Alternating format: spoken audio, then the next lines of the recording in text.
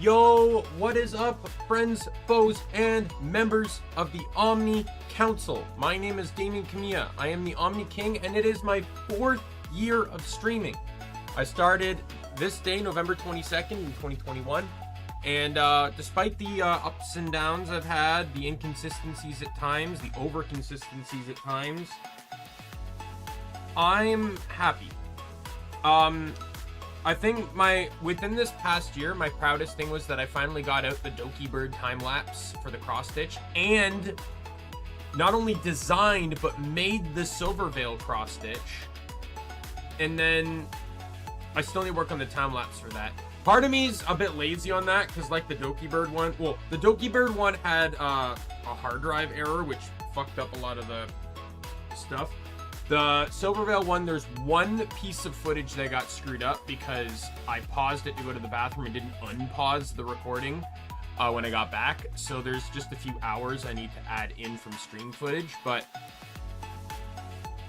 beyond that, I do need to work on that and get that uploaded. I don't know when the next cross stitch will be because I do them on my weeks off. But since I have a new job, well, I did the Doki one on, both Doki and Silver Veil were done after I left my job. So actually, my plan is to do them on weeks off because, like, the Doki Bird one took me 4 days. The Silver Veil one took me 6, right?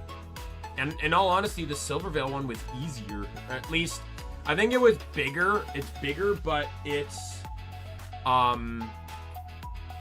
bigger design, but less fabric options. If I had more fabric options, it probably would have taken me longer. But yeah. So far, I don't know if Silver has a,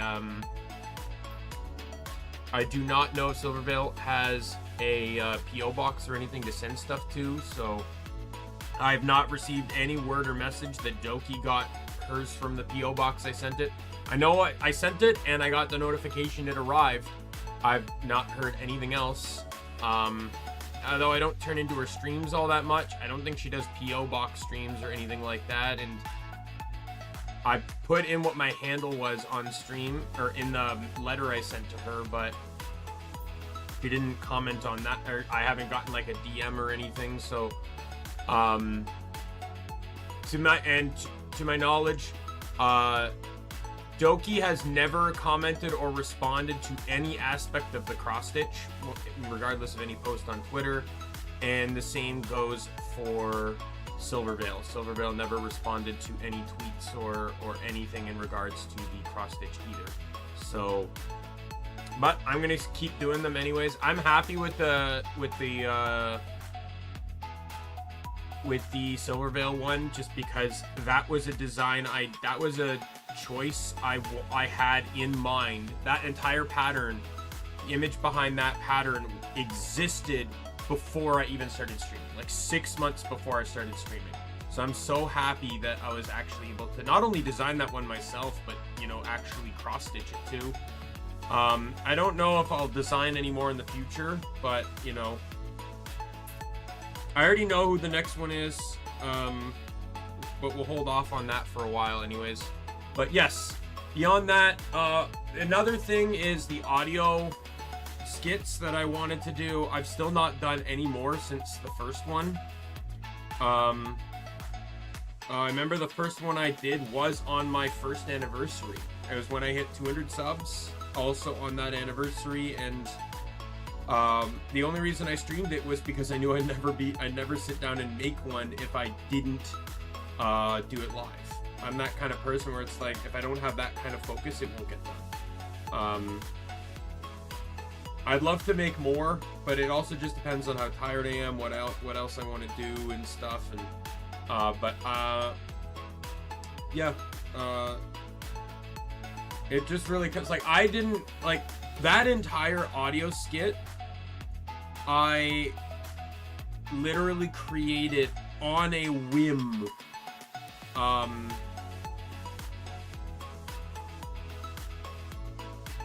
On the spot. Like, I didn't go in with a script or an idea. Like, I was literally figuring out what voices to use with the voice changer, what what to write, what to say, sound effects, all of that was made on the spot. So, but yes, I'm excited to keep doing this for as long as I can. Hopefully, even if I lose the ability to do this like almost daily like I do, I still want to keep doing it. I have many plans for games to come. I have a list, even though I'm still waiting for Ys 10 Proud Edition to come out so I can buy that.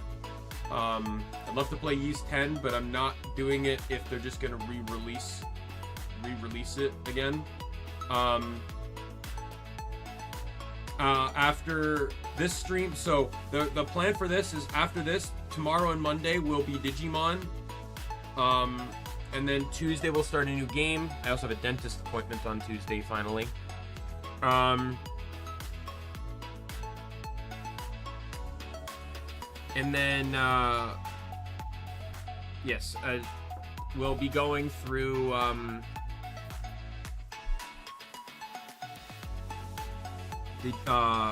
the next game is going to, it's called Lego Rock Raiders, but it's a remaster someone actually made.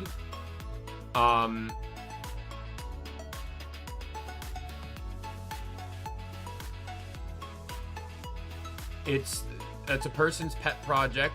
They fully remade the original game and improved it, added some character customization, level editors, new campaigns, and tons of improvements and stuff.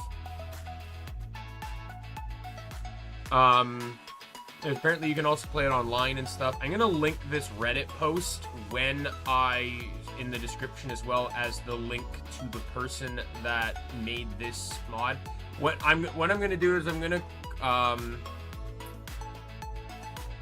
call it Maniac Miners, which is the name / Lego Rock Raiders, because that's what it's advertised as, Lego Rock Raiders, or Maniac Miners, a Lego Rock Raiders remake. I'll make sure to obviously launch it, make sure it all works. I tried to run Lego Rock Raiders before, but it was problematic. And apparently, from what I understand,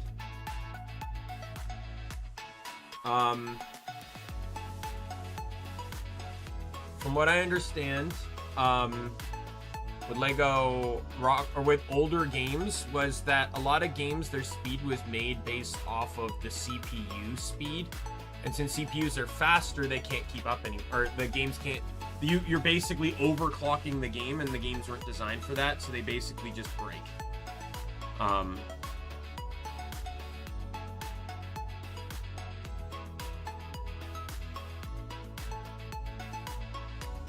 But yes, I'm 100% excited to play this.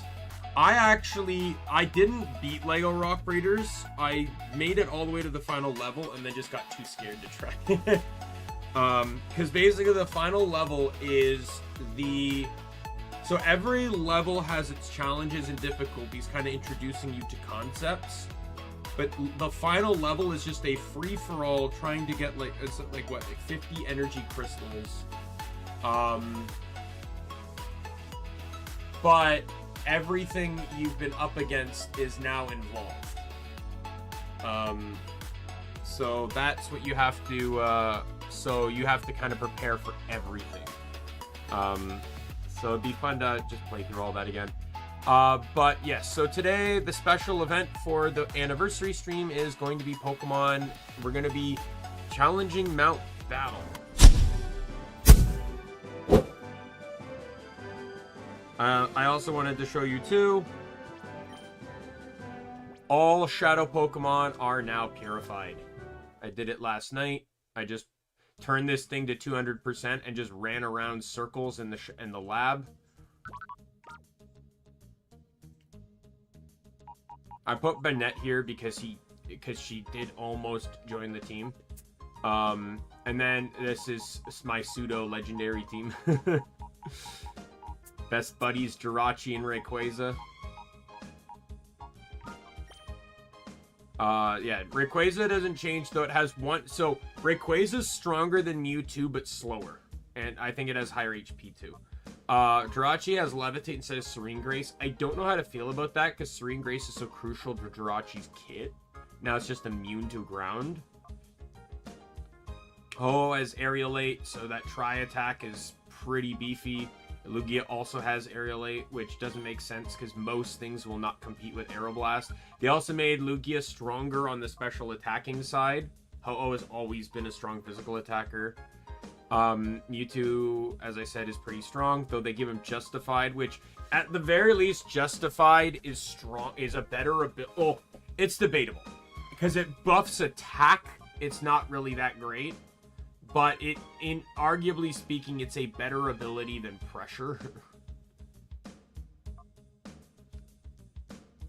And then Mew having Trace, I think fits it like lore-wise.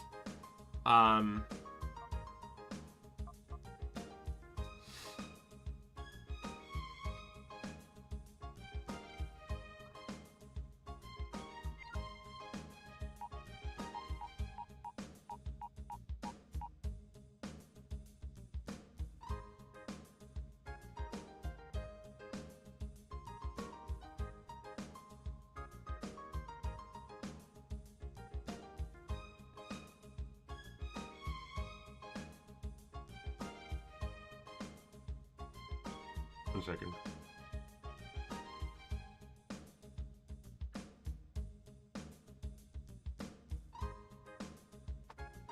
Yep.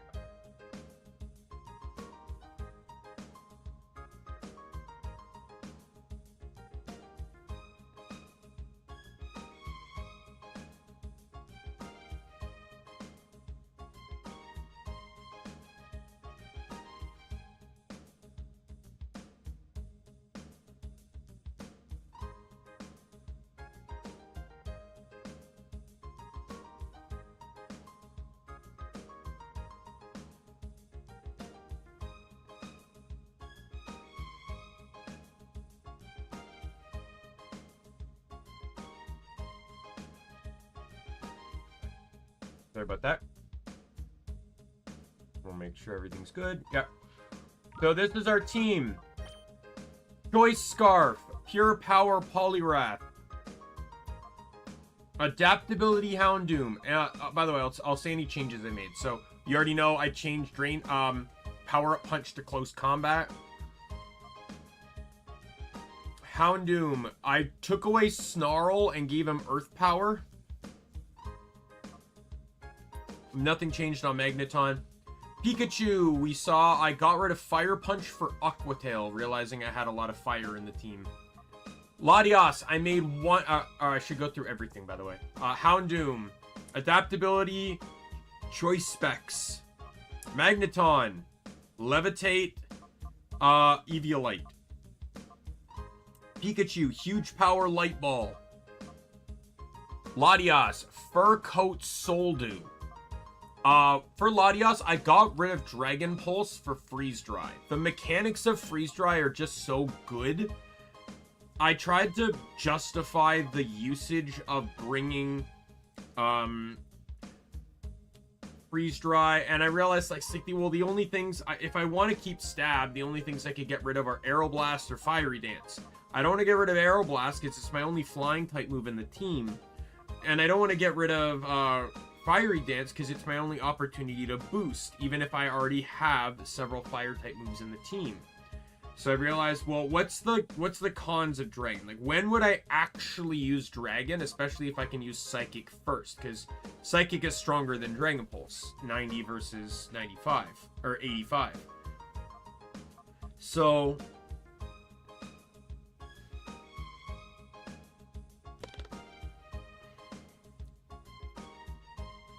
I realized that, you know, especially after realizing Dragon's weak to ice anyways, it does change up some things, like,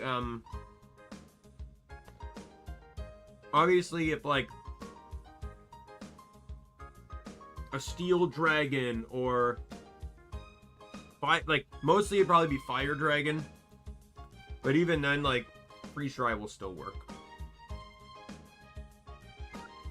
And then last but not least, Victory Bell with No Guard and Scope Lens. I'm honestly shocked at how well Pikachu or Victory Bell has stuck with the team. When I started this playthrough, I said in my final team, though I wouldn't necessarily say the final team did include these three wonderful chaps here. Hey, Janeth.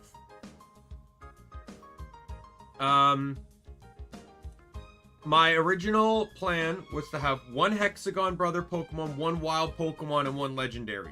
And I have that. Pikachu is a Hexagon Brother Pokemon, Latios is my Legendary, and Victory Bell is a Wild Pokemon.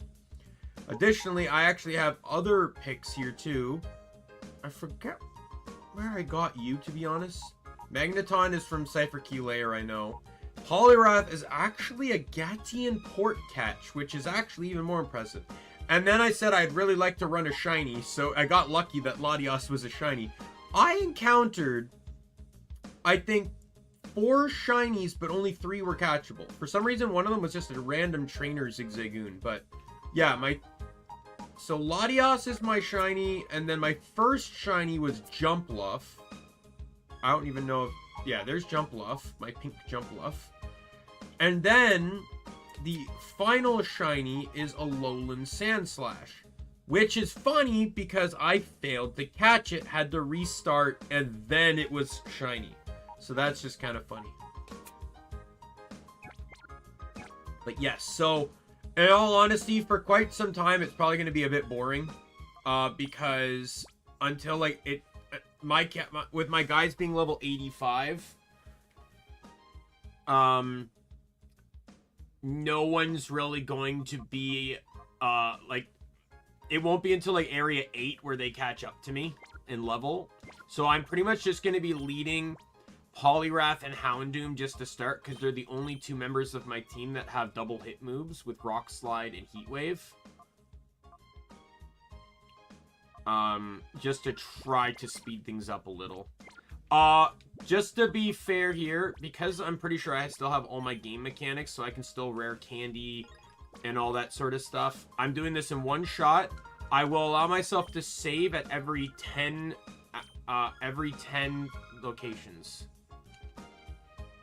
2 weeks and 5 days. Did we take breaks? Let's see. Yep. See you in 3 weeks, Arkham. My Thanksgiving was a month ago, but happy Thanksgiving to you.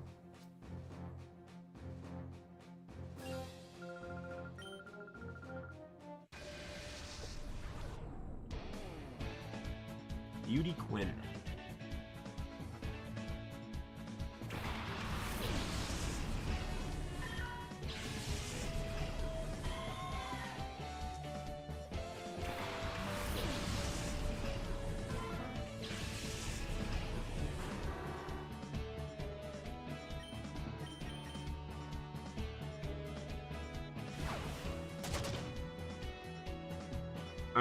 I'm celebrating my anniversary. I got KFC. Oh, fuck off. So you're telling me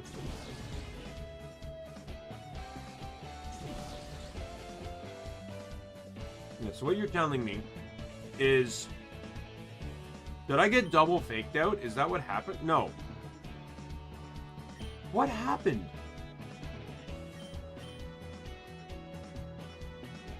Oh my god.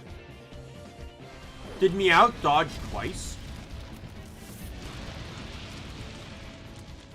No, Meowth faked out, and then they both must have dodged Heat Wave.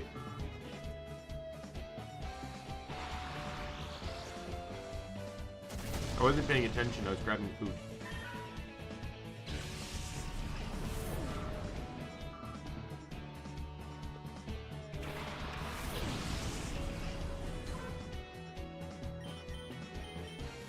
Neither of them can change moves, so...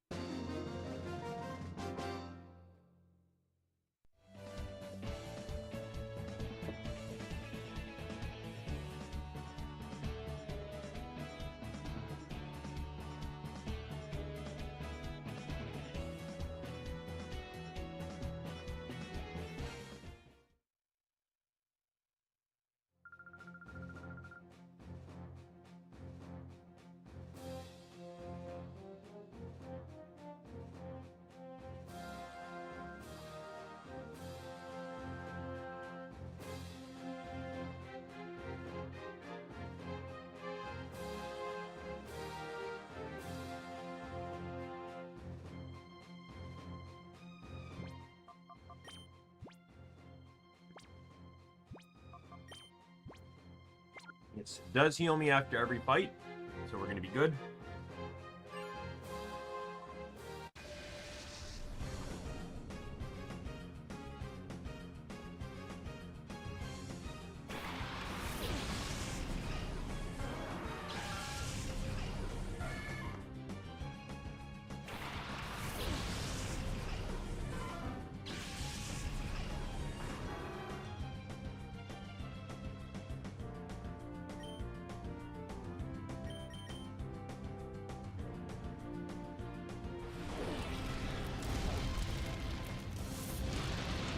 Not too worried about how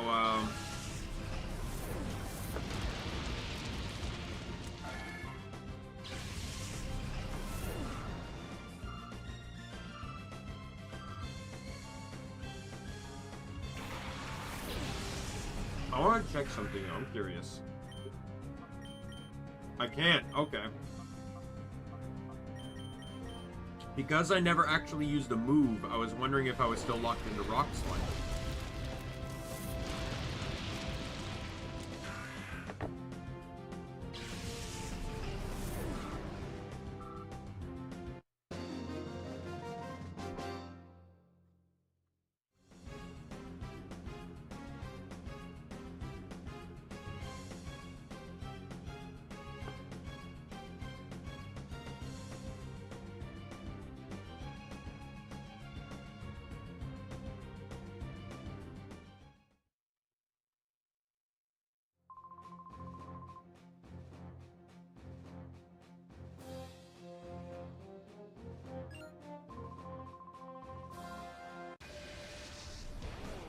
All right, Davis. Let's see that Vmon.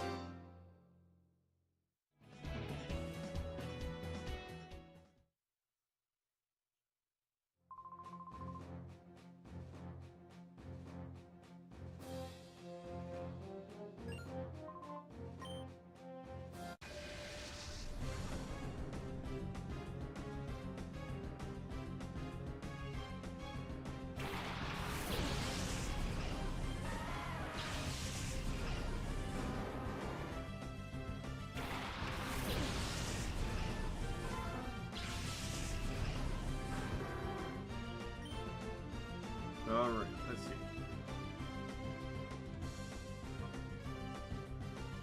Oh, this is Brock.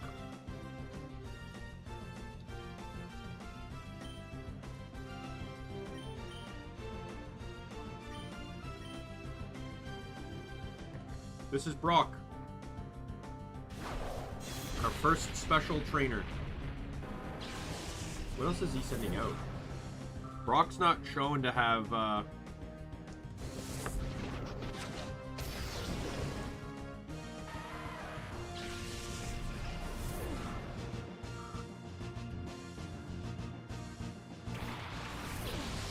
There's a Kabuto and Ammonite. Oh, Rhyhorn. Oh, it's shiny! That's my second shiny trainer Pokemon.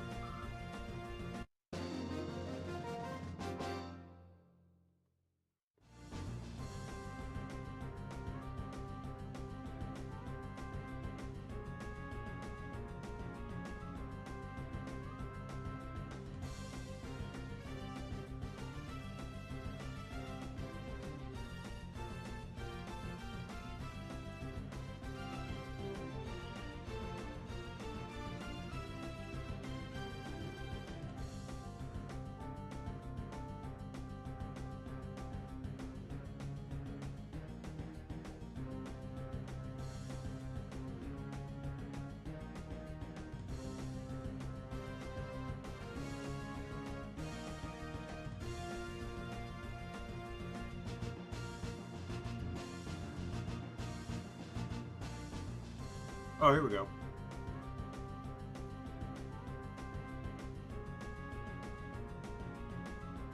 Gym leader Brock. Next up is Brian.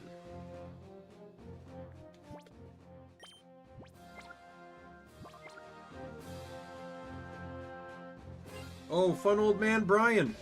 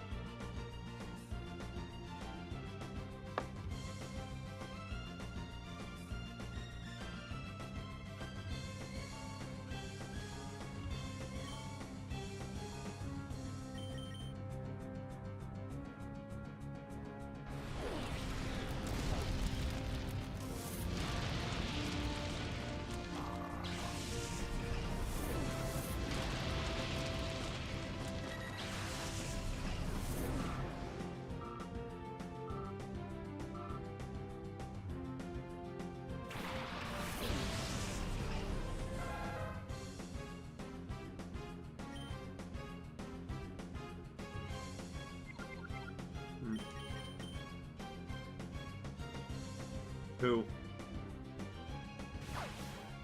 Good.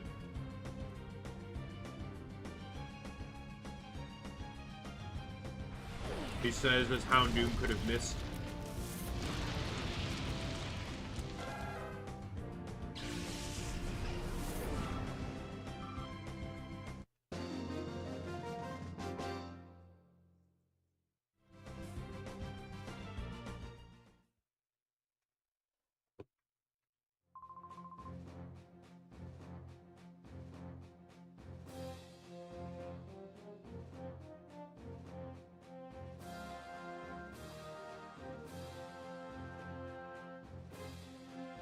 Houndoom was found in ONBS.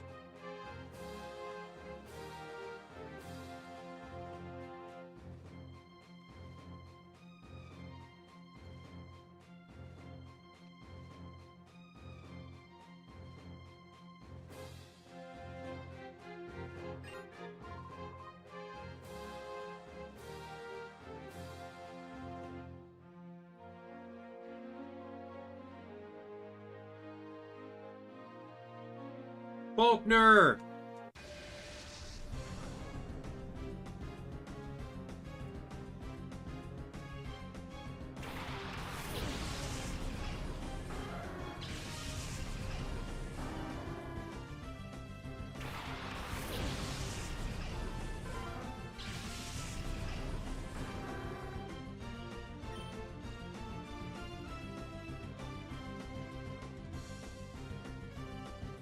No normal move on the Pidgeotto? I like the touch that he gave it Mud Slap. Mud Slap, Mud Shot, Aerial Ace, and Metal Claw. But I like the touch of Mud Slap. What they should have done, though, is given him Roost as well.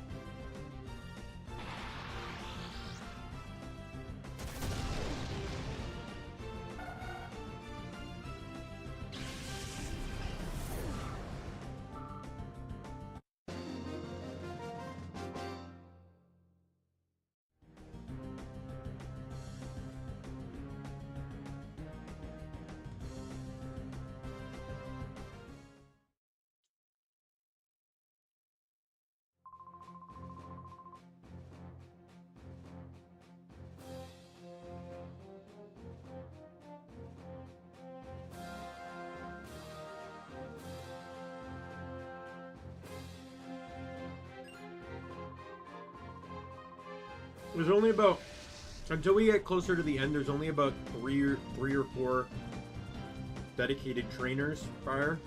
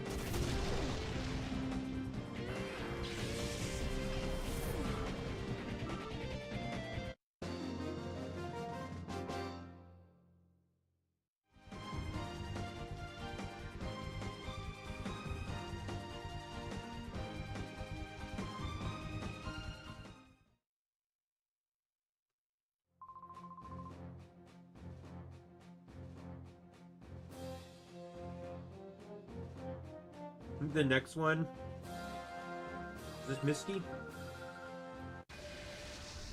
No. Someone might be 9. And then Vander is still 10.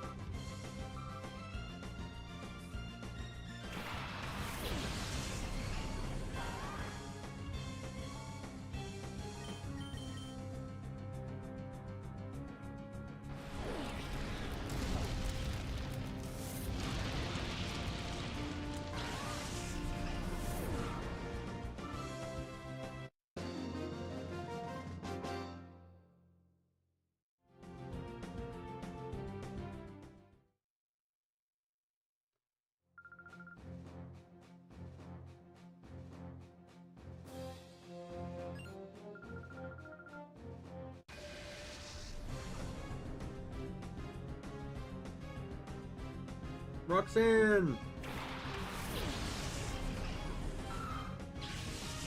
All Gen 3 gym leaders, Elite 4s, Elite 4, and champions are in this, as well as...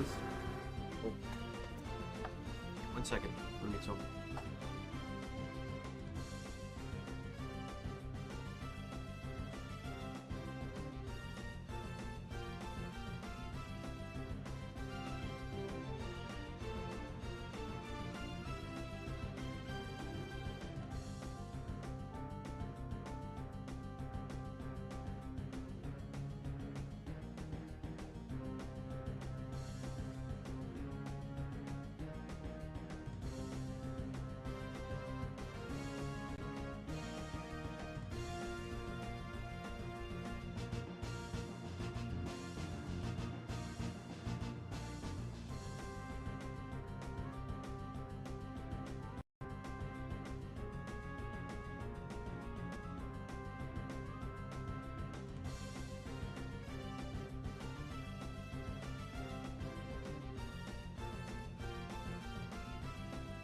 Sorry, I'm back.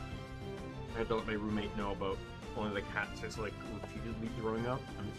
I still think he's doing it intentionally, but I don't know. It's hard to say.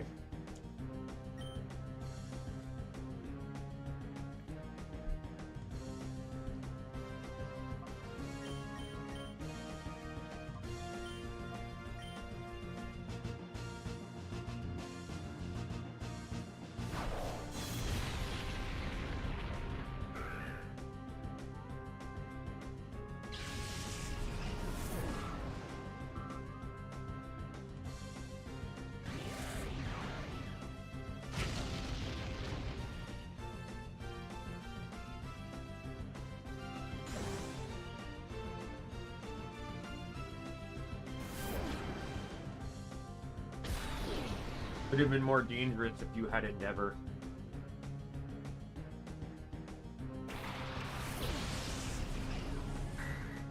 Well.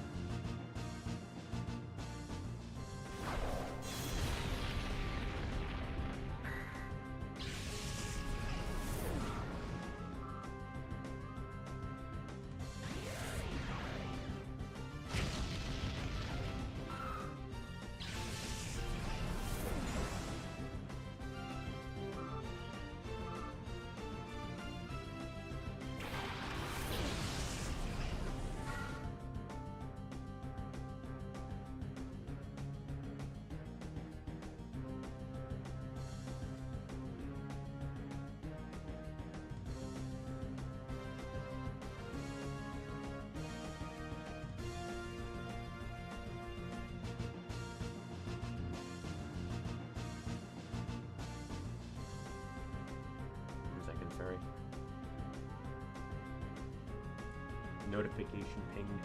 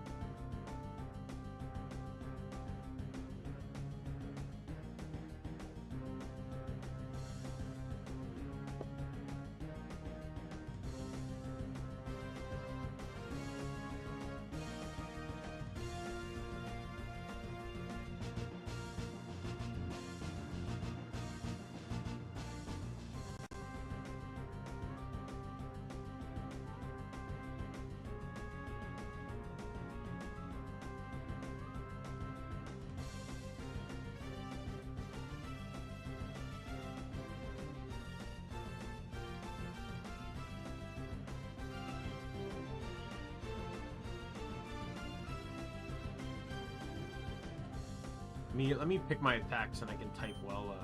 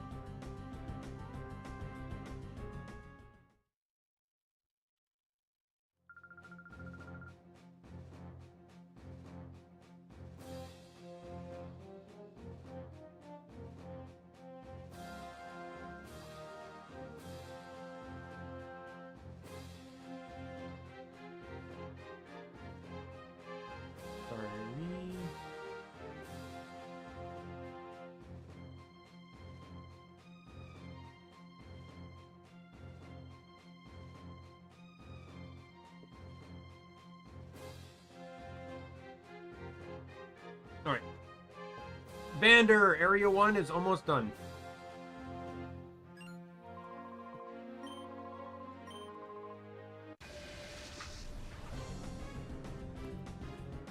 By the way, the one thing that upsets me with this game versus, like, so, despite all the work you have to put in, you do have a reward for getting all the shadow Pokemon in Pokemon Coliseum. It's Poho. This game doesn't give you a reward, though, for doing it. Outside of a cutscene.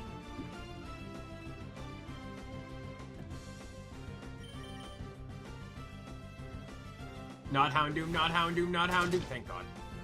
They love to fake him out. I don't know why.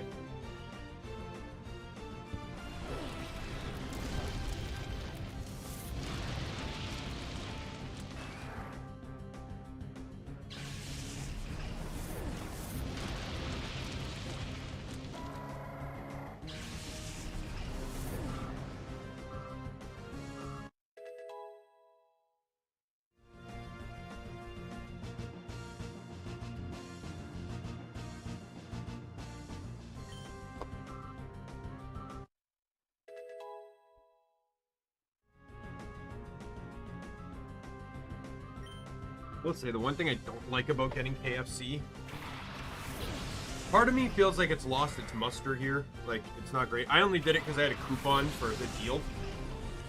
But also the chicken's just so much smaller. Like, I can go to Popeyes and I know I'm getting, like, pretty much better tasting chicken that's larger.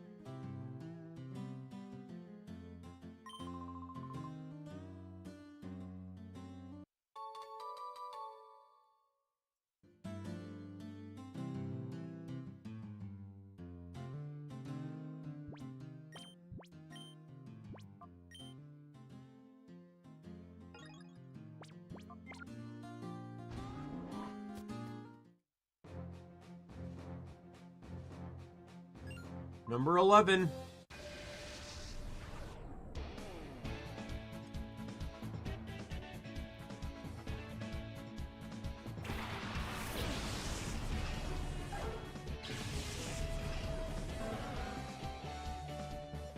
Hey, you know. How are you? Good, I made it past the first area. Not that it's difficult when you have a 60 level difference.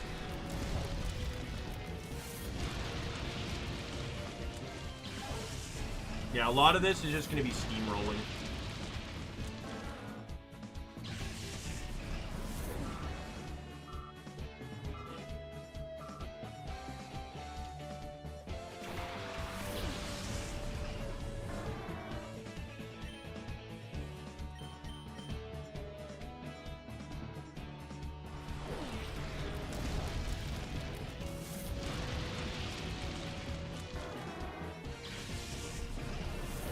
I showed it earlier, but I can show it to you again.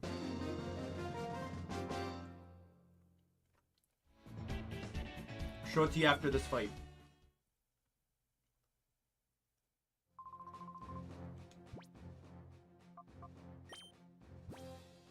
Alright. We have Choice Scarf, Pure Power Poliwrath. Choice Specs, Adaptability Houndoom. Oh, moves. Poliwrath knows Rock Slide, Crab Hammer, Close Combat, and Ice Punch. Houndoom knows Heat Wave, Dark Pulse, Earth Power, and Flamethrower.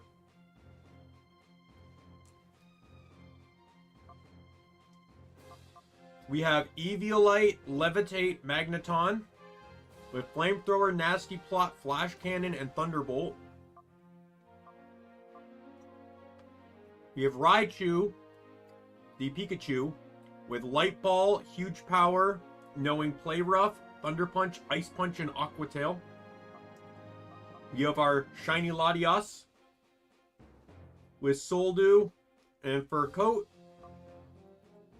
that knows Psychic, Aeroblast, Freeze Dry, and Fiery Dance. And last, we have Victory Bell with Scope Lens and No Guard, knowing Power Whip, Stone Edge, Night Slash, and Gunk Shot.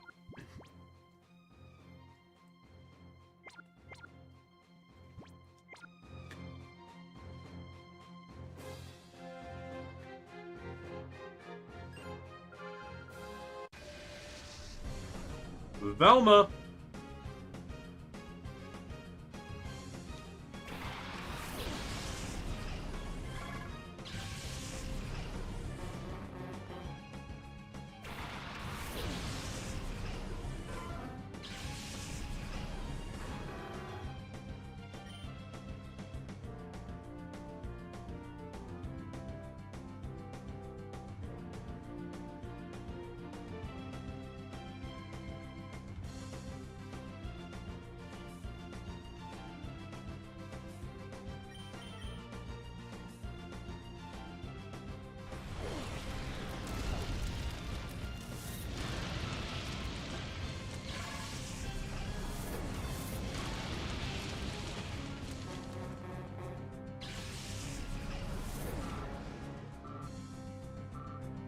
Yeah, I think going Scarf on Poliwrath was the smart move. I still have the band in my inventory if I feel like I need it, but I do think Scarf was the right move. Because, Poliwrath's pretty tanky, but with Pure Power, it is the second strongest attacker on my team.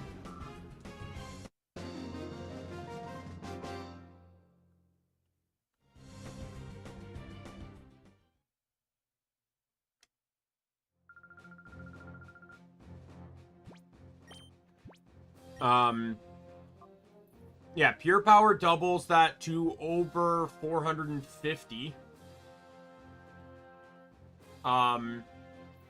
But which is the equivalency of Magneton using Nasty Plot turn 1. So basically, he has a free sword stance permanently. But Pikachu, because of Light Ball, is automatically stronger than Poliwrath. Poliwrath actually has a higher attack than Raichu does. Raichu's is base 90, Pikachu's is base 70, while Poliwrath's base 105.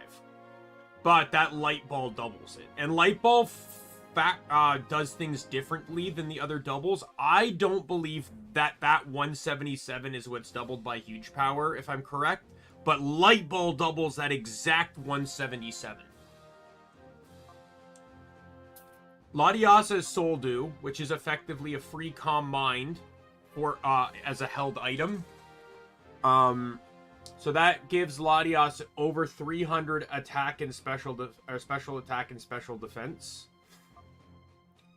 So my weakest Pokemon, no doubt, are Houndoom and Victory Bell, because they don't have boosting moves. But Victory Bell can crit, especially with 2 moves that have a higher chance of crit. And the other 2 moves are crazy powerful, especially with Stab. 120 base power, Stab is 50%. These are 180 base power moves that will not miss because of no guard. And then Houndoom has adaptability, which doubles it. So all same type attack bonus is normally 50%.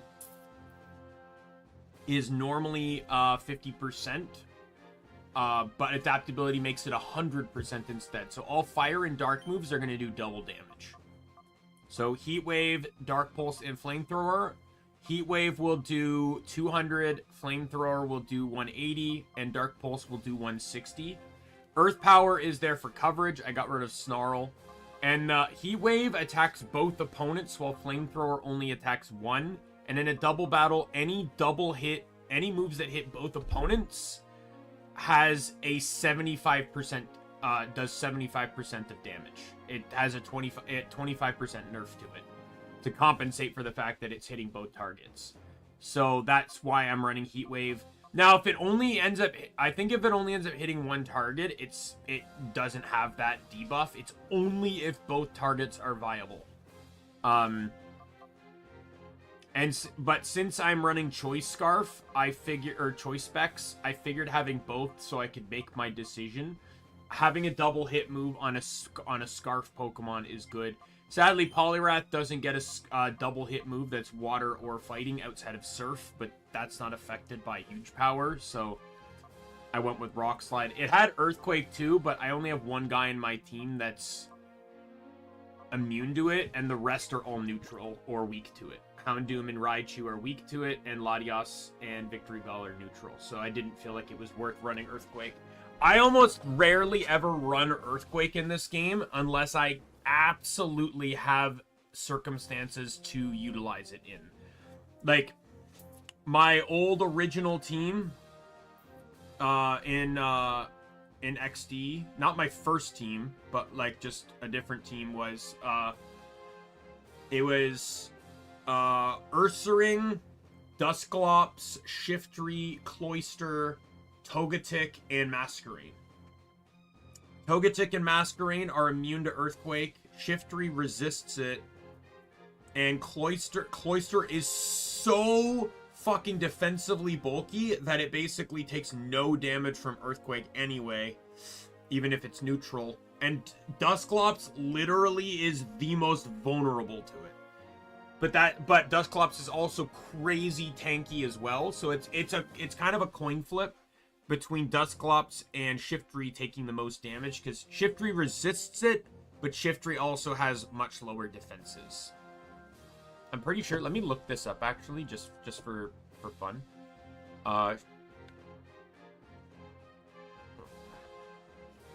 In this game, Shiftry has base 60 defensive stats, while Dusclops, I think it's base like 130. Dusclops legitimately has over double the defense of Shiftry. So if it plays the way I imagine it would, they'd basically be taking almost identical damage from the move. Because Shiftries would have it, and Dusclops having double defense would effectively have it as well. Because that Ursaring was designed entirely around doing damage, so my team was designed around being able to support that. Dusclops had Will-O-Wisp and Helping Hand, with Will-O-Wisp being able to burn Ursaring. Togetic being immune to Earthquake, but also having Helping Hand and Thunder Wave help. Masquerain had Intimidate as well as Icy Wind to be able to lower speed on the opponents. Shiftry's gimmick was that it was one of the few grass types that learned. So Shiftry actually in Gen 3 doesn't learn any actual stab moves for grass at all, like none. And it only ends up learning, I think, 3 in total, period, and they're all TMs. Bullet Seed, which sucks in Gen 3, Solar Beam, which takes a turn to use, and Giga Drain, which isn't exactly great, but it's better than nothing, because it's 60 base power. However, the C-Dot in XD actually comes knowing both Bullet Seed and Giga Drain, so you can pick one. So I pick Giga Drain. Then once it evolves to Nuzleaf, in the 30s it learns Feint Attack, meaning you now have both your stabs. Additionally, he's designed around being a mixed attacker, and he gets Fake Out, which is huge. Fake Out is really nice in double battles. I don't have it on the team here, but I almost had it with Hariyama. But yes, Fake Out is very big. And I used it, I used it effectively. And then, because he was a mixed attacker and I wanted to play around with stuff, I actually taught him Mimic. Most notably, he would mimic, I used him to mimic my allies' moves to try and get double ups on stuff. And most notably, he would, he used it quite a few times, believe it or not. But most notably, was that Misty, by the way? I wasn't paying attention. Yeah, 13 was Misty.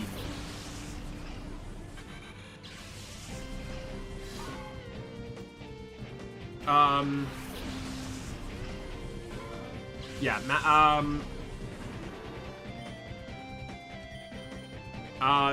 most notably, I would have him mimic Icy Wind off of Masquerade and use that to chip damage. Chip damage and speed lower. But occasionally, like, I remember I once copied Flamethrower off of Togetic.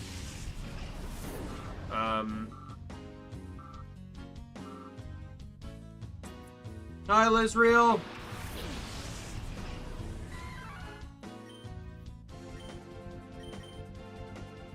Thank you, Lizreal!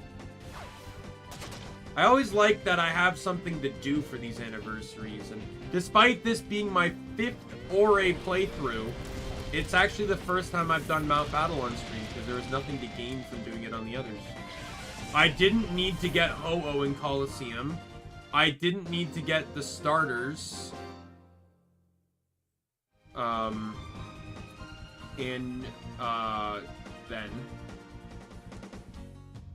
The Johto starters. And I didn't need to get, and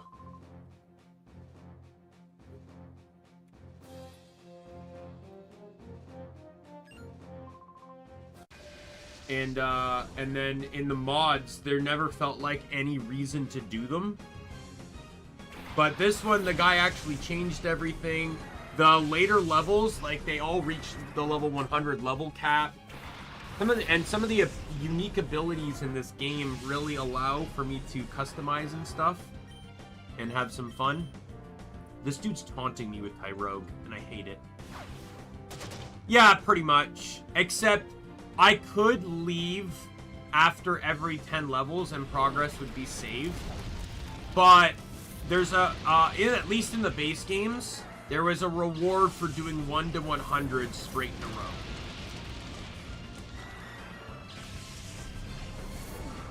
In Coliseum, you had the in-game Mount Battle, which gave you a time flute if you just made it to floor 100. You didn't actually have to do it all in one session. But in the out-of-story mode, in the challenge mode from the main menu, if you used your in-game team after purifying all the shadow Pokemon in the game, it would give you Ho-Oh. Which, outside of an event, was the only way to get Ho-Oh in all of Gen 3. In XD, they removed the main menu challenge mode, so you only had the in-game Mount Battle. If you beat Mount Battle all in one shot without leaving, you are allowed to pick between one of the 3 Johto starters, Chikorita, Totodile, and Cyndaquil. At the time, I don't think you could acquire those starters. I think, and later they only added them in. You get to pick one in Emerald after I think you beat the Hoenn, the regional decks, or like the base decks of Hoenn.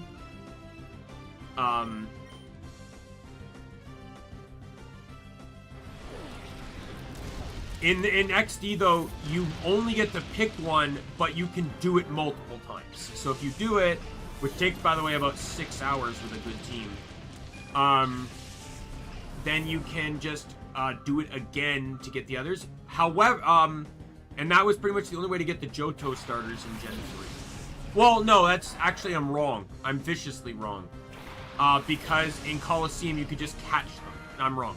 The actual pro, though, so Gen 3 is what introduced the, Gen 3 is what introduced the Hyper Beam variants. Blast Burn, Hydro Cannon, and Frenzy Plant. However, these moves were only teachable to Charizard, Blastoise, and Venusaur through move tutors in Gen 3. Only those three could learn the moves. No one else. None of the other starters could. That was not until Gen 4 that could now happen, that those moves could be taught to all starters. However, the starters you got from Pokemon XD's Mount Battle, despite being level 5, knew those moves. So you basically had a Chikorita with a Grass-type Hyper Beam, Cyndaquil with a Grass-type Fire-type Hyper Beam, and Totodile with a Fire-type, a Water-type Fire, a Water-type Hyper Beam. Sorry. Nope. You heal after every fight. It's treated like a Coliseum, so after every fight you get fully healed. I can still use items too, even then. I can use items in battle, I can use items between battles. Like, I can still use my rare candies if I want. I can change around any held items if I wish to. Probably won't though, but... Now, if I don't have them in my inventory, I can't. So, like, if I still have something banked, it's useless to me, but...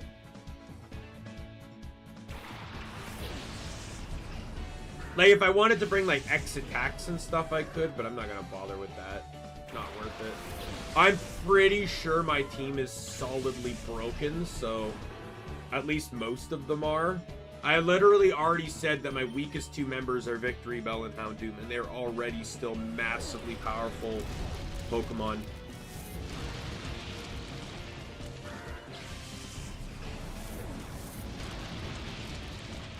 I still remember my pit run. I'm so happy I beat the pit in that challenge run, especially since that was the first time I ever actually beat the pit. And the fact that Mario couldn't attack.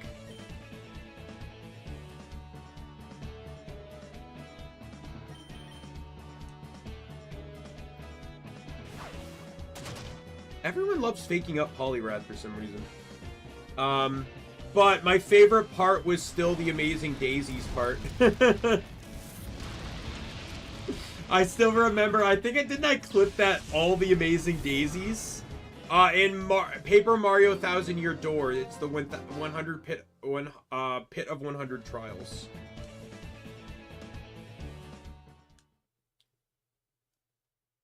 Yeah. My favorite part though was like I want to see if I like it was like the last one where it's just like, if I get this one setup, I'm safe. And you're like, no, you're not gonna get that. And then I get it, and you just go, are you kidding me? Yeah, Pit of 100 Trials was an amazing Daisy experience.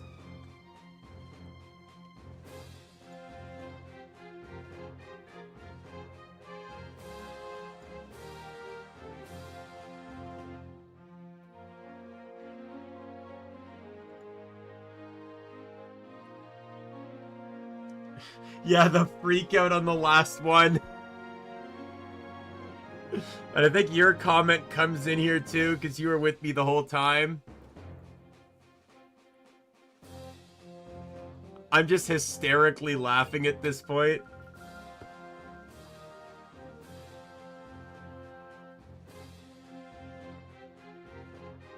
Yeah, you lucky son of a gun comes from Lizreal.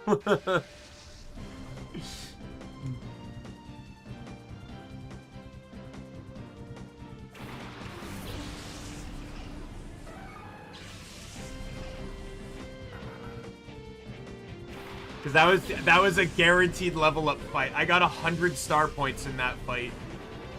Guaranteed level up.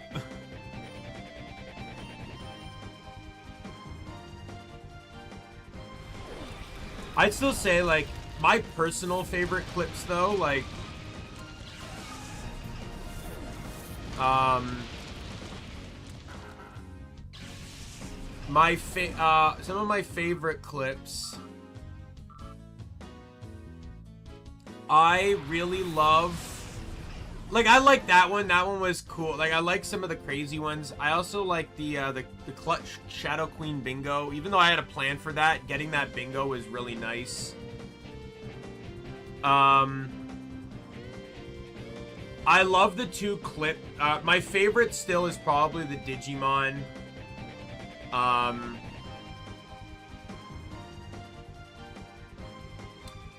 Was Baron, or not, sorry. I'm reading titles here. It was my,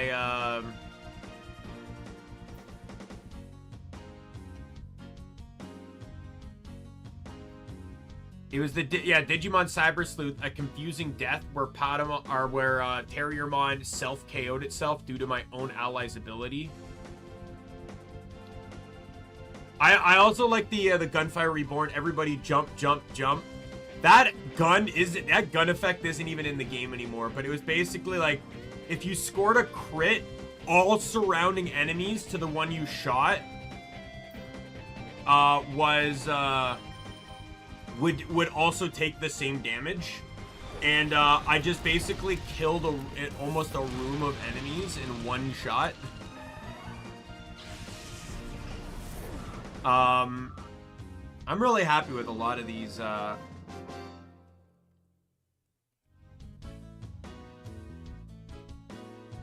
some others, like, what was the, I'm trying to remember, what was the I'm joking? Like, a Knight's Pride and Victory is another one of my favorite clips from 7th Dragon 3 Code VFD. I like the Nick sweep. I did not realize that in Ultra Sun / Ultra Moon, that Giovanni's Doug Trio only knows Sandstorm, Stealth Rocks, Earthquake, and Sucker Punch.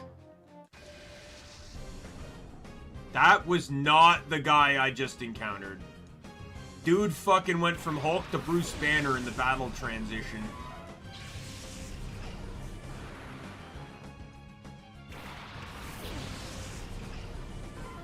Yeah, so once I realized that, and then I'm like, huh, I can just stall out Sucker Punch and then he can't hurt me. So I just Dragon Danced 7 times. And then after that, he was forced to switch. He switched to Mewtwo, his only Pokemon with a super effective move against Flygon, but it came into a +6 Dragon Claw and just got swiped. And then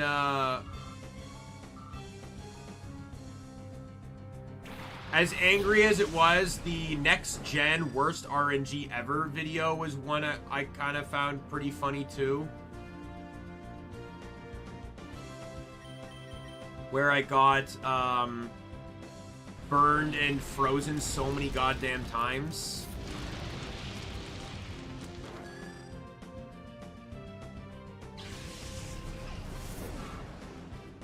I love the Knight's Pride one, though. It's probably one of my top 3 favorite clips of mine. Because it really... Because I talked about it before, how in... I think this is a good thing. Like, I'm kind of just mindlessly meandering through this as I...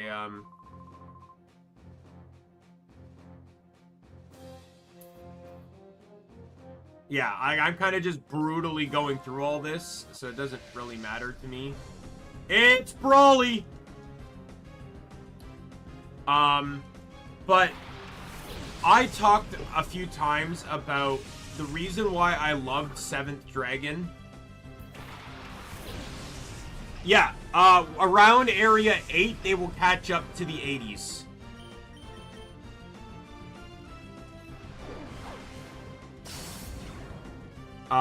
So that's why I'm leading with these two, because these two know my double hit moves, so they're just helping me clean things up faster. Anyway, as I was saying, I talked in tandem many times about how I loved 7th Dragon Code VFD, but also how much I hated how I beat it. So to recap, the first time I ever played, I always like to run one of every class. I've done it in Final Fantasy 12 as well. I don't like doubling up. I like to have everyone run. I like to spread myself out. And in that game, You can have up to 9 party members, and there are 8 classes, but one of the classes has 2 ways of playing, so effectively 9 classes.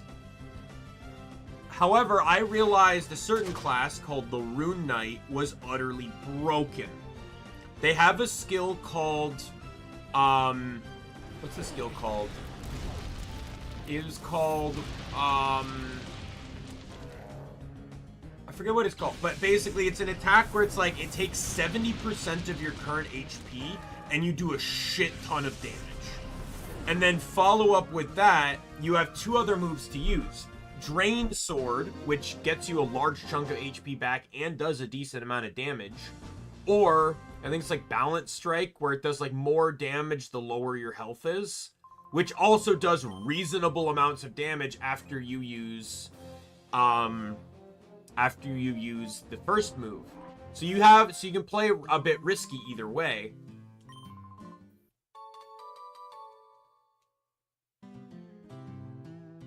You can also change your Pokemon between each stage, though, because the PC's here. But and access the item storage, but I don't need to do that. I'm saving every 10 levels, though. If I lose, I'll just reboot from one of the saves, kind of thing.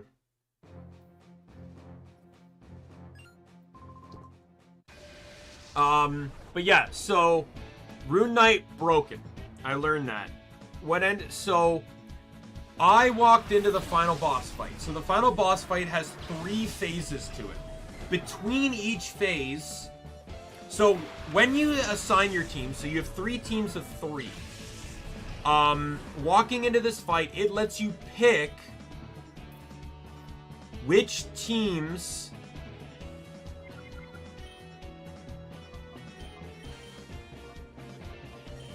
it allows you to pick which of your 3 teams. Oh, I am so happy I did not use a double up move. That actually would have blocked me.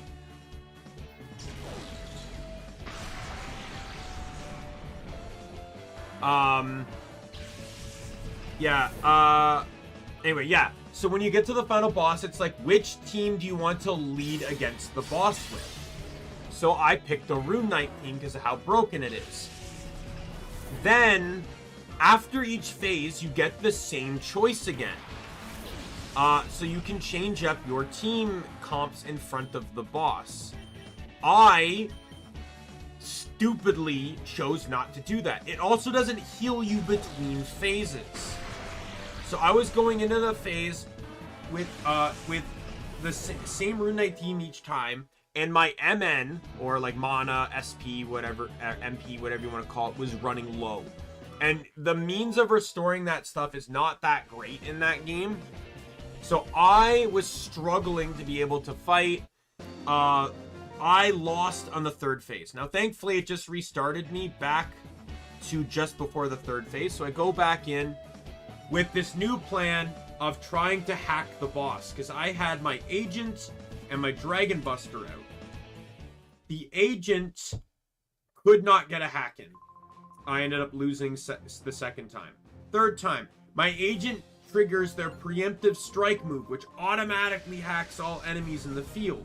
Yes! Amazing, because they have a skill that allows them to steal MN from any hacked enemies, which would get me some MN back.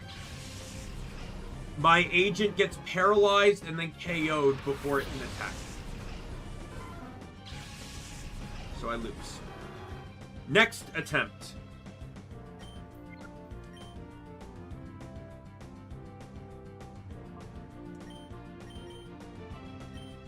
I'm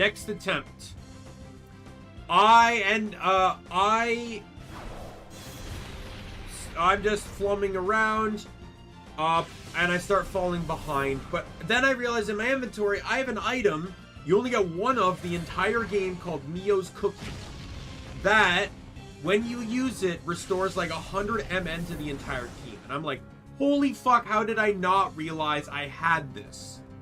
So, I used it knowing that if I lost, it would just reset me back to before the fight, so any items I use get restored. So I go in, I use it, but it still doesn't help. I'm going to lose. I'm like, fuck it, I'll just, You know, I basically accepted the fact that I'd have to start again, but I knew I would win the next time around. Boss kills my first party member, my Rune Knight. And I'm like, oh, fuck, here, beginning of the end here. Then my Rune Knight does something I had yet to see actually happen in the game, which is trigger an ability called Knight's Pride. It is an exclusive ability to Rune Knights. If they die in battle, they do a viciously strong final attack before they actually drop to a KO'd state. That one-shot the rest of the boss's HP, and I won the game. I was so mad because I did not feel like I actually earned that victory. Is this Lieutenant Surge?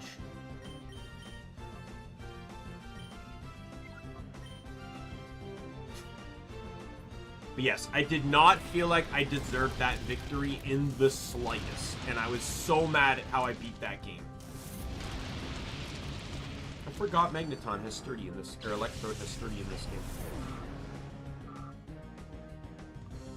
But I was so happy that I got to show it off in this clip. Like, it actually happened in stream.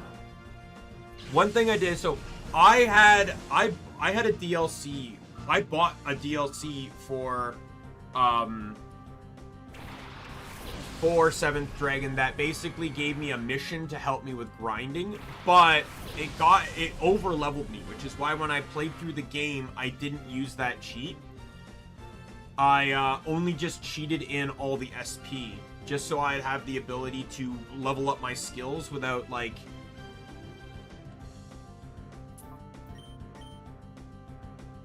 oh right, I actually used close combat. Brock was a construction worker. Brawly apparently gained like four times his body weight in muscle. So yeah, so the boss I actually triggered Knight's Pride on in my playthrough on the channel, I actually two-shot because of how over-leveled I was. Which actually upset me because in the original, because that character is such a lead up in the story that you know you're probably going to end up fighting him at some point. Why is this guy, was this guy literally T-posing? Or was I just seeing things? So to actually not only, I think I actually lost to this guy for turn 1. A first attempt, and I beat him the second attempt, which actually was nice, but I'm rewatching this clip.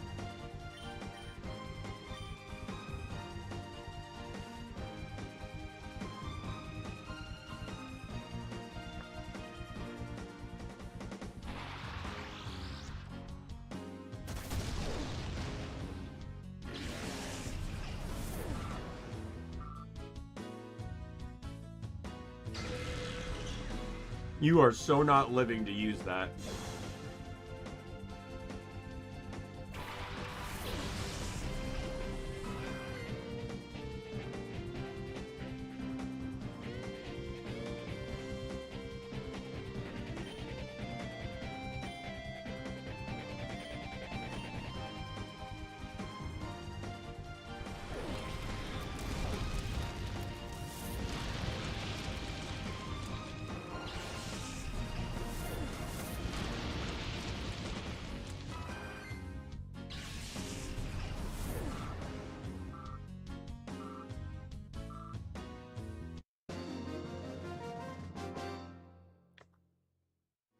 What about 2020?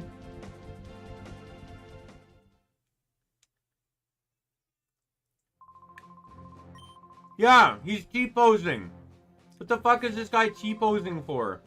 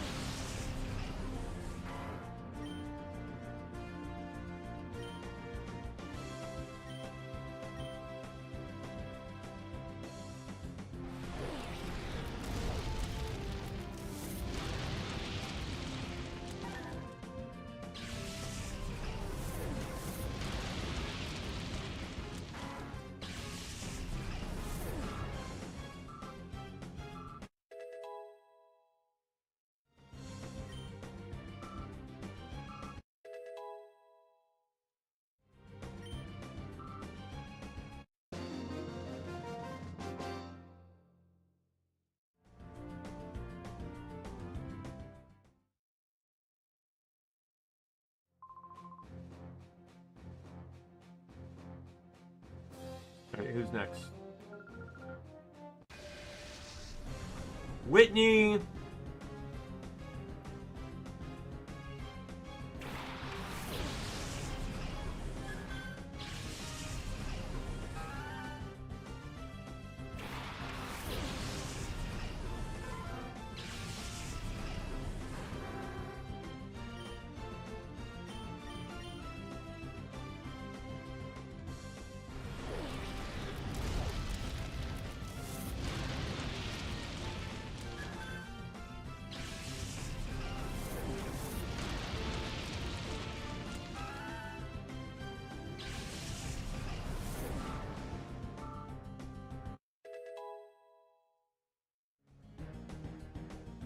Yeah, you know what I forgot to do? I need to make a note for after stream. I forgot to do my Genshin dailies before stream. I was doing some other stuff.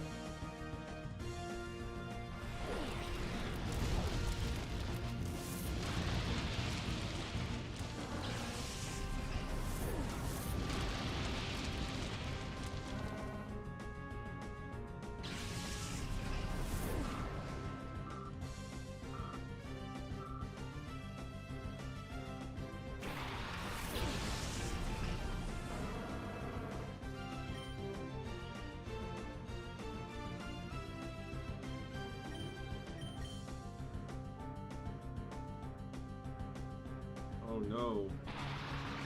Goodbye.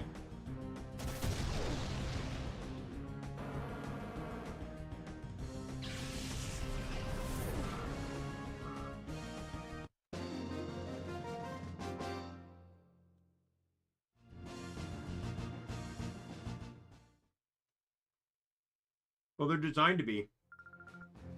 They're actually tamer in this one. Though, I've noticed it still applies to the wild Pokemon. In the stadium games, if a Pokemon fell over, they would actually, like, hit the ground and, like, dust clouds would form. Like, I specifically remember seeing Entei, like, when it faints, it would fall over and, like, dust cloud impact. That doesn't happen. This, like, Entei has the same death animation, or KO animation in this, but it gets recalled to the Pokeball before it hits the ground.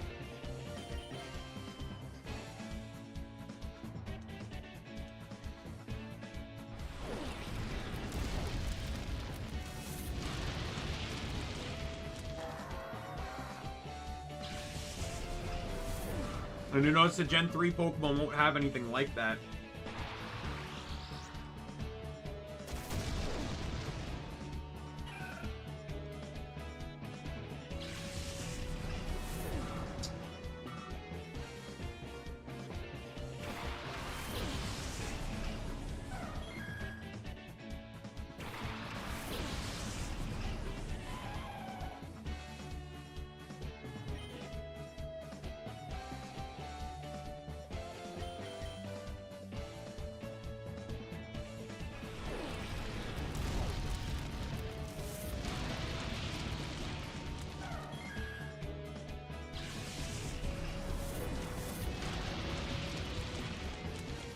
Dirty.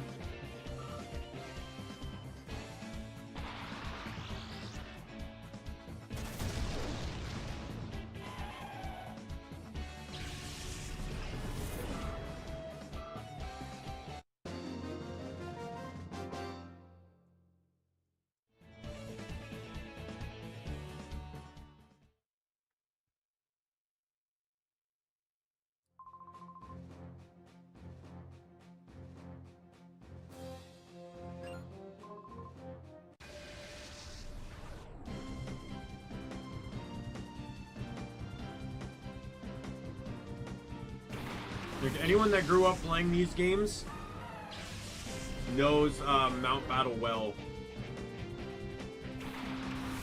Just because this is where you spent like half your time playing the game, because it was the only reasonable place to grind Pokemon. You'd like, oh, what my level range is? Let's do Area 4. You do Area 4, finish Area 4, leave, go back into Area 4, and just basically rinse and repeat.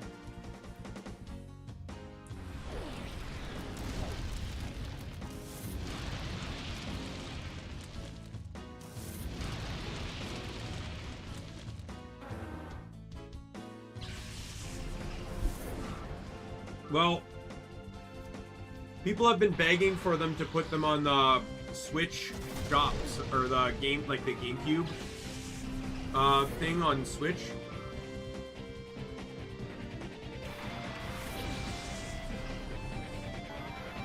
Personally, my opinion, and this is why I've not played Sword, Shield, Scarlet, Violet, whatever. I will never let my first playthrough of a Pokemon game be in a game in which I cannot transfer the Pokemon I used over. Because, as I've said, I gain attachment to my Pokemon through using them. If I don't get to keep them, I don't care. Like, but with these mods, I know for full well I'm not getting to keep these Pokemon. They're not staying with me.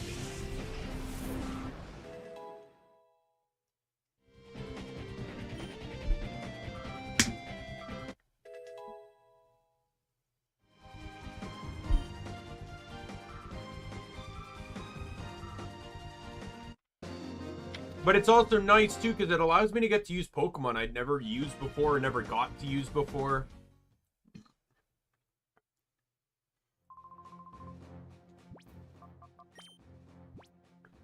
Right? Like, I've never used Eviolite Magneton, even with or without Levitate. I don't even know if I've used Magnezone before. I used Houndoom in my original XD team. Like, the first time I ever played through the game, I used Houndoom. I bet you most did.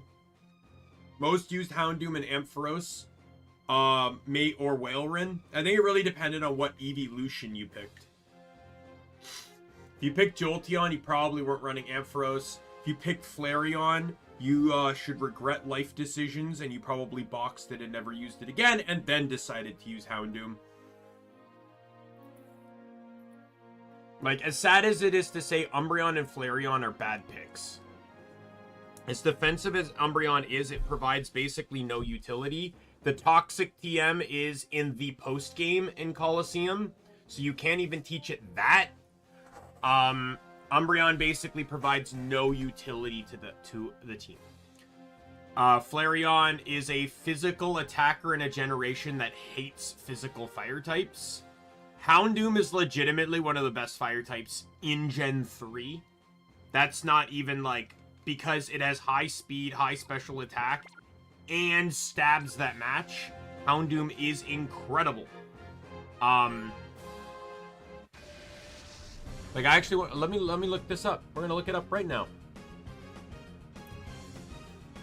Houndoom and Ruby and Sapphire. It is OU.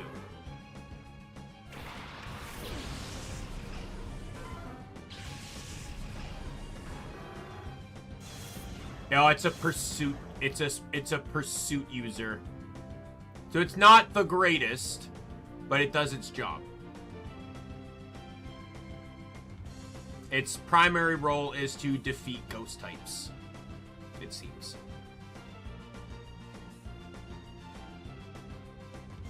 But it's an OU. What is Flareon in Gen 3? NU and RU. But it's one of the best wall breakers in NU, apparently.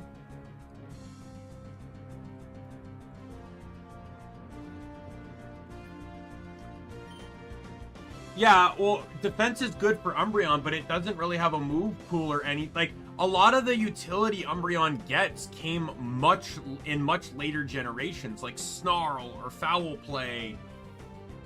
Toxic is a good move on Umbreon, but like I said, in XD, It's in the post game.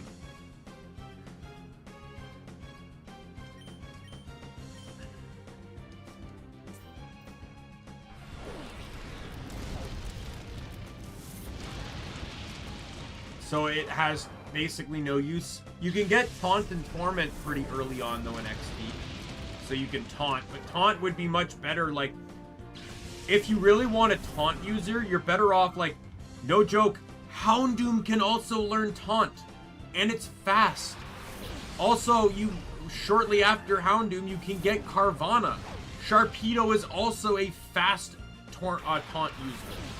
There's a lot of better, like, you want a fast Taunt user, because the whole point is you want to try and shut down your Pokemon before they can utilize anything Taunt would affect.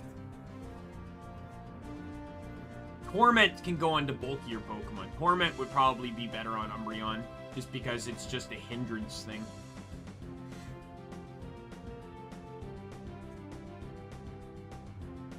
Umbreon, though, because it has low offenses, is actually a very good helping hand user, though. But in terms of functionality,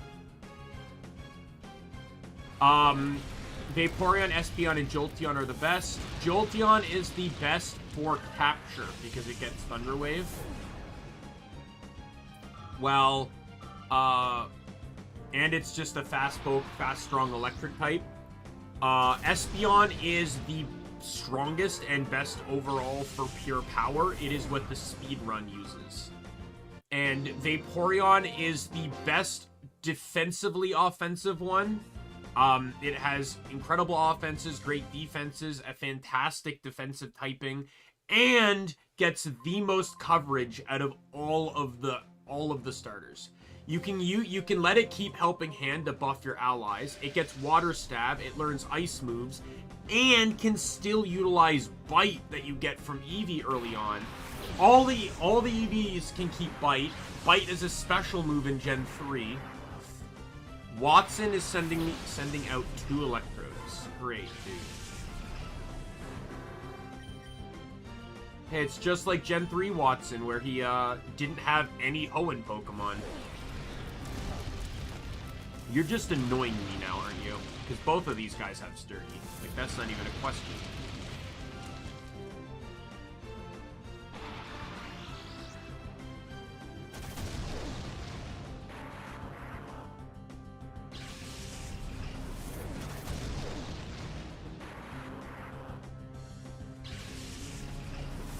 Yeah, I would honestly say it's really up for a debate depending on what you want for your team, but I would argue Vaporeon is the best starter in XD.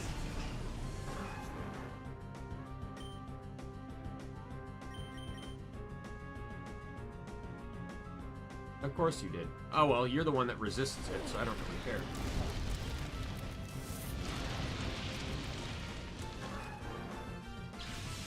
Yeah, it's hard for me to, I would honestly say Umbreon's the worst pick, just because there's less utility it gets, and despite its defenses, they're not really particularly great in this game.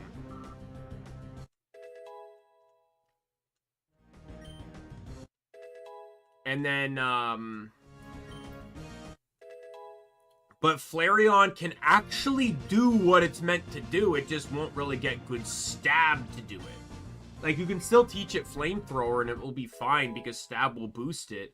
But you won't get a stab going off of Flareon's immensely high physical attack.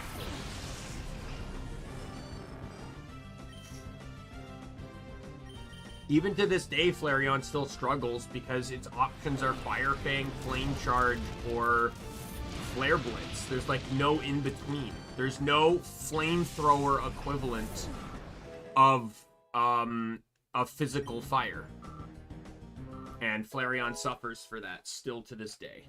Even Leafeon's better because Leafeon actually gets great coverage and good offensive moves because it gets Leaf Blade.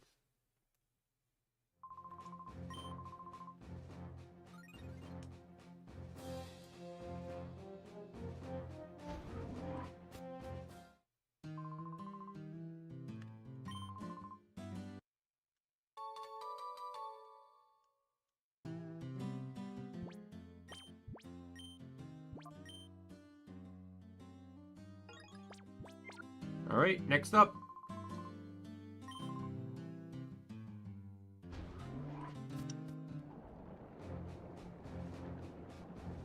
I actually kind of like, so yeah, I think areas 1 to 3 are open to you by default, so you can continue from area 3 despite not doing 1 to 2, but they will not let you head to 4 until all 3 areas are beaten.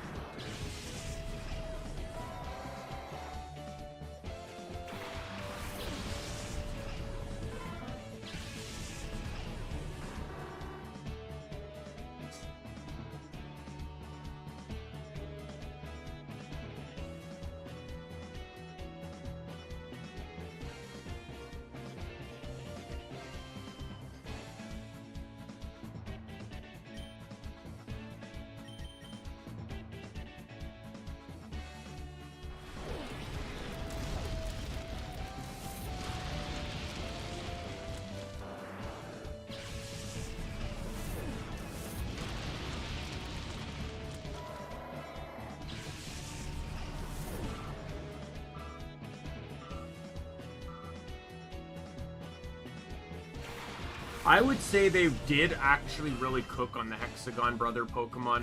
My only problem is I don't like that they used early game Ampharos in both XD games. It was unnecessary. They could have easily picked a different electric type there. Like, let's look at all possible electric types in Gen 3 that they could have used there. You know what? Elekid could have been a good pick, I think. And then they could have removed the Electabuzz and Elekid from later in the game. Electrike also would have been good. I don't think that's even a Shadow Pokemon in XD. Now, Manectric is later in the game. But they could have also just replaced that, too.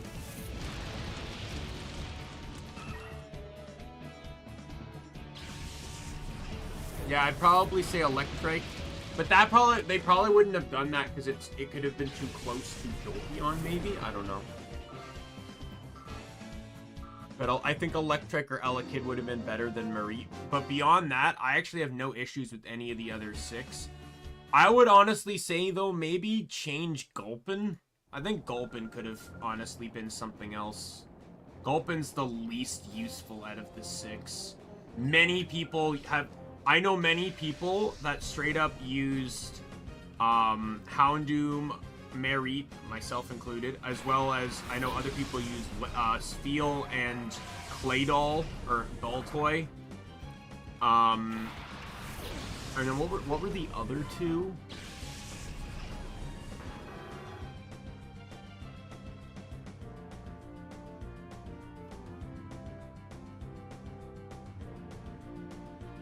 In a second, we'll find it here. The other 2 were C-Dot, who I actually, like I said, I used C-Dot in a following playthrough, and it was fantastic. And then Gulpin. But I honestly believe Gulpin is the worst one. Like, keep in mind it comes knowing both Toxic and Sing. First things first, Sing has terrible accuracy. Second, Toxic... Why have 2 status moves that do different things? The Viper's not bad. It could be better. Even this mod did it dirty. Zangoose got all these changes. And Shiny Sharpedo. That's the 3rd Shiny Trainer Pokemon. So like Zangoose gets adaptability. It gets adaptability, it gets an electric and fighting typing, really cool. Seviper literally gets nothing. Like, maybe its stats change a little, and I think its ability changes. Not even anything specifically good either. Let's see. Viper! Poison Point, which is basically garbage. I personally think Seviper should have gotten Strong Jaws as an ability at some point, but I think Strong Jaws came out in Gen 6, and it already had its hidden ability by Gen Gen 5, but I still think it should get strong jaws. Would be a nice touch for it.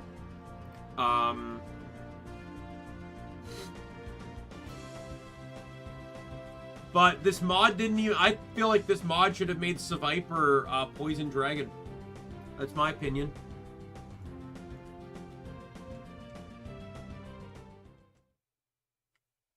Would have actually fit within the rivalry with Zangoose, because it would have actually allowed it to counter. Poison Dragon. Oh, another T-poser. Asserting her dominance. Erica asserting dominance. What grass types do you got? Tangela and Bellossom. Oh, Sun's going up. Bellossom's a drought user. That's gonna... Oh, well, I doubt that's gonna make her team faster. And I also have a fire type. So it's definitely gonna make her team a bit crispier, for sure. I'm still faster, of course. Oh, fuck you. Goodbye.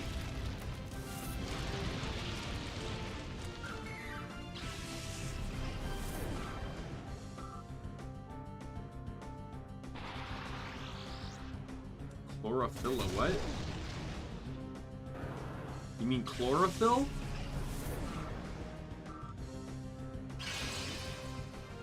I don't think any of the chlorophyll users are fast enough still.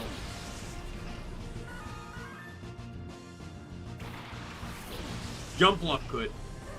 Even at its level, jump luck could potentially be doubled. Nope.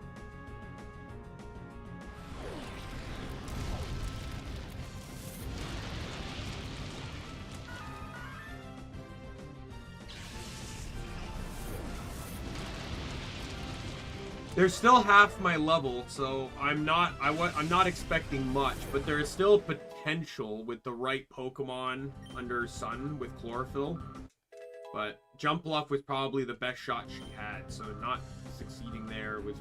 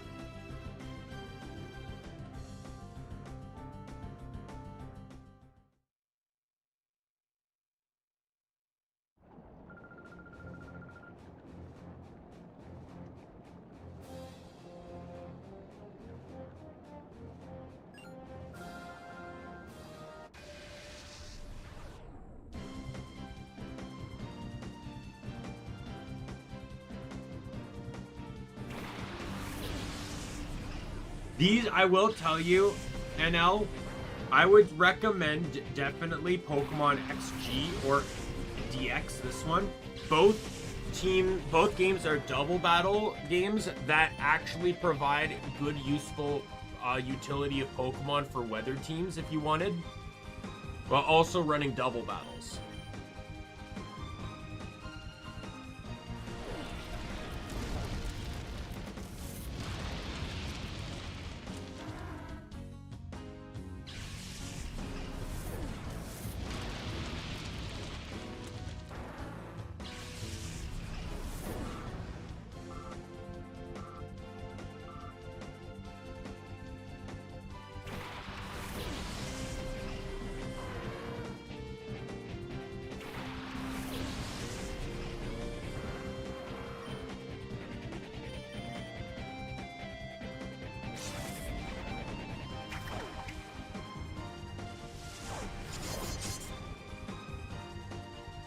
Of course.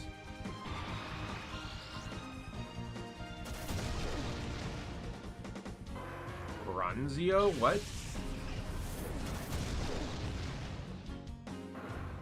Which of the other 3 weathers is that?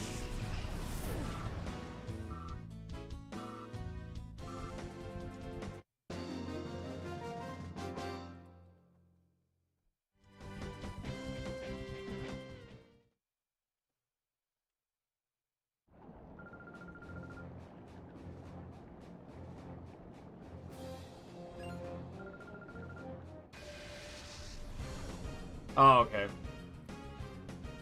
And for me, in Gen 3 to 8, it's known as hail, and then they change it to snow in Gen 9.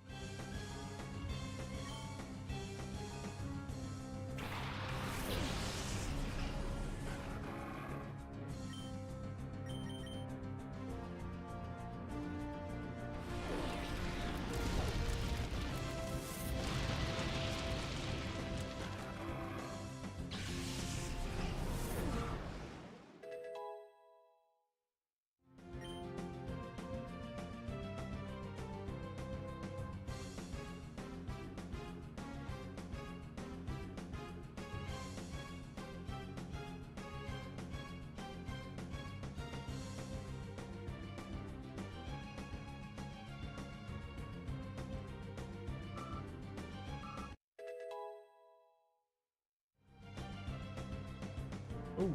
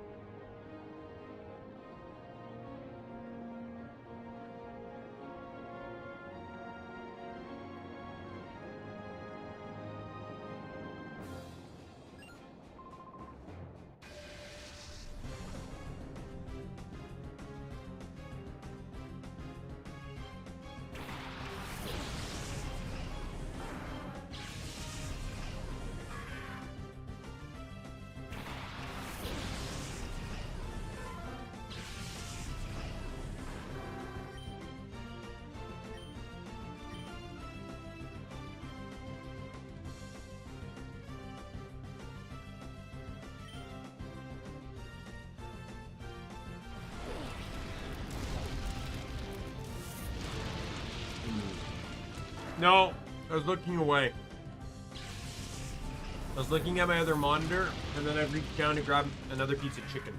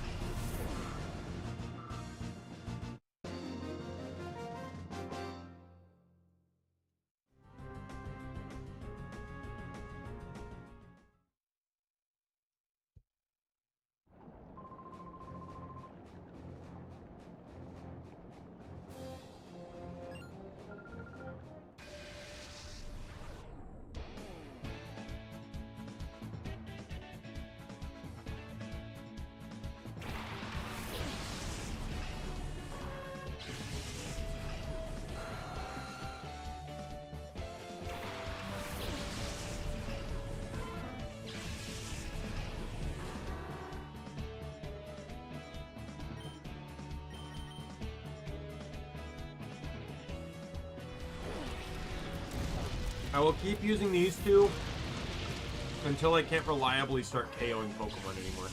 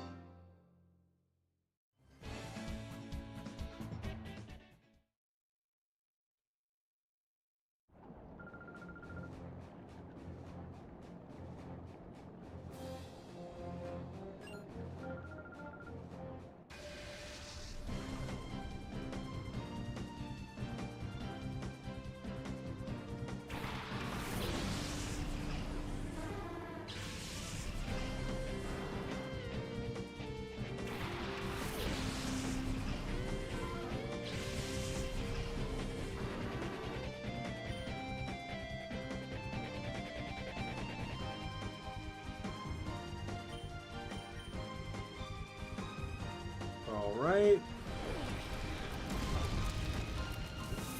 Is this gonna kill them both? Yep.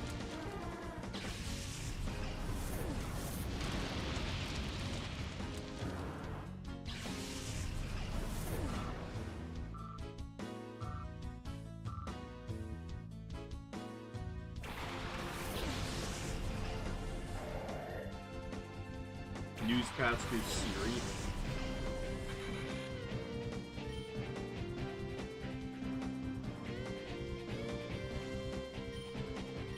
It does get a little boring, yes. This is all Mount Battle is. Oh, well, yeah. There's that, too.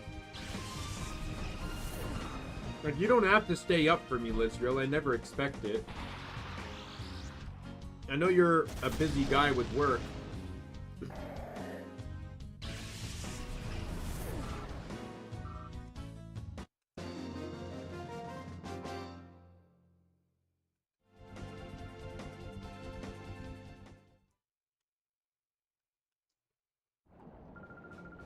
Mount Battle's entire existence is because there's no wild Pokemon.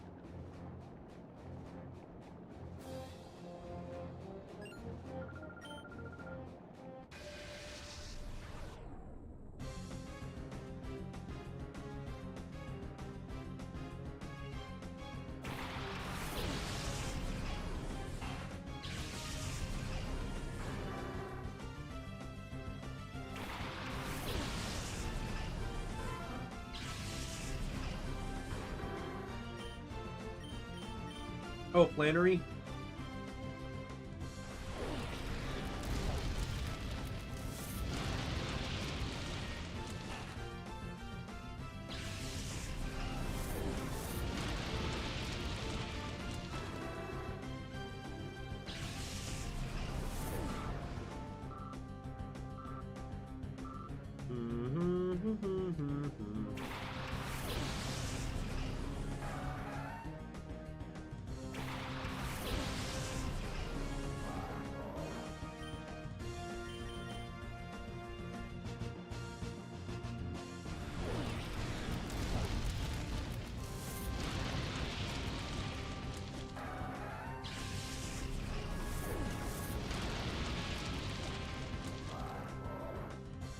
I'm gonna switch it up after this fight.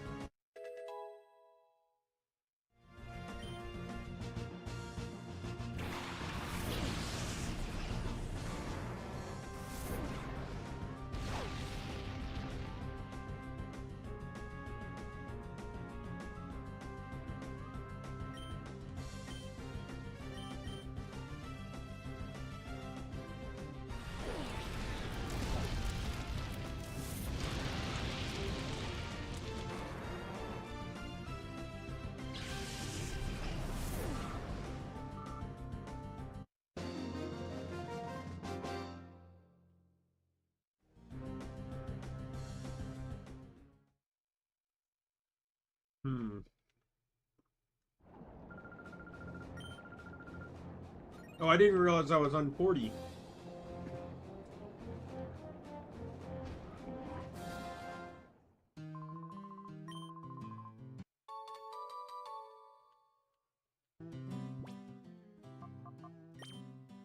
Well, that's the perfect time to switch. We're gonna do Pikachu Latios.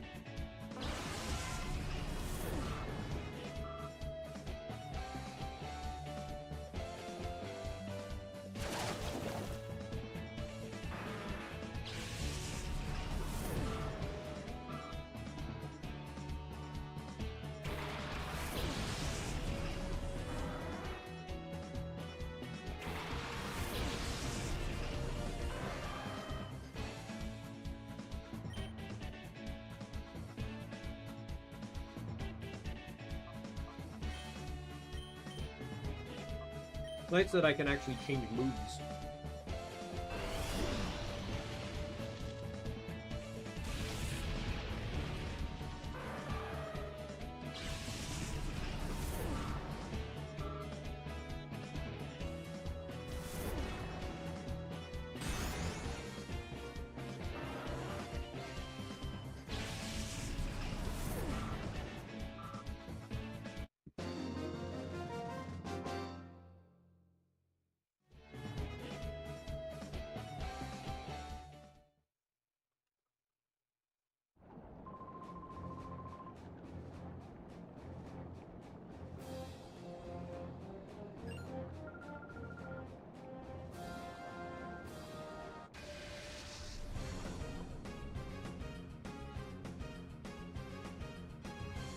It does, doesn't it?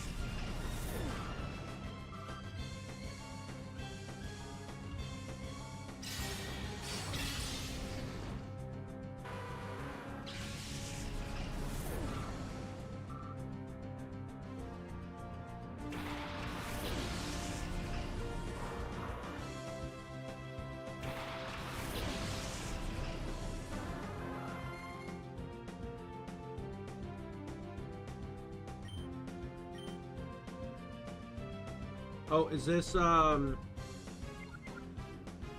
is this?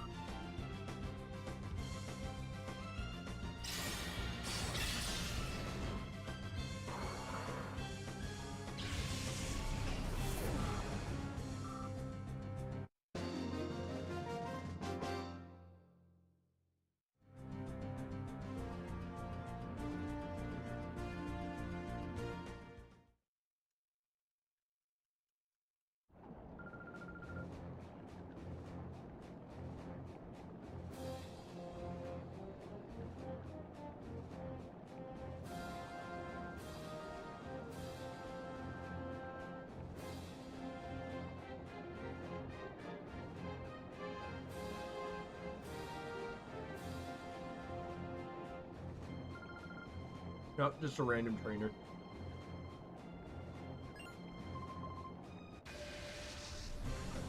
Go, go.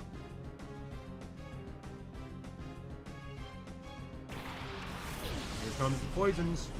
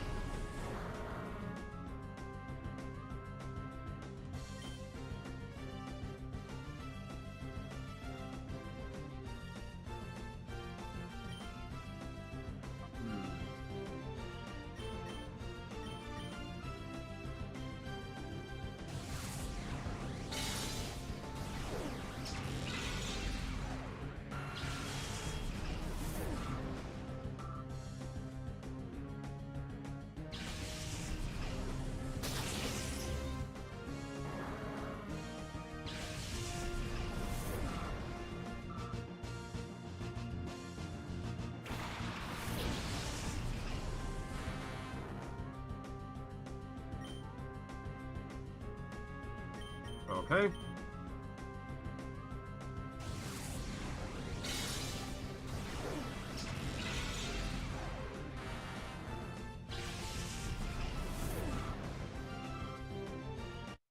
You know, it's actually crazy that with how close Fuchsia City is to the ocean, that Koga and none of his gym leader trainers actually use tentacles or tentacruels.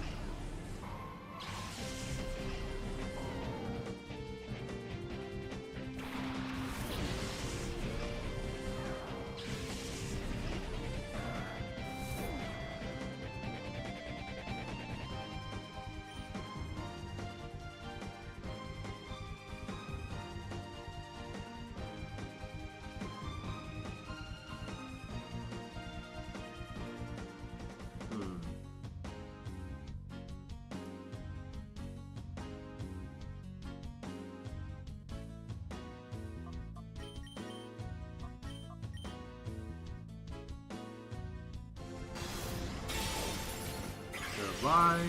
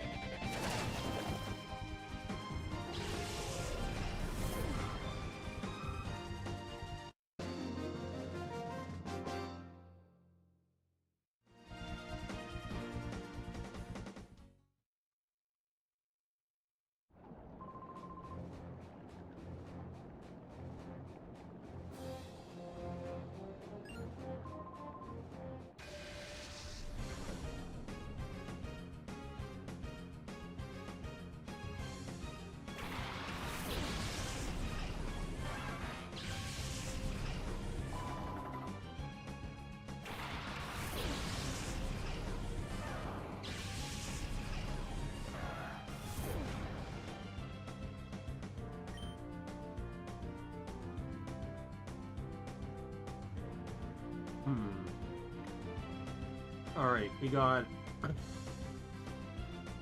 Alright, Play Rough, Medicham, Freeze Dry, Kabutops.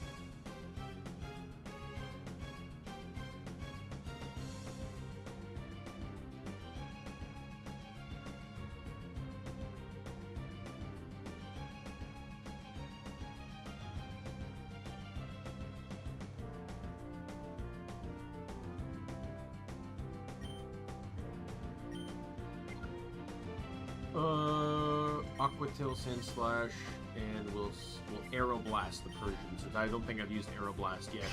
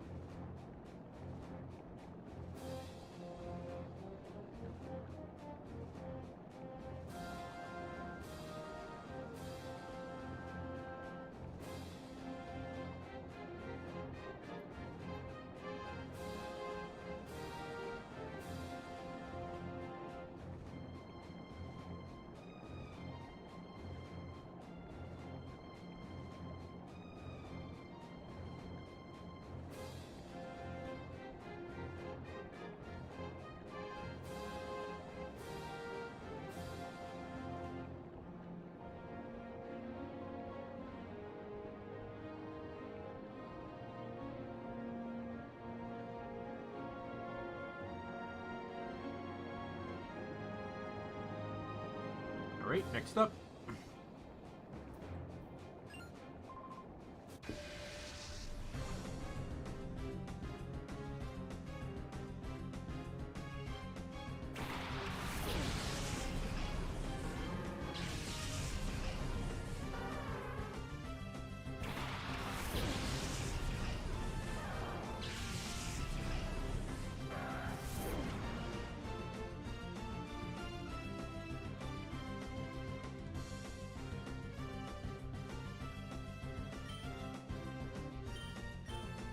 All right, see you later, Israel. Thanks for dropping by. Always appreciate it. Thanks for wishing me a good anniversary. Next 2 days are going to be Digimon, if you can drop in. And then we start Lego Rock Raiders on Tuesday. I'm so hyped.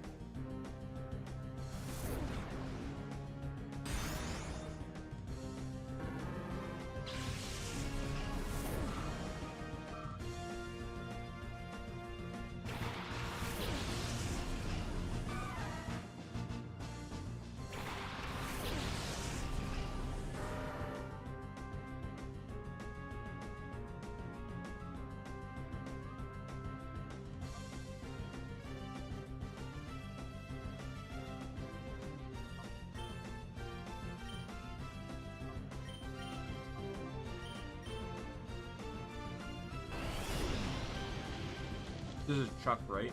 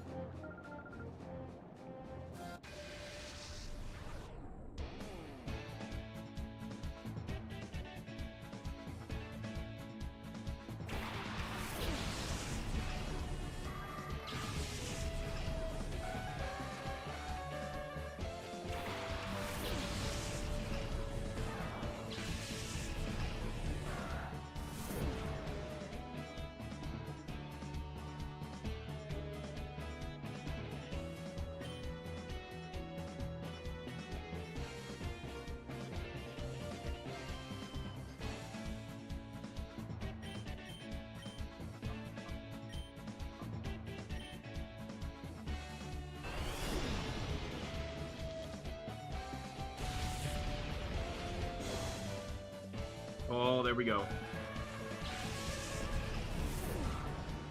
Not that it's gonna matter.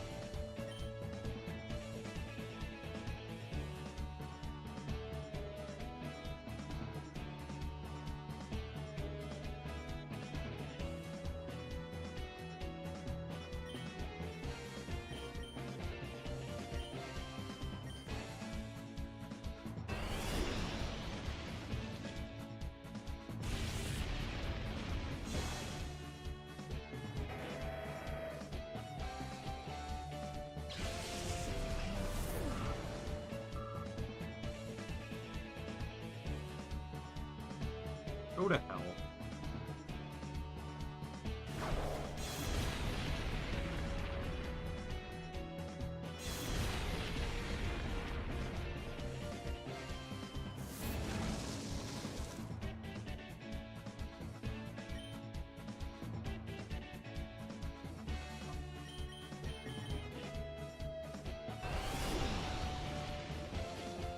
After this area, I'm going to switch to Victory Bell and Magneton just so everyone's at least done something in here, because once I get to the higher levels, I'm playing to win, and if that means someone doesn't see the battlefield, then so be it.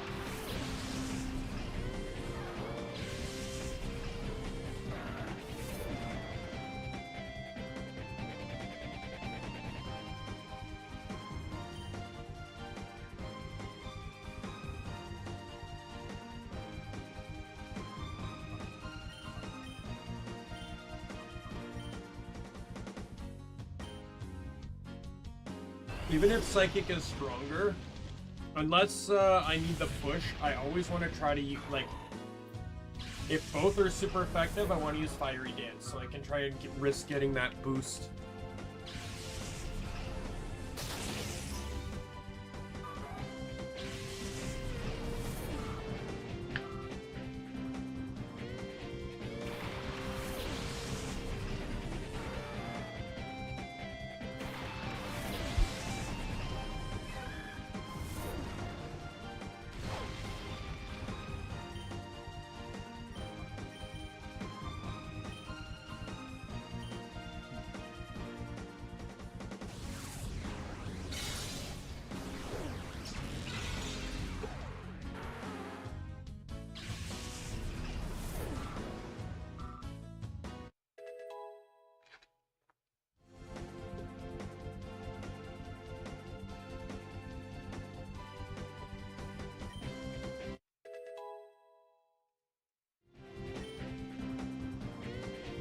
I honestly don't think there's really going to be a challenge here at all. Let's be real here. Even getting to the finals, like, the thing is, the last, like, 2 batches, Area 9 and 10, are predominantly named trainers, meaning they're going to have teams that are very scripted. Right? Like, oh, Karen's there. Well, Karen's a Dark-type trainer, so I already know I'm dealing with Dark types, right? So it's only the final 2 trainers, 99 and 100, that I have basically no knowledge on. Because they're based... 99 is the guy that basically invented Pokemon XD modding. And then 100 is the guy that made this mod specifically. By the way, 99 is the guy that made XG. He's the guy that modded and made Pokemon XG next gen.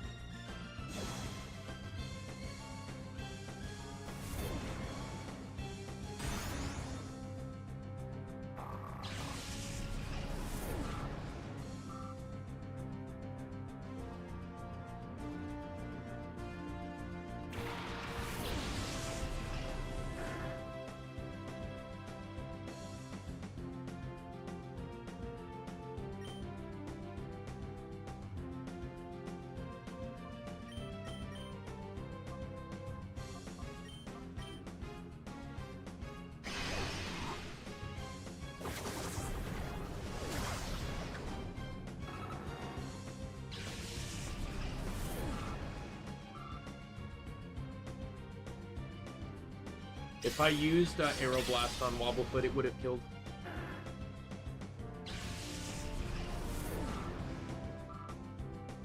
If everything is neutral, Psychic's the strongest, but in that case, Psychic was not very effective. So, Aeroblast is the strongest. Not counting Stab, it's Aeroblast, Fiery Dance, and then Freeze Dry. Freeze Dry is the weakest, but its utility of being good against water types is so crucial.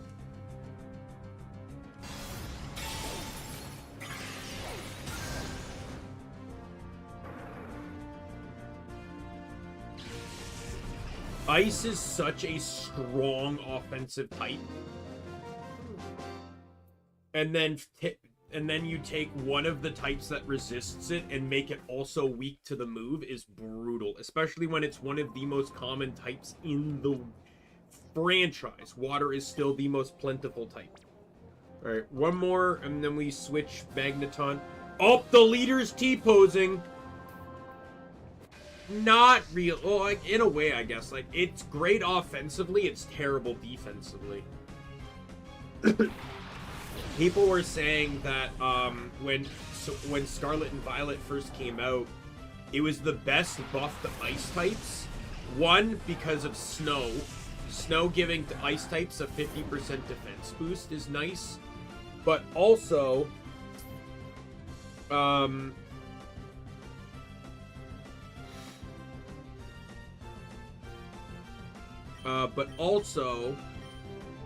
because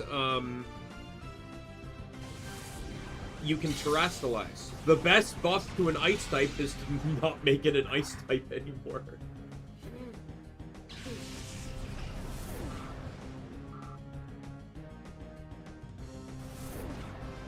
Boom, boom, boom! Goodbye, slacking.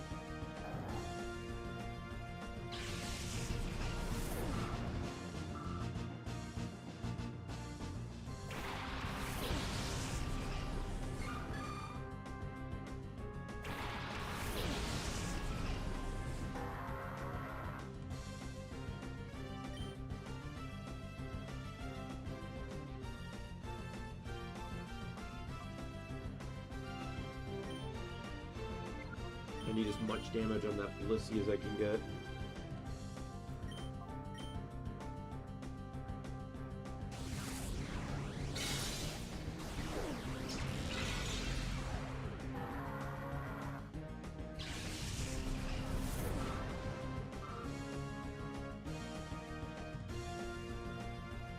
Oh, go to hell. Not like that's doing much anyway. Oh, you didn't even attack the guy weak to it?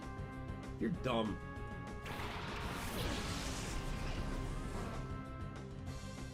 I hate this matchup. I hate it. Pikachu has to hit Blissey, which is not good because Snorlax will survive. Like, they're both high HP, high special defense Pokemon. So these are generally bad matchups. See? I knew, even at level 55, they would both survive an attack from Latias. But they would both die in one hit to Pikachu.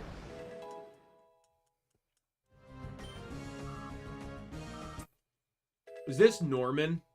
I just realized this is Norman, isn't it? They're all normal types, except for the Zangoose he had for whatever reason. He also had Slacking, too.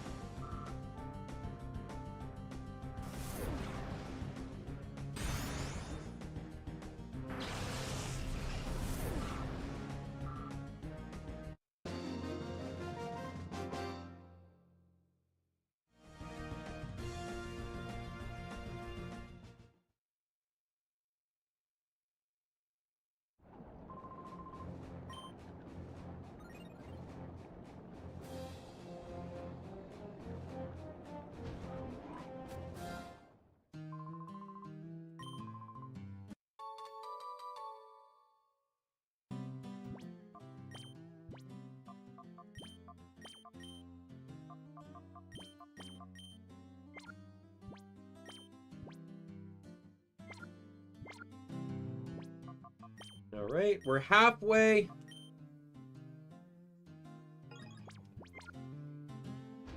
I was anticipating this stream to take about 7 hours at most. Mount Battle alone with a good team, you'll sweep. The thing is, though, this might take longer, though, because the thing is, normal Mount Battle, like, we'll actually look this up while we're fighting Romeo here.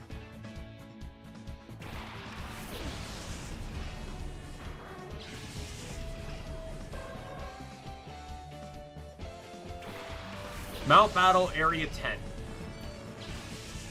So in Coliseum, you fight Somek. Somek's wait.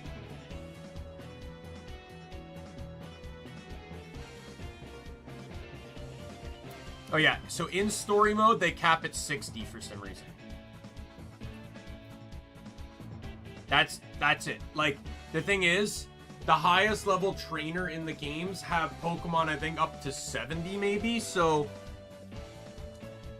if you were to trade in level 100 Pokemon, you'd sweep. But however, like I said, you only get a time flute for beating it at level, the story, so it's not really that worth it, per se. In battle mode, they're minimum 50, max 100, they match your highest level Pokemon.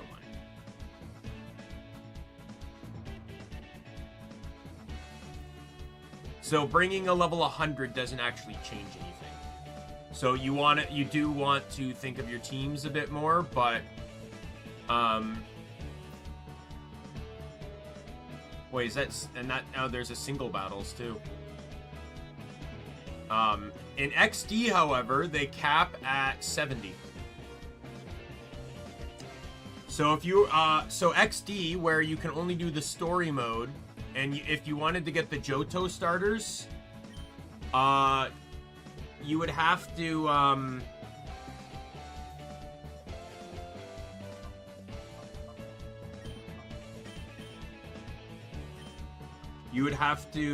if you just traded in like level 100s, you just sweep the entire thing. The time flute is unique to Pokemon Coliseum. You can get, I think, up to 3 in the entire game, and they are used to instantly purify a shadow Pokemon.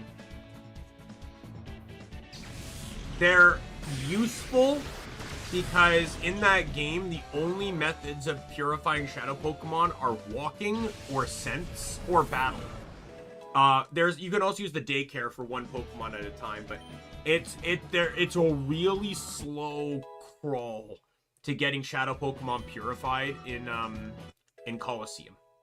To the point that people discovered rubber band spots where basically you can rubber band your controller in a specific, or just like, you know, like force your character to auto walk into a spot that is basically a ledge, but it counts as steps, and you can purify 6 of your Pokemon at a time. But the main game, yeah, in this game they added the purification chamber to speed up everything.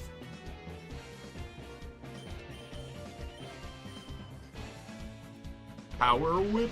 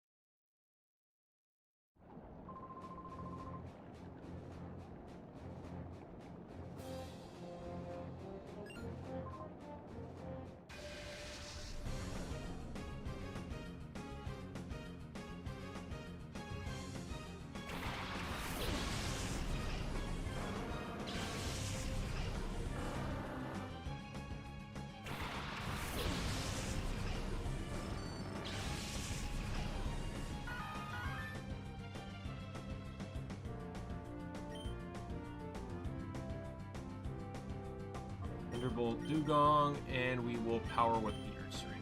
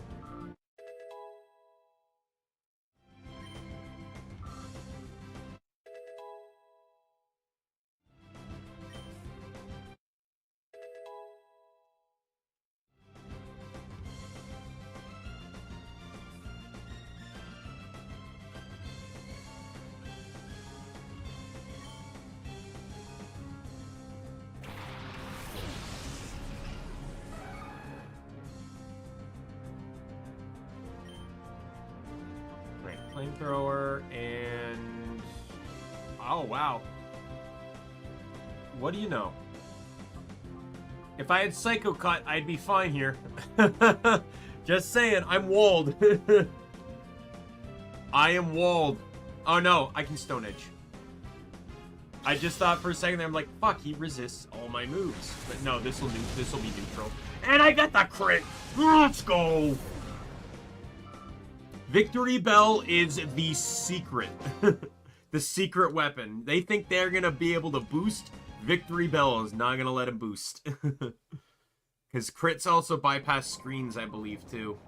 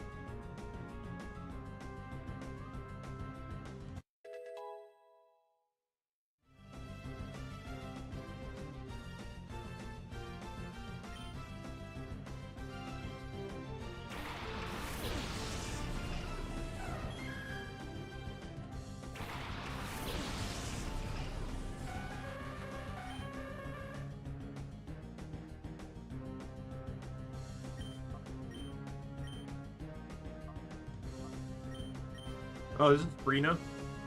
Just realized it's all psychic types.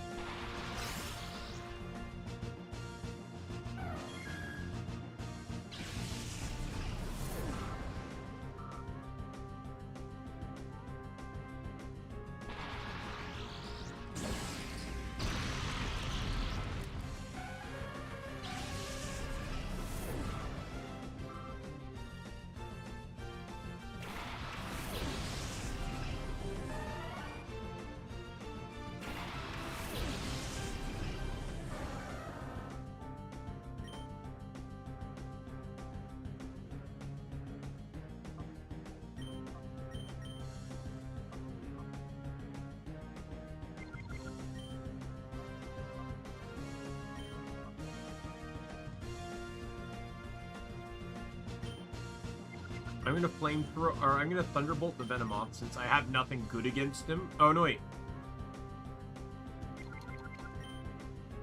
I'm being dumb. I have Night Slash.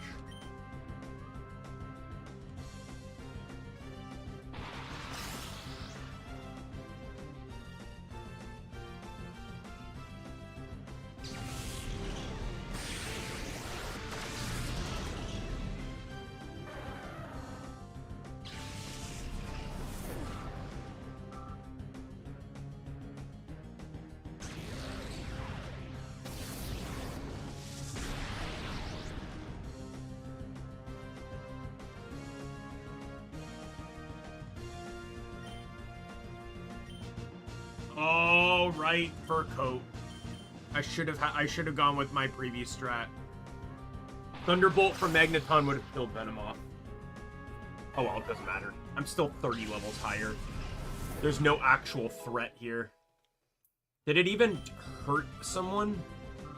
Yes, Victory Bell took a little bit of damage.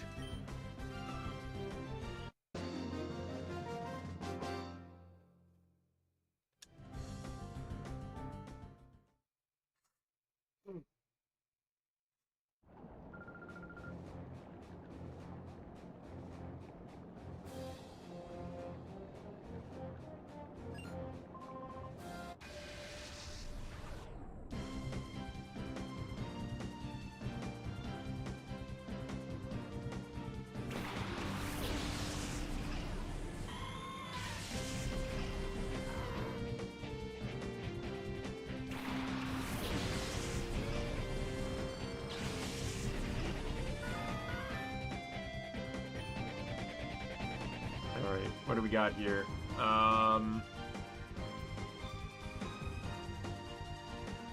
So Victory Bell has both moves. Oh no, never mind. Flash Cannon, and then we'll Night Slash the Grumpig.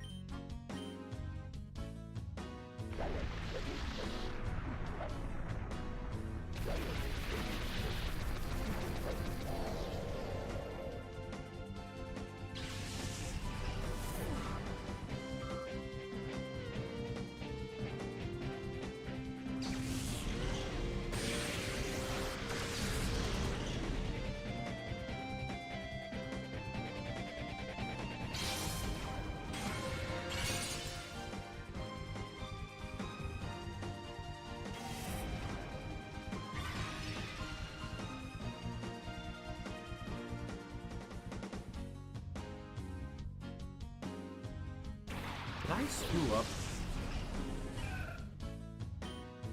Of course I screwed. Why did I Thunderbolt the... Oh, no, wait. No, Victory Bell attacked Electabuzz, right?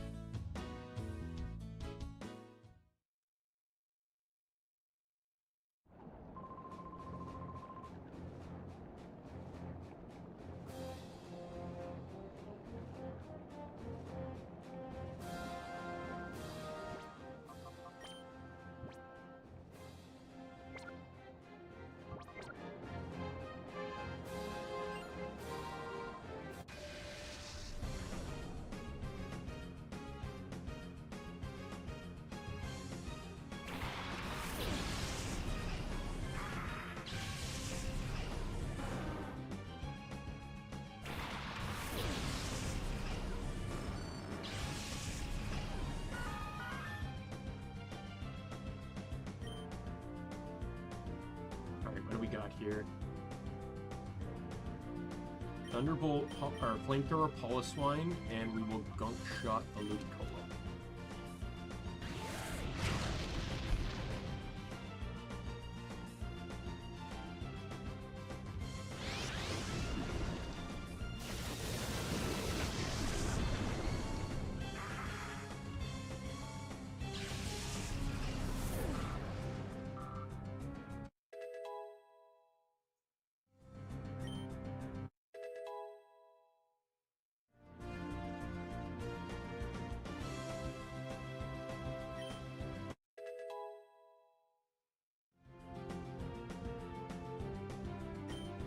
Oh, someone hit 100. I'm at cap now. It has to be Poliwrath or Houndoom. Yeah, I'm reaching that point now.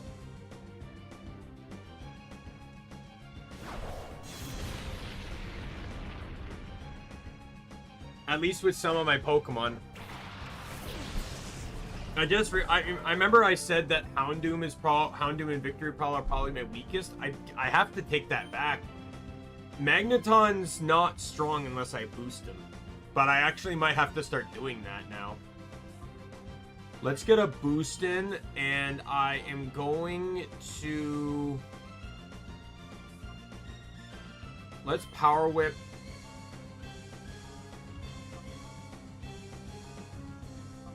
The Poliswine.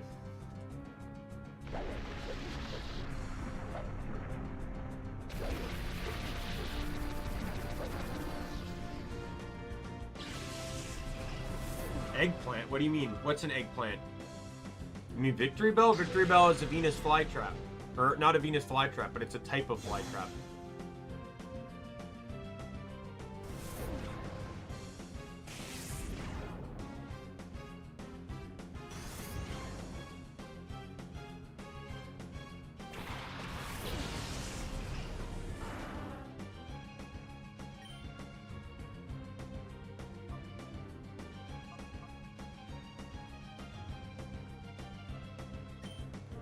Thunderbolt Machamp, and I'm going to Night Slash the Gengar.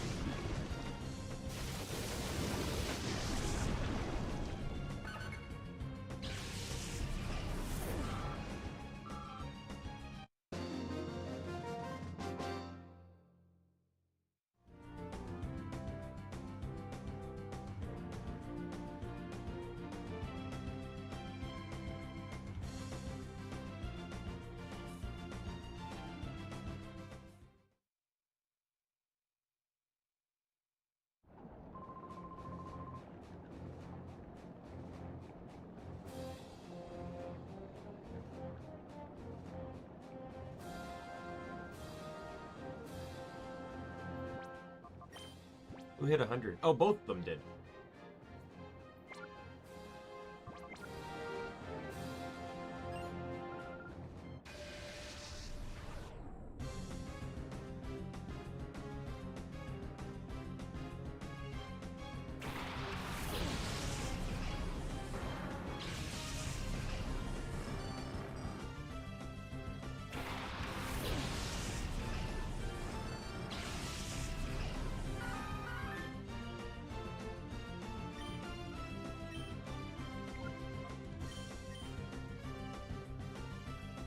Alright. Well, this is a... Oh, is this Jasmine? This is Jasmine.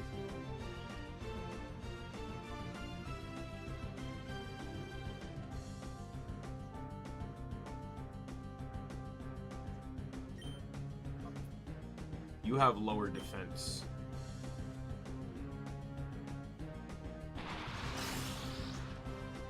Oh, almost. I think if that crit, I probably would have had it. Alright, see ya in NL.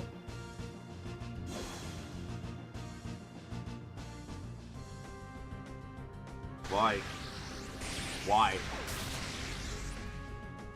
Both my Pokemon resist that move. You hurt your own ally more than you hurt me.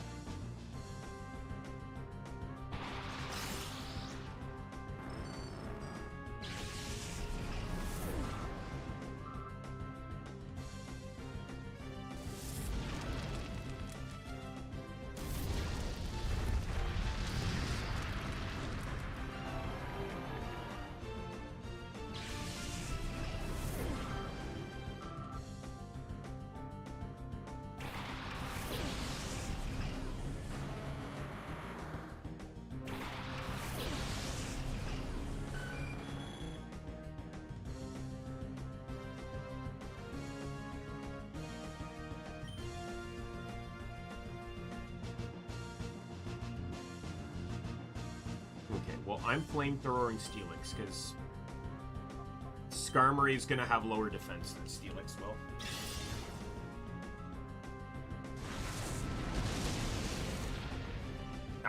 That was a crit.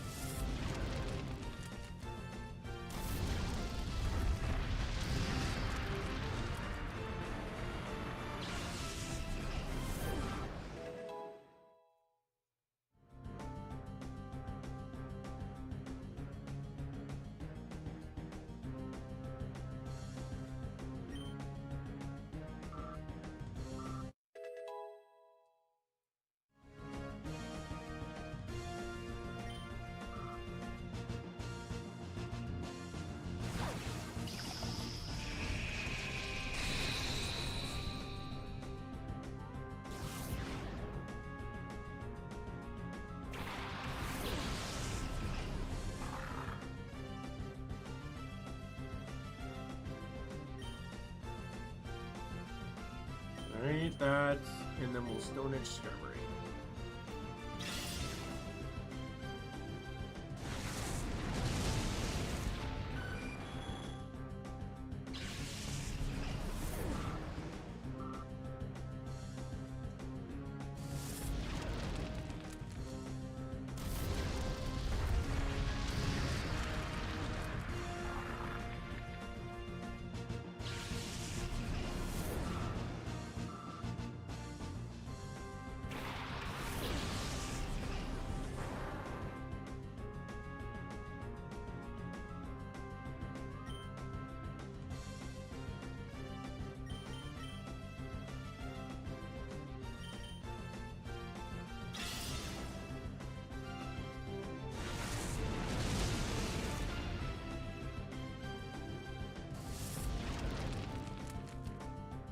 Yeah, I never actually realized that Magneton... originally, this team was going to have about 5 or 6 boosters in it. And now Magneton's the only booster. Magneton is the only Pokemon on my team that basically requires a turn to get prepared. Everyone else can just go.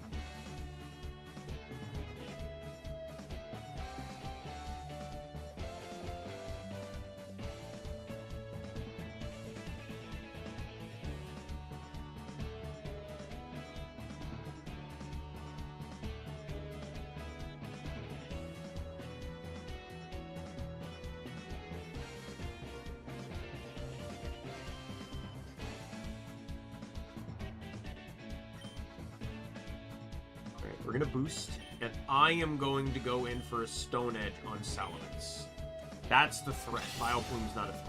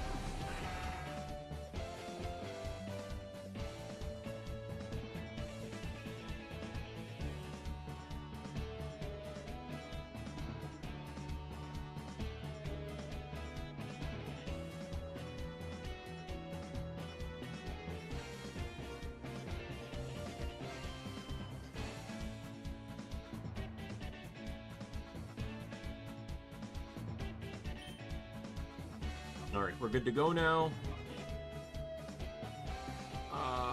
I'm gonna flamethrower the Bioplume because I don't have as... because I can power whip the Soul Rock.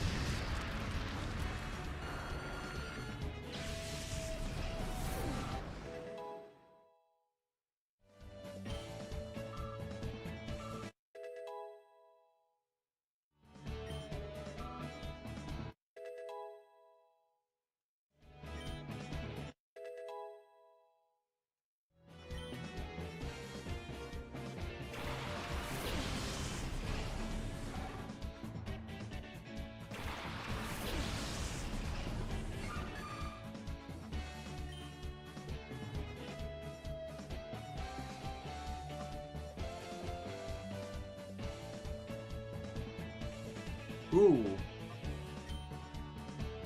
No. Lantern has multi-scale. So no matter what I do, that thing's surviving turn 1. This is a bad matchup for Magneton. Blissey will survive literally anything Magneton does. And Lantern with multi-scale cannot die in one hit. I don't even think Victory Bell will be able to kill it. But Victory Bell is the only one that can kill Blissey in one hit.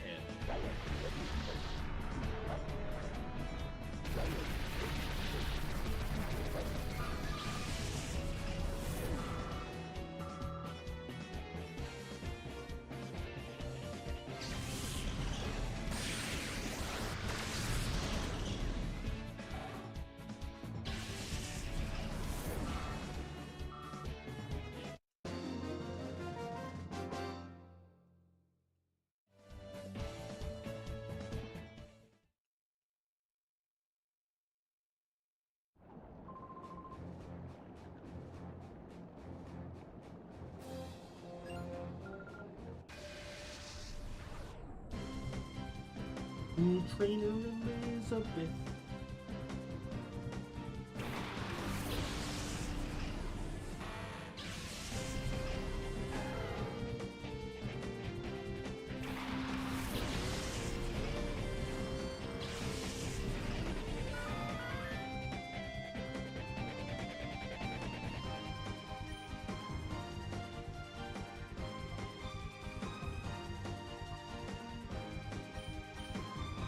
Well, Ninjatsu's going first. That's a guaranteed thing that's going to happen, but I can still Stone Edge it. Oh, really?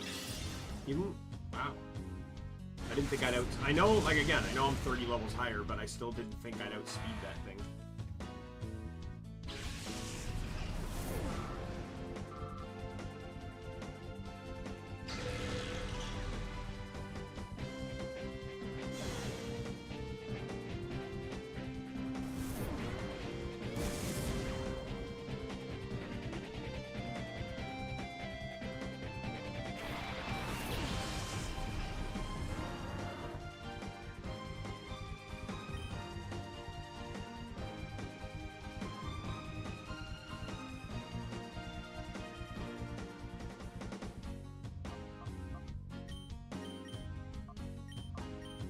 was super effective.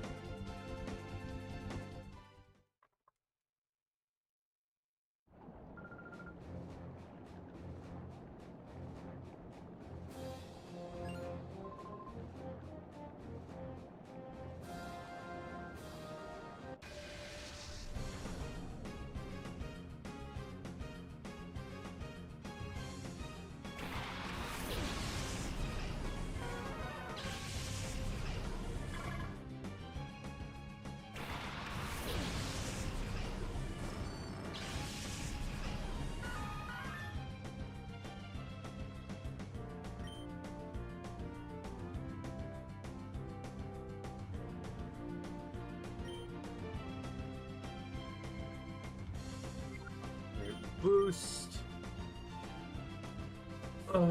I will Stone Edge the Beating Fly.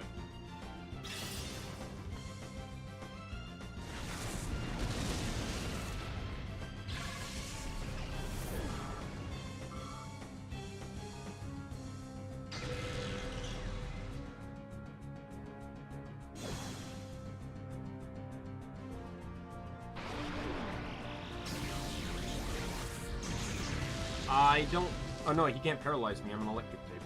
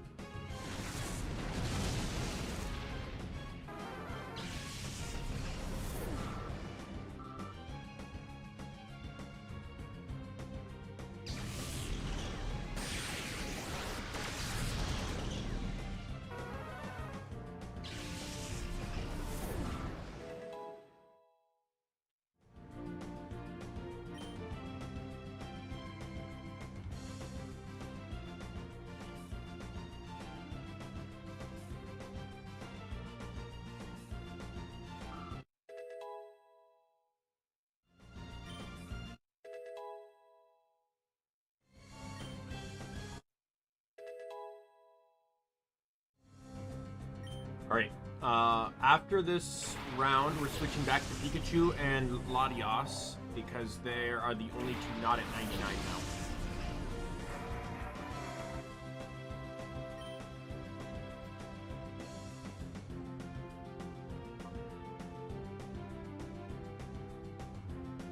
Okay, well, I'm gonna Power Whip the Claydol. I think that's the smartest move. I don't... I'll have to Flash Cannon Cradilly then.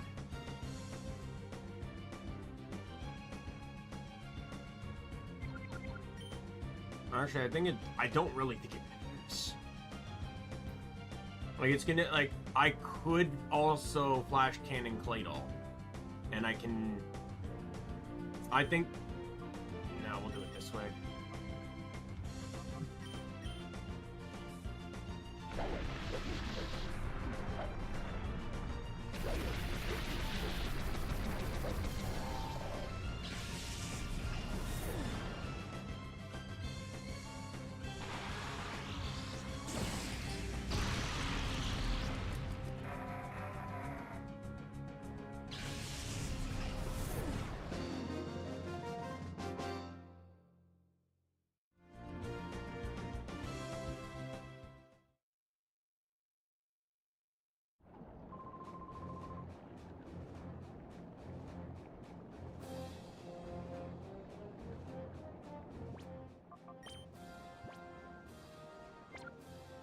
I want them to finish leading, though. So it's after this last one here. Winona!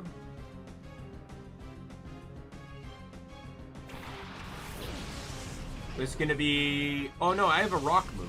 I'm not worried. Drizzle's coming down, though. Which is going to scare me. Alright, get that nasty plot up, and I'll Stone Edge the Dragonite to get that out, because that's the bigger threat. Also, Magneton doesn't have a super effective move for it.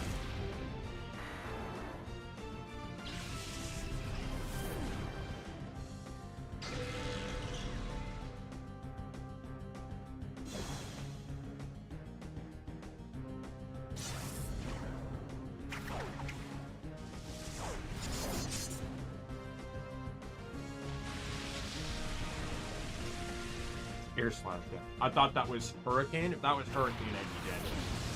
Oh, god damn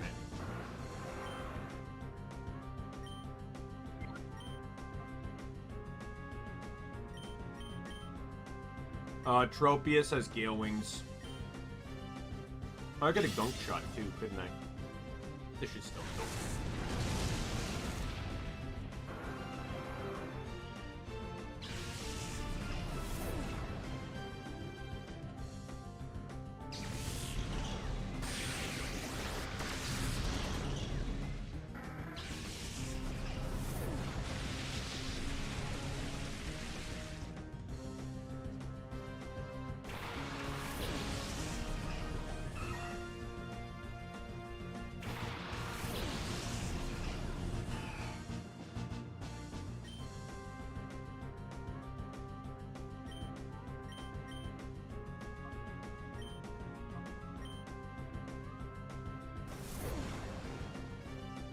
That's not a concern, so...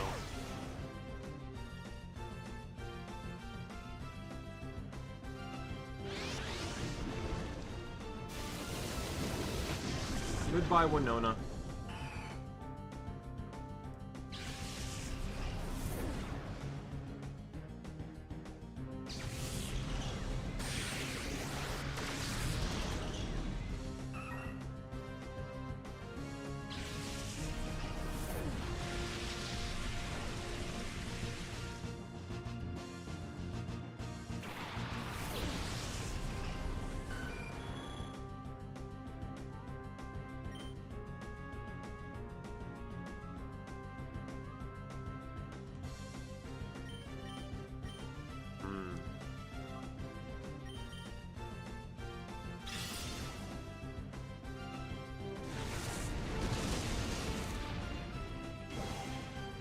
Oh, god damn it.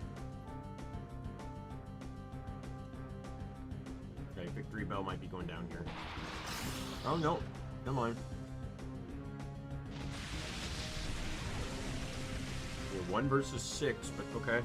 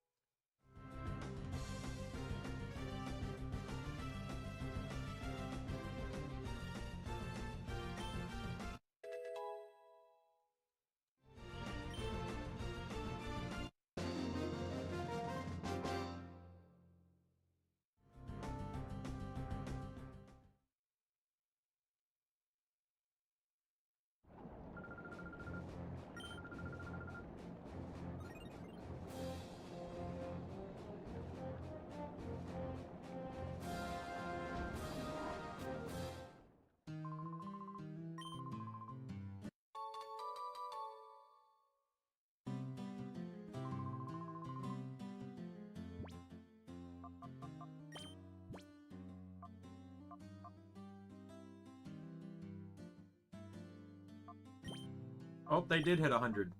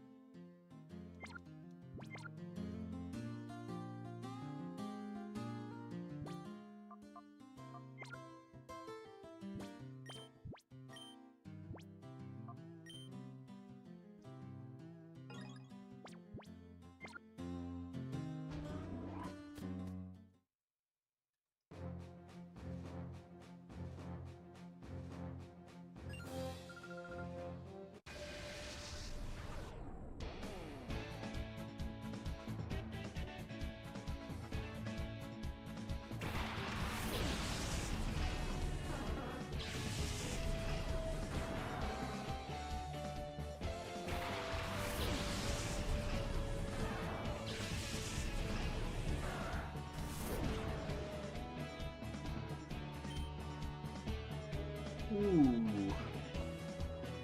That Tyranitar is definitely not going to have a fun day. Where's that Golduck?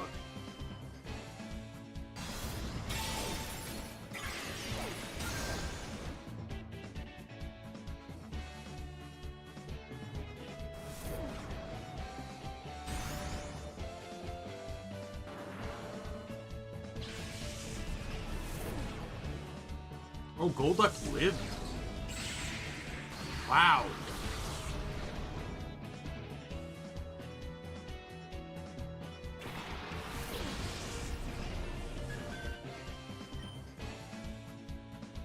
Well, we can gamble now.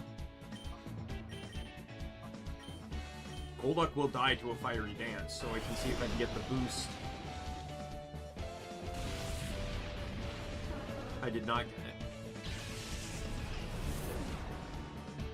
Boost triggers before the death animation.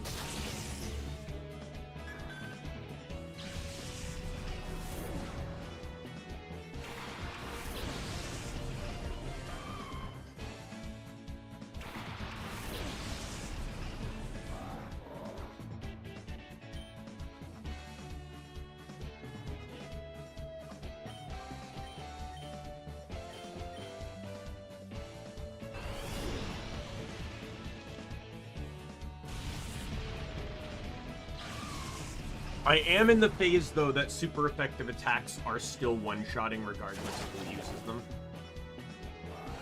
Especially stab super effective.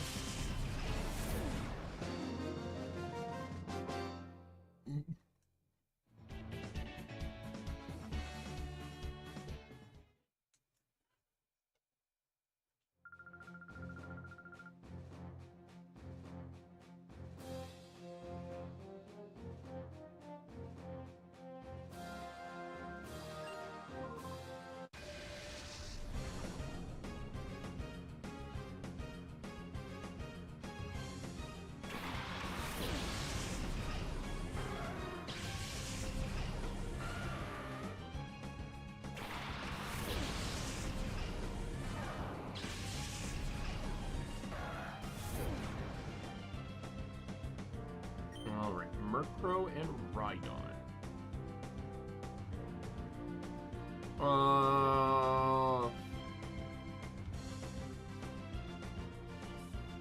Rhydon would be best to take out with a special move. But nothing special I have is super... Oh, you know what? I could use... Yeah, okay, we'll do this. We'll Thunder Punch, because I know that will kill Murkrow, and we're going to Fiery Dance the Rhydon. That should kill, because it's neutral on its lower defenses. And I can... Yes, I got the boost. Okay, we're golden. One boost on Latios means nothing lives.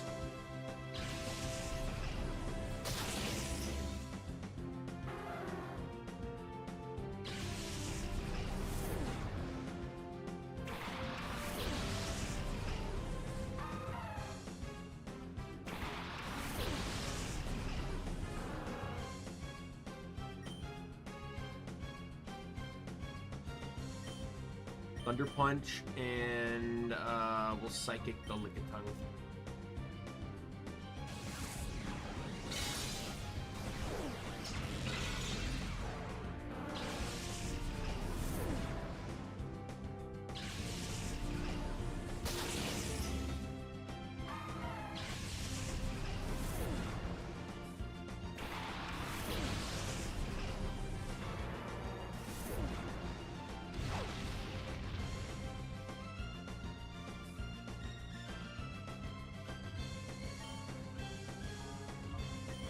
Tail. Psychic.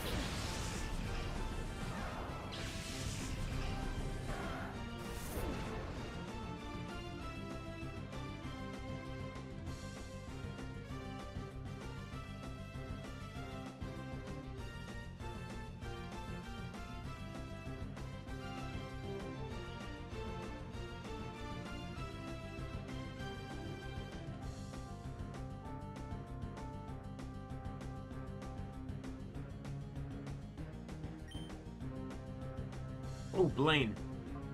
Aqua Tail on Flareon, and we will Psychic the Magmar.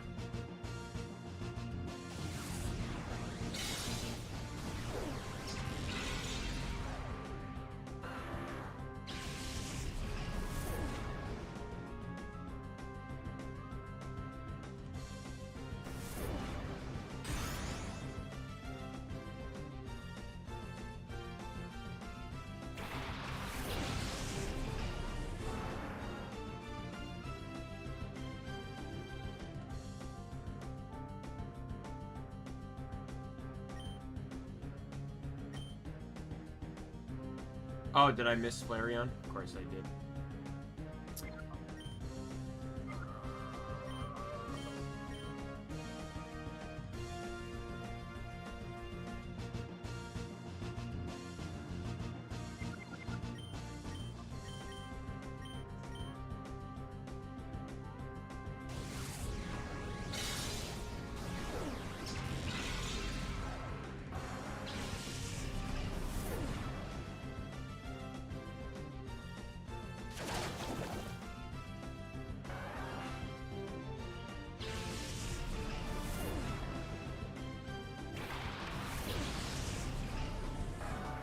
I did not honestly expect that getting to level 8 was going to level me to 100. I did not think I was going to gain 15 levels from fighting Pokemon that were pretty much a quarter to half my level for most of the time.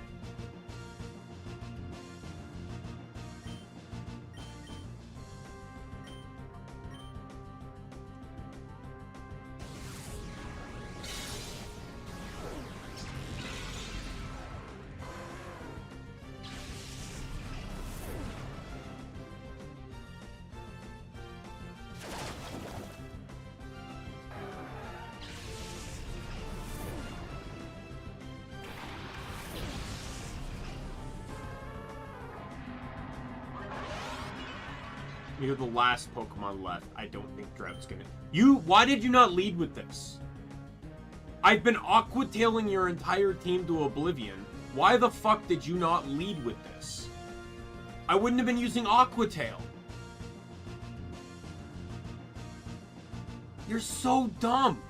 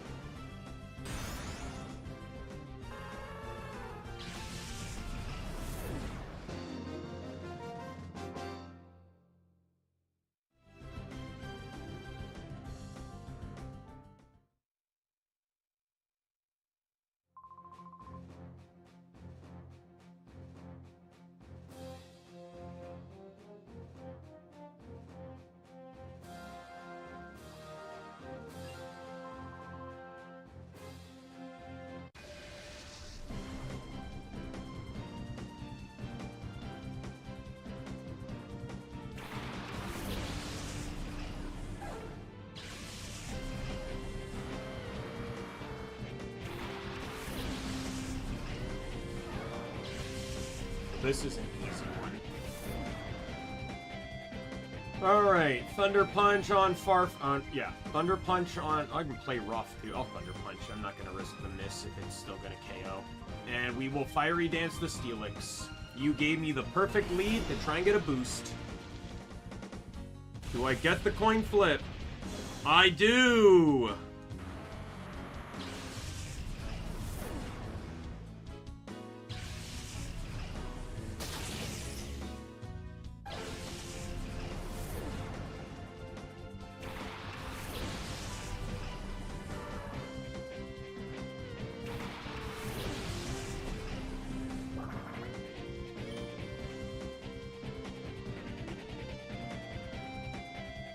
Okay, well, cast form's dead weight. There shouldn't be a cast form this late in.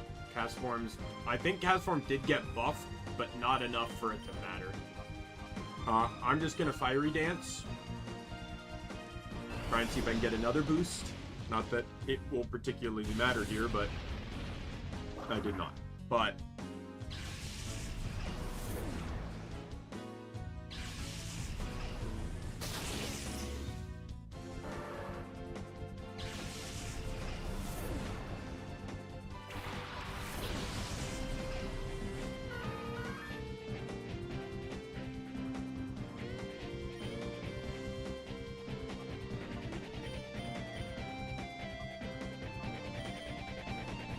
And I get one more boost before the fight's over. Triggers before the death animation, so... Yeah! Let's go!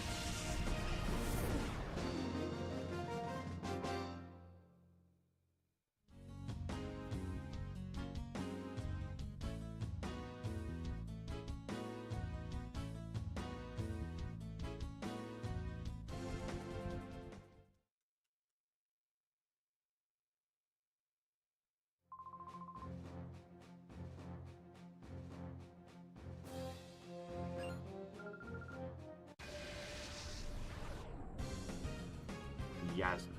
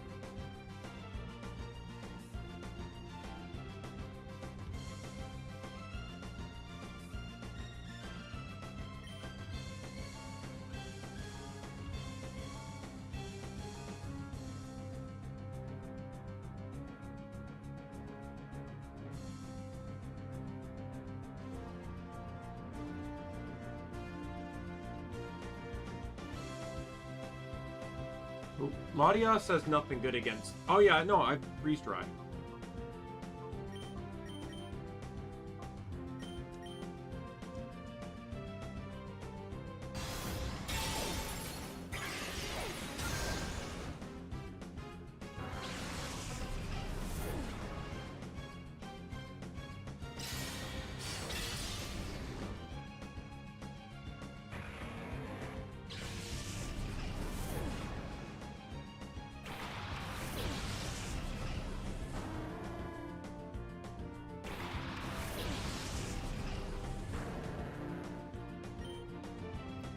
Alright, what do I got now?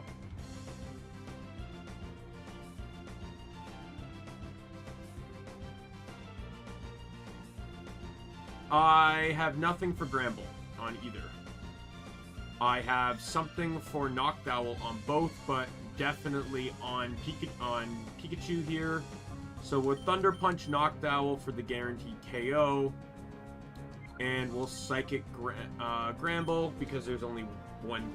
If I get the K, like there's still one Pokemon left. Yeah, that's gonna kill.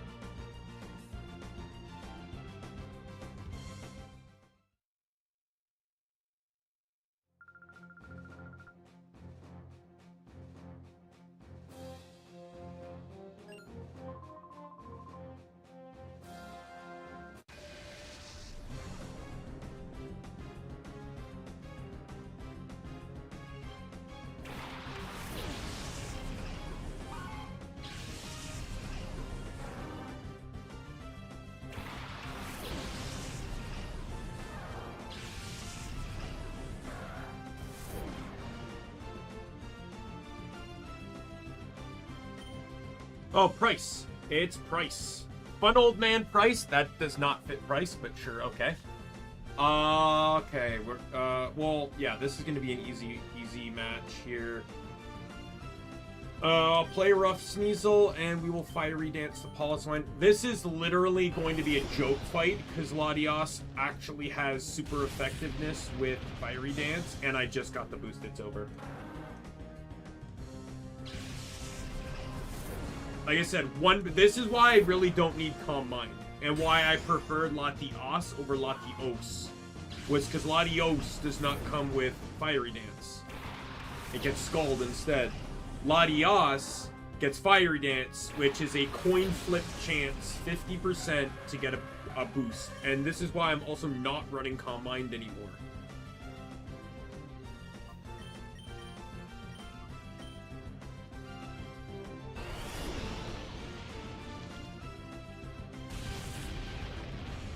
Goodbye. Oh, no second boost. Pika!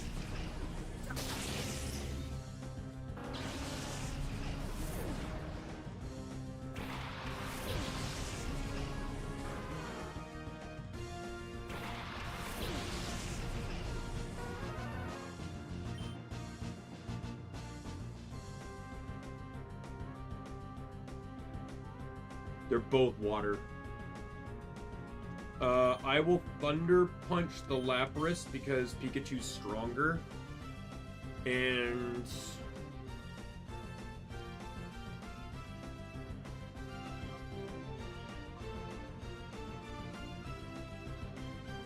it's going to be neutral no matter what I pick, and at +1 I'll just Psychic. Cloyster will pretty much die to anything anyway because of its abysmal special defense. But +1, might as well just go with the Stab to clean it up. And then that's a Stab, a Light Ball, huge power Thunder Punch. You're not surviving it.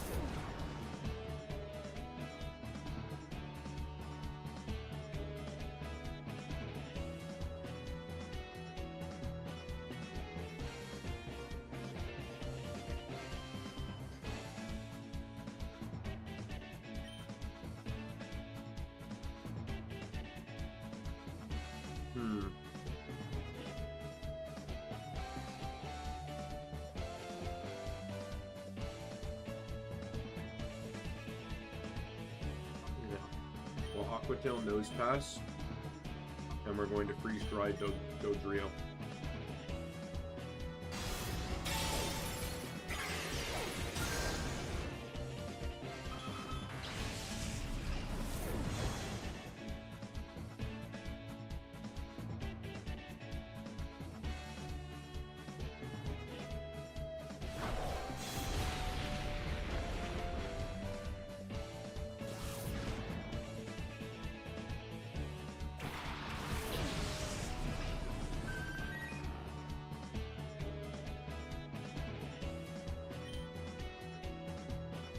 I missed the Aquatail.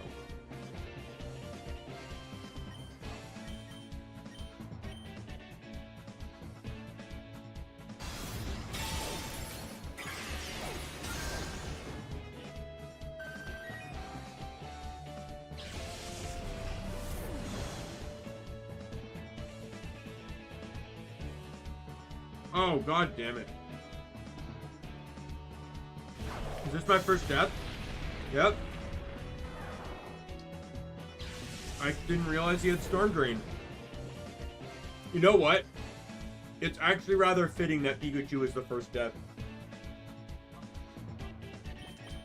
Too bad for you, I have a ground move.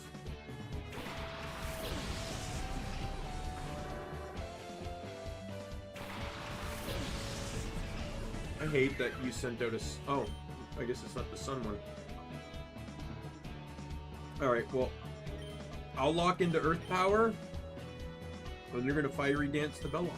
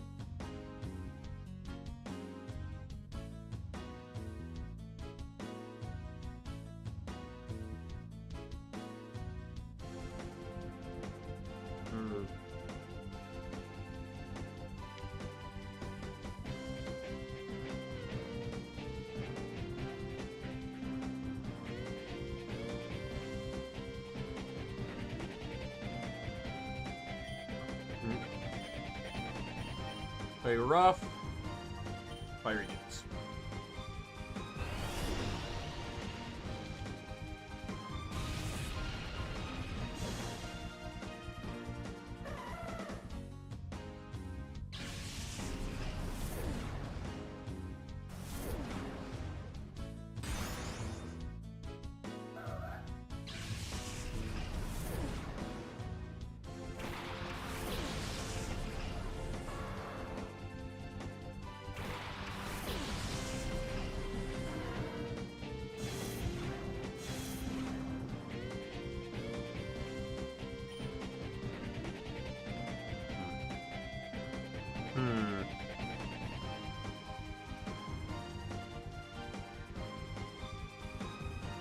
Well, Pikachu just got debuffed. I wasn't paying attention enough to know if I got the attack boost either. But I can freeze try the Quagsire, so.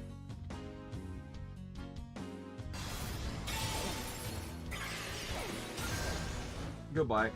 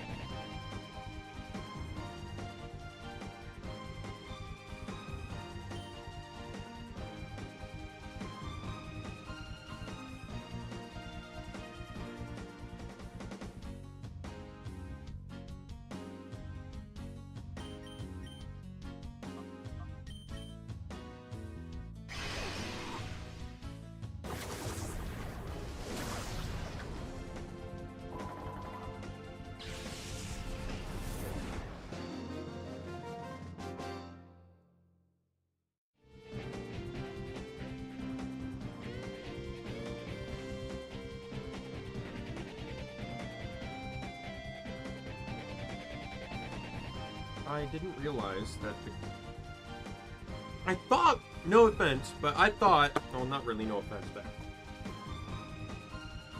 I thought, for sure, one of the 2 gravies I got from KFC seemed a bit low. I thought, maybe I'm just imagining things. There is gravy pooling in the bottom of my KFC chicken bucket. So, I was not just imagining things. I have several pieces of chicken now that are just coated in gravy. That's not a bad thing, but it is,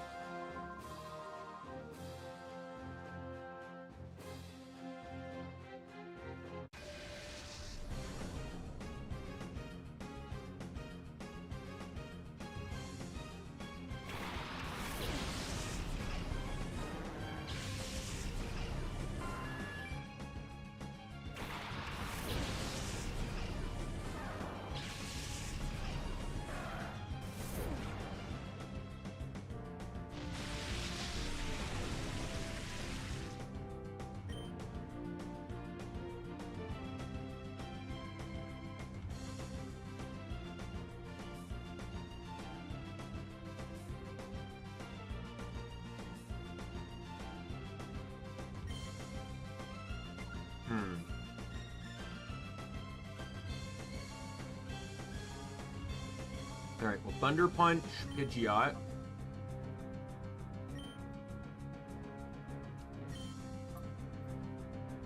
And we'll Freeze Dry Politoed.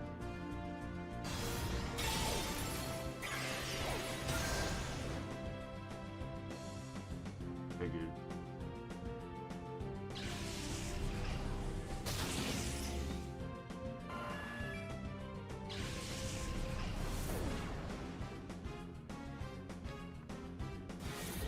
Well, it's still good. That's going to do basically nothing. That was a crit. That did 1 damage to Latias. That was stab, water spout in the rain.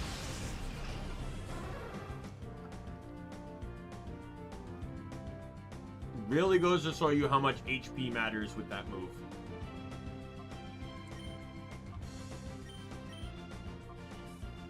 My non-stab fiery dance in the rain is going to do more than that.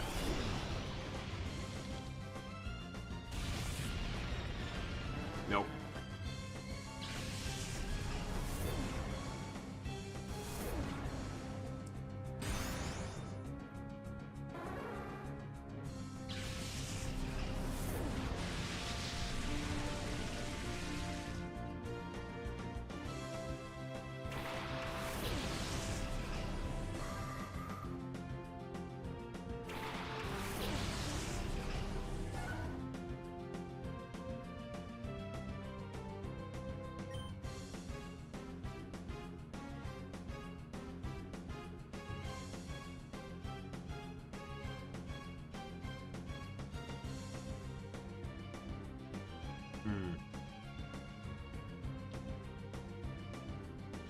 Play rough on Wigglytuff, and we are going to Fiery Dance Shiftry.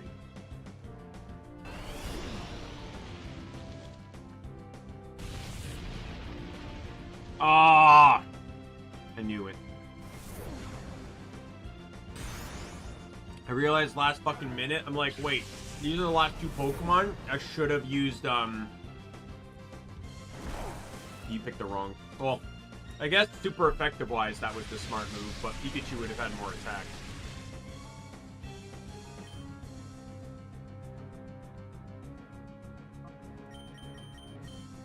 If I Aero Blasted, I would have killed him.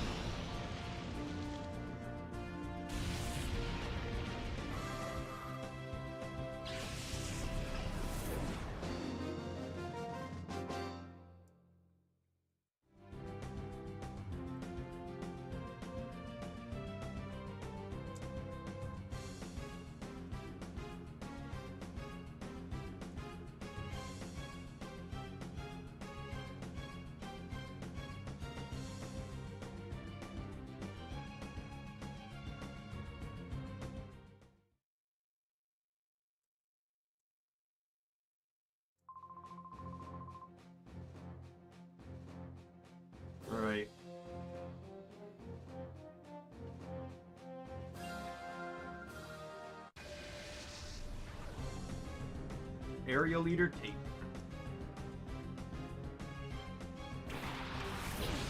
Isn't Tate the guy? I thought Liza was the girl. Or is this just trying to merge the twins into one character?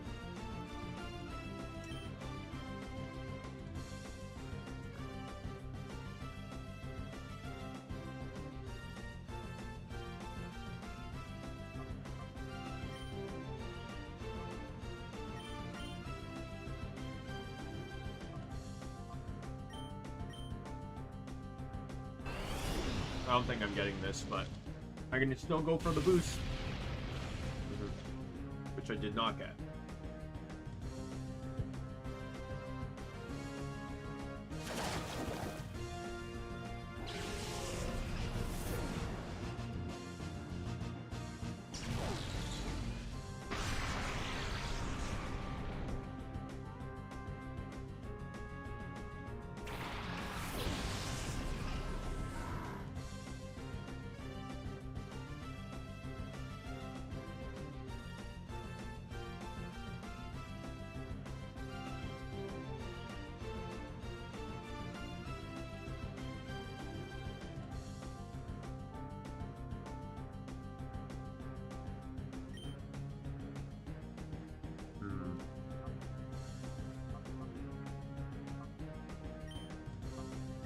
When in doubt, stab your way through.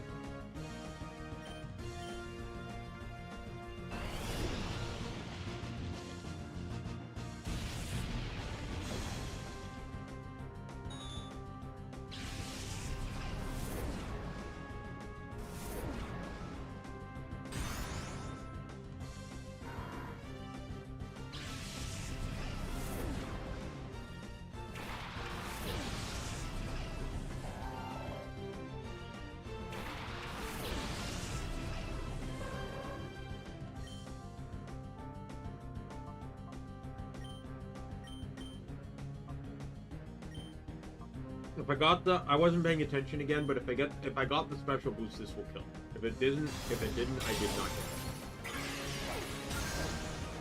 Never mind, it crit. It didn't matter.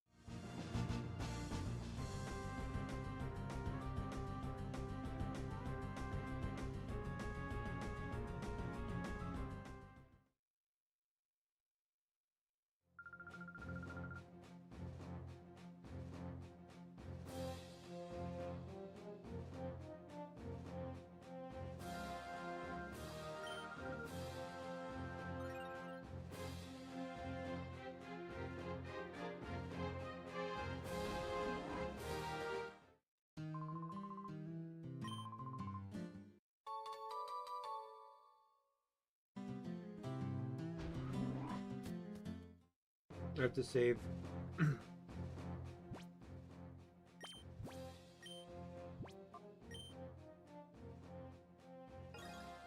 Actually, I'm gonna save again. I'm gonna make a team change.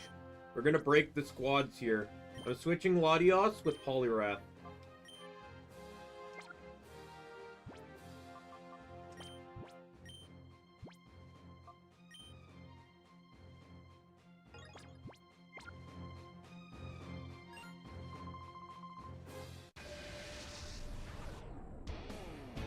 Area H.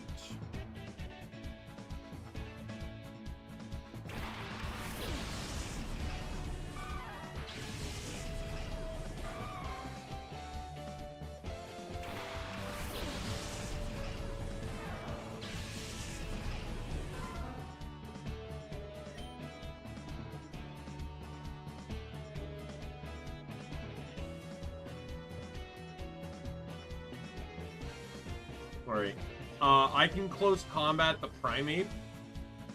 And I'll Thunder Punch the Delibird, but that's gonna lock me into close combat now. But Poliwrath, supposedly, you're like it's faster than it's outspeeding Primate, so that's good.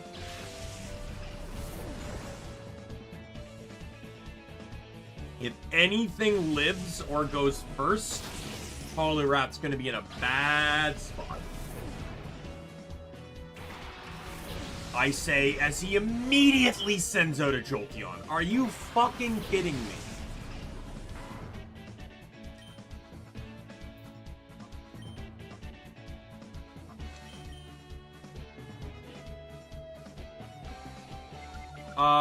I know Poliwrath is faster than Pikachu, so I actually have to close combat Jolteon.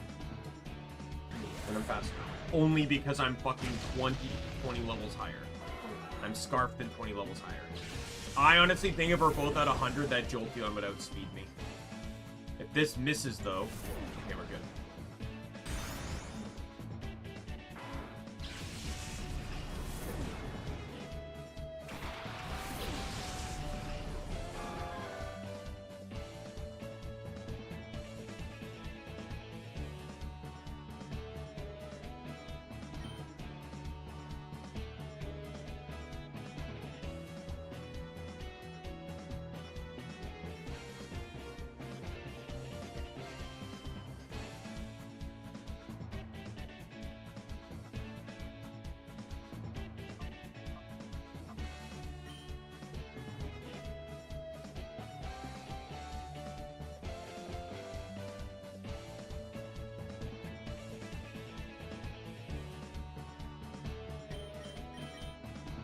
Close combat!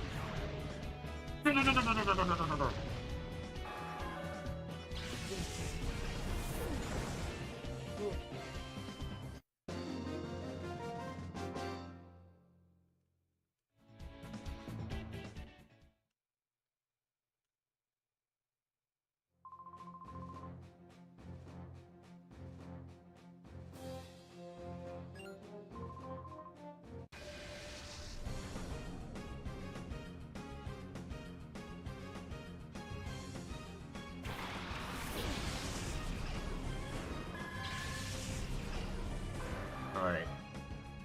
Octillery has Volt Absorb, so I cannot use Electric. I am going to have to pick my actions very carefully here. I honestly think Pikachu should go for Scizor. I have to close combat again. I don't have anything else. Oh, no! You know what? He did the dumb thing and attacked Pikachu. But either way, that would have been fine, even if he did the smart thing. Because Poliwrath hadn't close combated yet.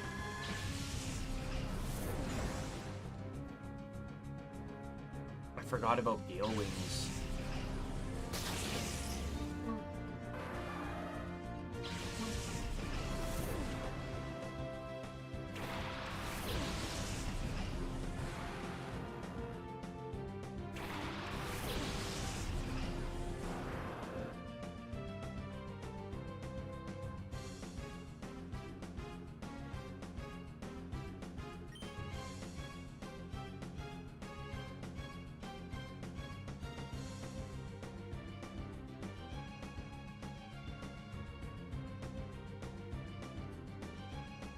I'm stuck. Oh, are you kidding me?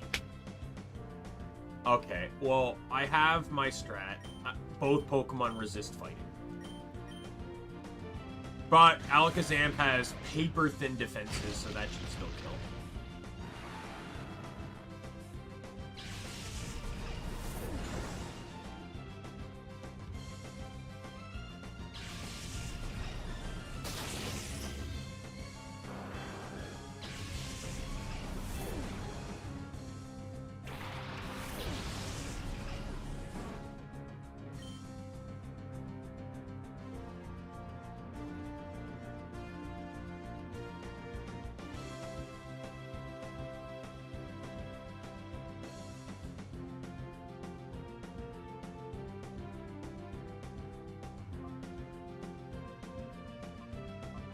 Play rough, and goodbye, Snorlax.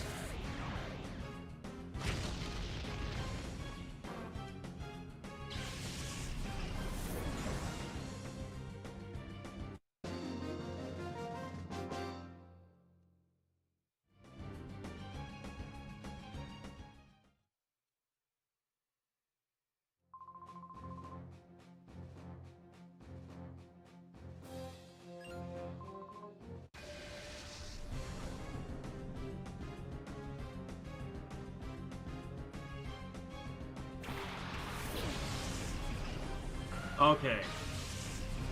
Oh, gym leader Giovanni. So he's gonna have ground. So I think it's best to say, like, outside of that Persian, which Pikachu can handle. I think it's best. I think I'm not even gonna risk. I'm just gonna Thunder Pump Persian because that will kill. I'm locking into Crab Hammer. If it's Giovanni, I'm going to be dealing with a lot of ground types. And Rhydon's just there because he canonically has Rhydon. Rhyhorn and stuff, even though it's not a ground type in this mod.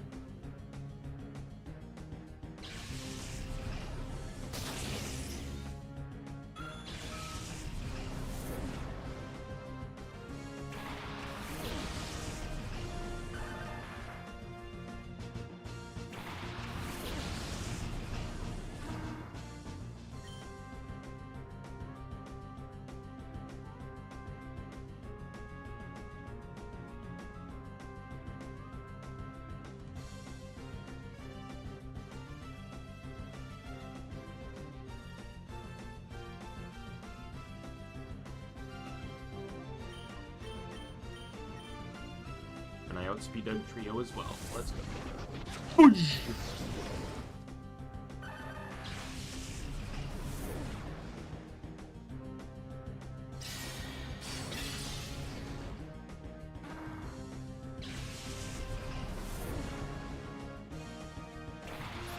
Is it going to be Nido King and Nido Queen? Yeah.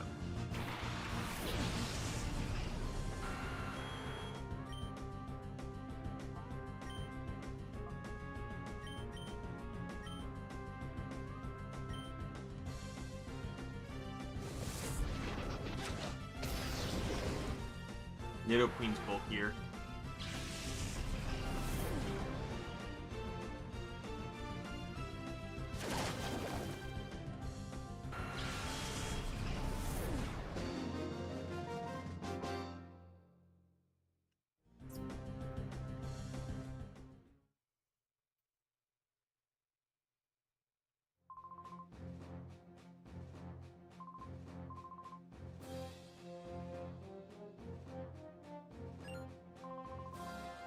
This area has the last of the gym leaders. And I think they count Wallace as a gym leader in this.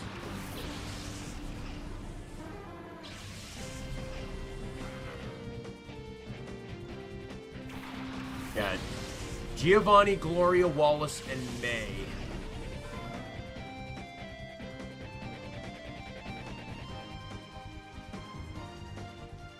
May is the area leader.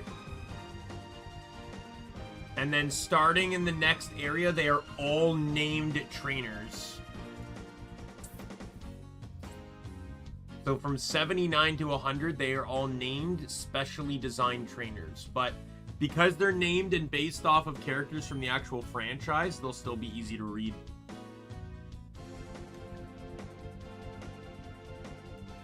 Alright, what do I got here? The bodybuilder, what should I risk locking into? Should I lock into close combat again and I can go for Sudowoodo?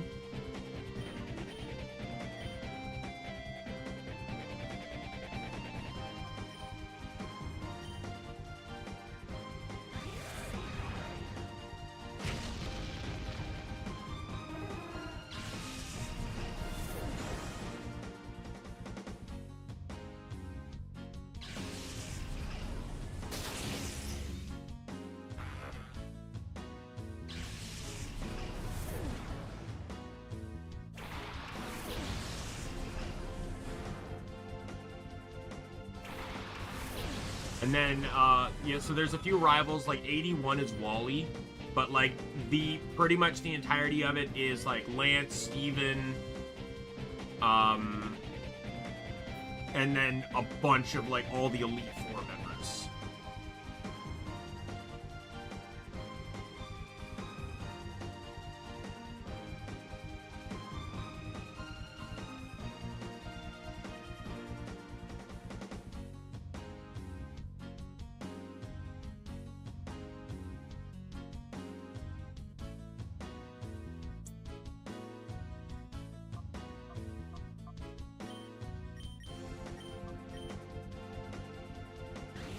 I'm so glad that fighting is such a universal trait. Like, I'd only be walled by ghosts, really.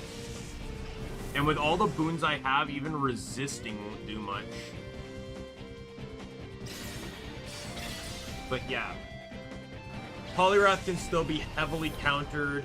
Especially if he, like, say his last Pokemon here was like a Gale Wing Scyther with Brave Bird, I'd be fucking dead.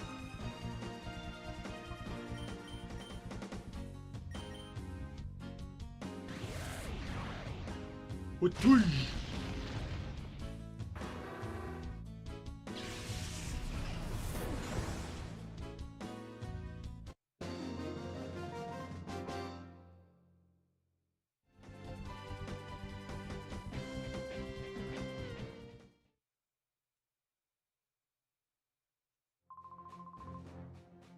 I think this is the next one. This is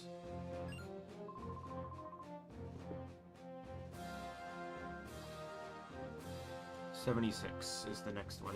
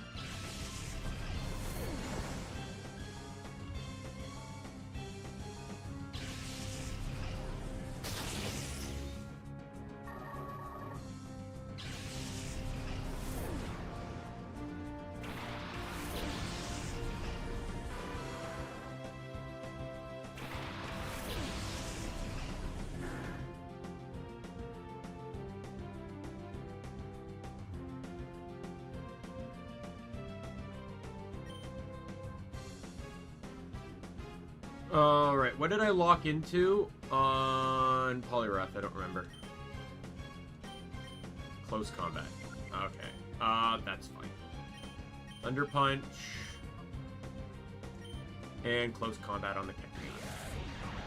Yeah, I am very thankful. So, basically, my mindset going forward when I was originally thinking choice band on Poliwrath is, oh, you know, let's just make a stronger Pokemon strong, right? Why? Why do you do that? Right? Basically, let's arguably state right now that Poliwrath in this situation is basically Galarian Darmanitan, right? With the ability with Guerrilla Tactics, right? Where it's just like it's basically already it's not pure power, it's not double attack, but it's like, okay, we have, okay, I can either increase my attack more, since I'm already locked in, or I can just boost my speed instead. Since my attack is already absurd in the first place. Yeah, the two most used items on Galarian Darmanitan are Choice Band for more damage, or Choice Scarf to get more speed, because Guerrilla Tactics is an ability-based choice band. So you're literally locked into a move at the cost of more damage. So why not just give it a choice item, right? This is the next one. She's T-posing again. Gloria. This is... Why is it Gym Leader Gloria? Am I misremembering this? This shouldn't be...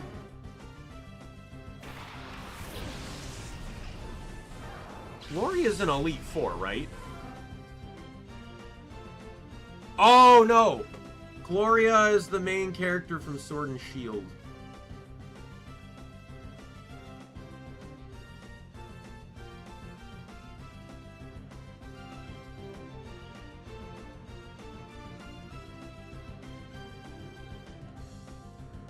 I was thinking Glacia, yeah. Gloria is based off of the Sword and Shield character, I think.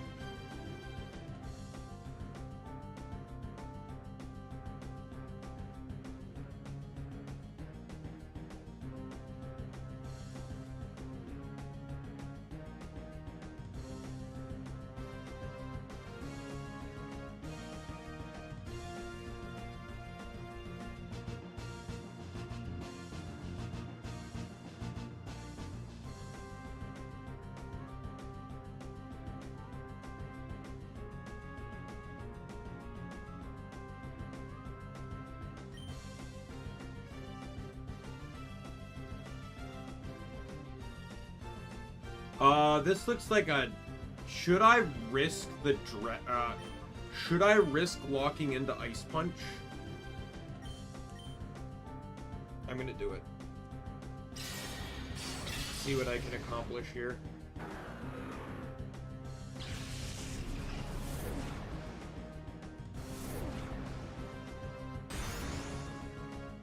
Like, I went to Bulbapedia and I searched Gloria, and Gloria only came up as the female protagonist from Sword and Shield, but unless this is supposed to be an anime reference, because it's quite clearly all dragon types. Is that supposed to be a shiny Gyarados? Like, because, like, canonically in the games, the player catches the shiny Gyarados. But in the anime, it's actually Lance that catches the red Gyarados. But, I don't know, if you want to keep doing this.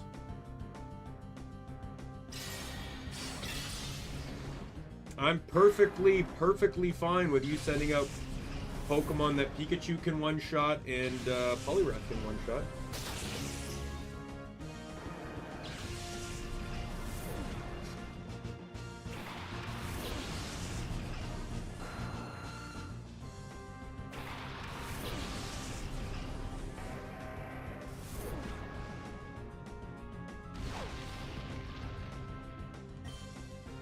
So, how do I do this? Because that Aggron's a problem.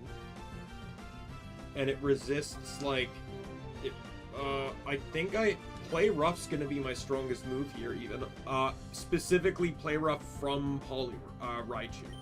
The technical strongest play is Close Combat from Poliwrath. I think. I don't know. It really depends on the calculations of the Close Combat's base power and stab of Poliwrath versus the Light Ball application on Raichu. But within my options, because I can't swap to Close Combat, we're going to Ice Punch.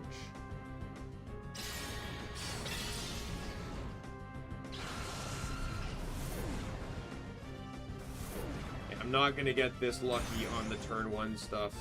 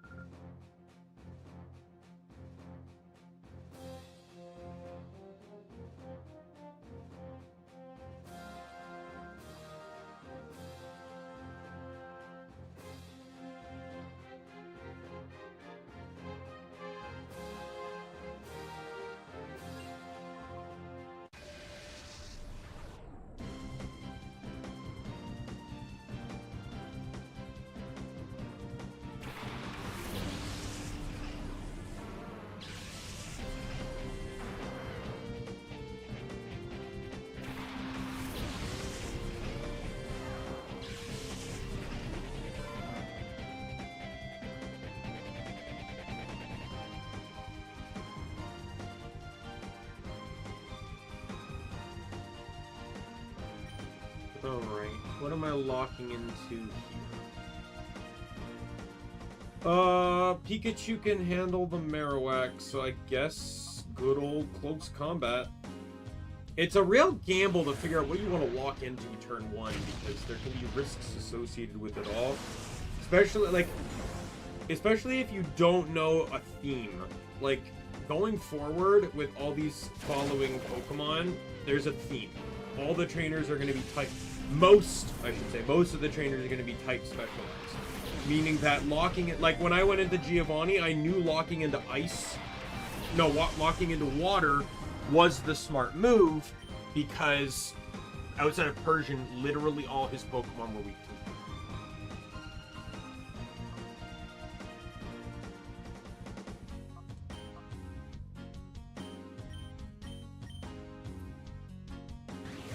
Actually, I did this backwards. It's still KO'd, but ideally I should have close combated the Umbreon, and I should have Thunder Punched the Golduck.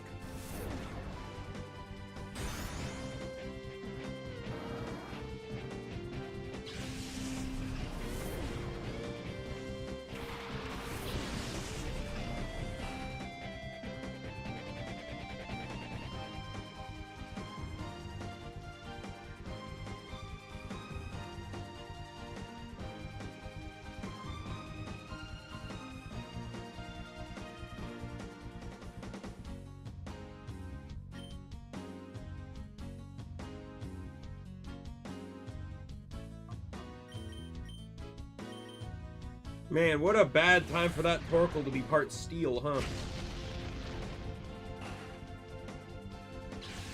Not gonna lie, though, one thing, you know what's one thing I really like, though? That a lot of the typings, I feel like really match, like, I could honestly sit down and develop lore reasons behind a lot of the typings to make them Orion variants. Not all of them, maybe, but most of them for sure. And a lot of them make sense within, like, Aggron being dragon can just make so much sense just as the Pokemon it is, right? But, like, one thing you could argue is that Aggron, Dragon-type Aggron, is the original prehistoric Aggron. The Rock-type Aggrons were ones that had to evolve away from their prehistoric nature.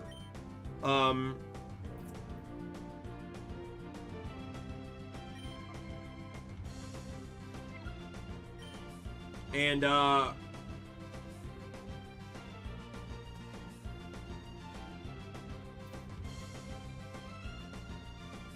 right, those that had to live more in like, you know, I just think, like, that makes sense. Like, Sunflora I've already explained many a time.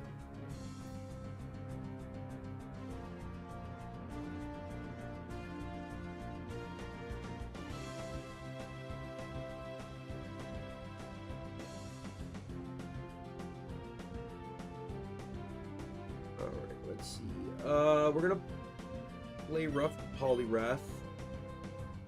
I cannot close combat you, so we're gonna go all in on the Crab Hammer. Up!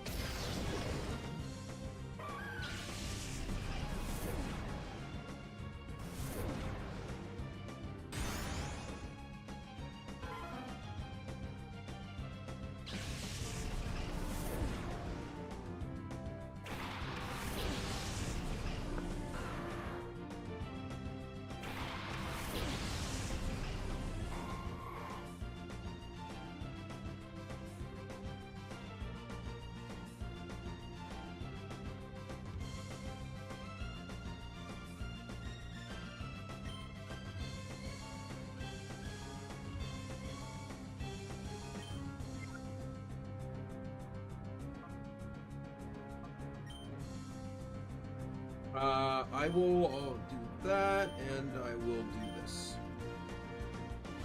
Crab Hammer was a very, very smart move to lock into, evidently.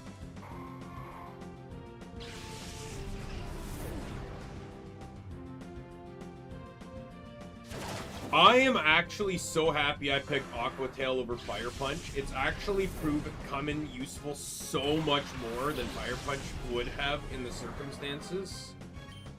Not to say there was a couple instances Fire Punch would have been better, but just like...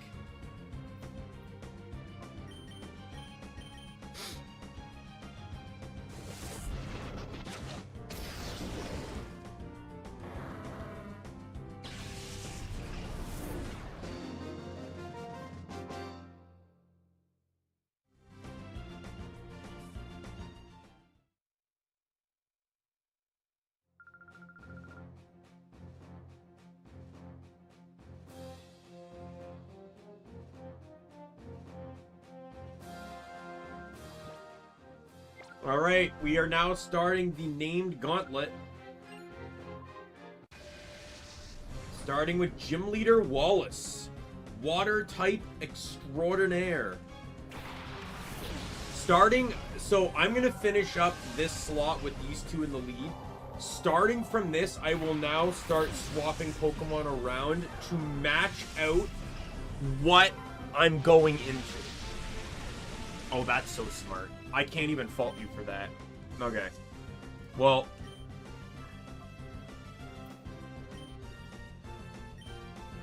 I think I'm just gonna... he's gonna have Ice types. I already know that, because that's just...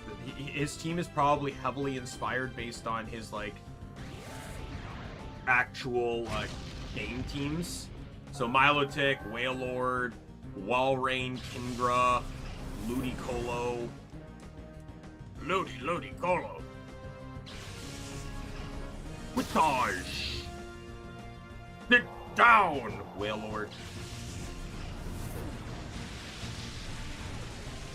You showed up, made it rain, and you died in the process. There's Ludicolo. Ludicolo. And, ooh, Sharpedo. I think that's a new one. That could actually outspeed me. I am just gonna Thunder Punch. That's the best move I have here. Oh, Swift Swim! Well, at least I resist that. Oh!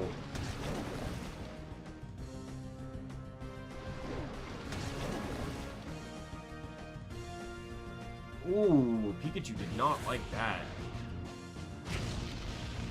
I completely forgot about weather. I remember I was talking about it earlier with that Jump Bluff's Chlorophyll at 55 almost outspeeding, thinking that would outspeed me, but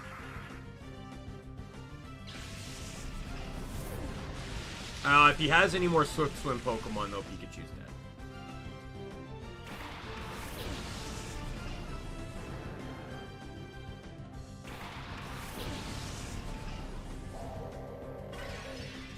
And he changes it to Hail. Alright, Swift Swim's out the window. And this was the... I forgot about Gyarados, but this is pretty much what... I knew what Walrein was coming.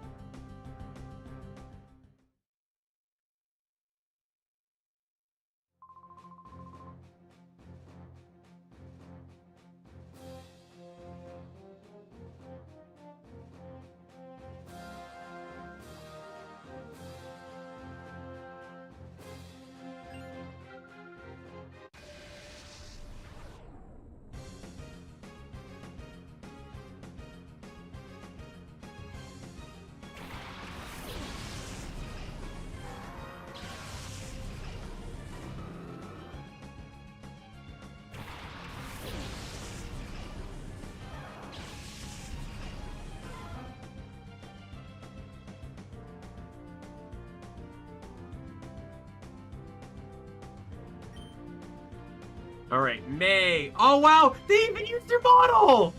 That's so cool that they actually used the models. Does that actually happen elsewhere? I gotta see. Like, based on who else we fight. So we have Silver, Chris.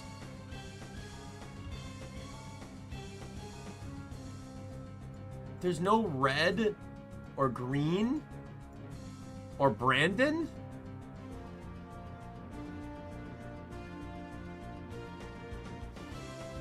That's kind of sad. That's so cool though that they used the May model that the game has.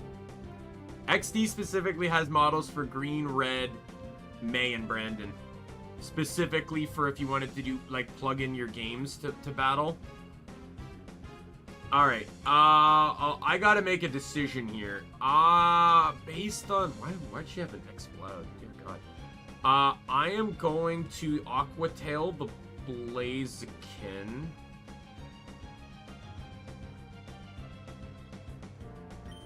And I'm going to close combat the Explode. That Blaziken could be faster than Pikachu, though.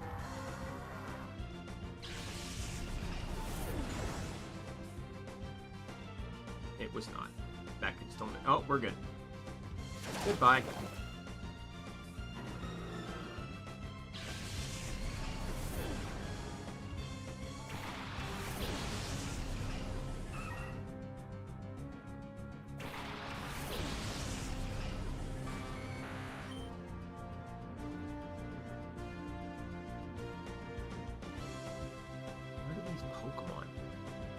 Okay, well, I will play Rough Raichu because close combat will at least do neutral to Swallow.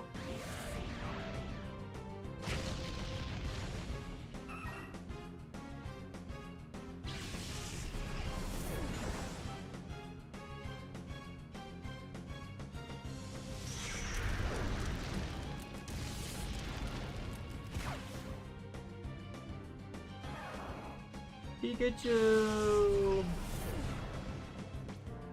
That I think I missed. And that was Flare Blitz, which I know Pikachu can also learn.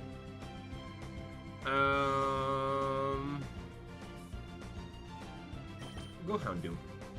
I'll pick a move to lock into. Blaziken's gone, so I'm assuming the fire type is out. Oh wow, she has a shiny balloon.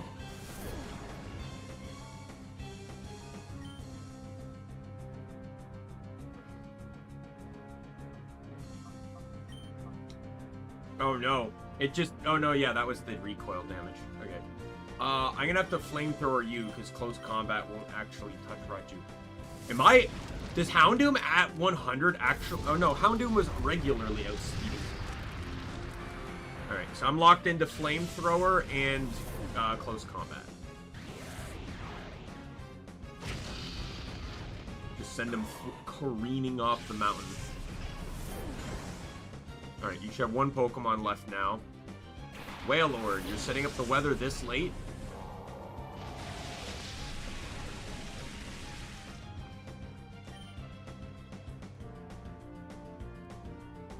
Alright, well I guess I'm flamethrowering in the rain, but it won't matter because Poliwrath would one-shot this thing anyways.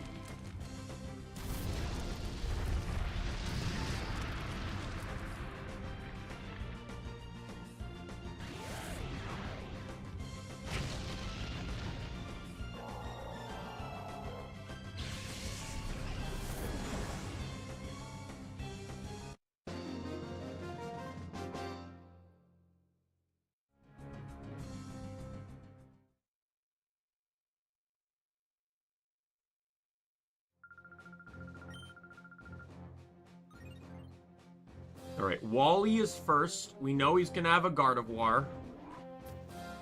And an Altaria, which are both fairy types. So leading with a Pokemon, I'll probably lead with Victory Bell for sure. You know what? We'll do Victory Bell, and we're gonna lead Victory Bell Magneton for Wally. I'm not gonna look at their Pokemon. I want to kind of keep this a mystery, but I will look at which trainers are coming. These first 3 are basic. Oh, green is in here. There's just no red. I bet you Stars and Super Pet probably is red in Brandon's models. So that's why they're not in here.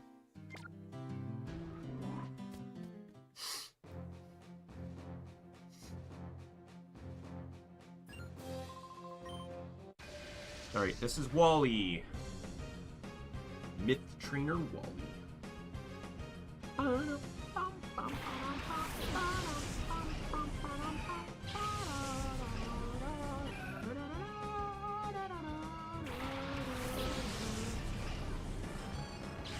I am going to... Obviously, I need the Nasty Plot, turn 1, and I'll Gunk Shot the Altaria to get rid of it. Alright, we are effectively about 5 hours into the stream. Almost. Though I think I did start just a little bit late, too. We could probably arguably say that, probably still half an hour before we actually started Mount Battle. Yeah. I had no fear about what Roselia was going to do, because both my Pokemon resist grass and poison in one way or another. Alright, we're going to Flamethrower the Roselia, and we're going to Gunk Shot the Gardevoir.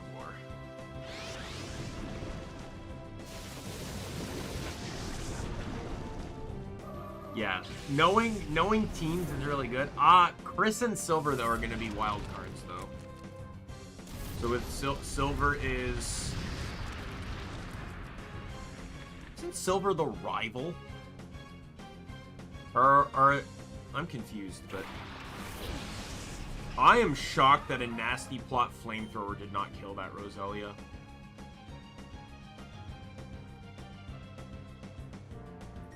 Alright, well, I'm gonna Flamethrower it again. And we're gonna... Well, I guess we can Power Whip just... Oh, fuck off! Oh, well, at least it doesn't have huge power.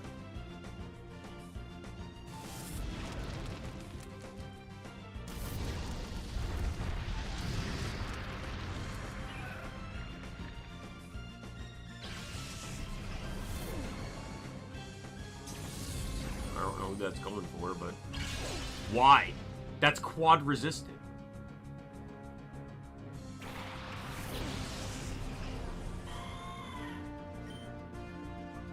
Flash Cannon, Delcatty, and we will Gunk Shot the Azumarill.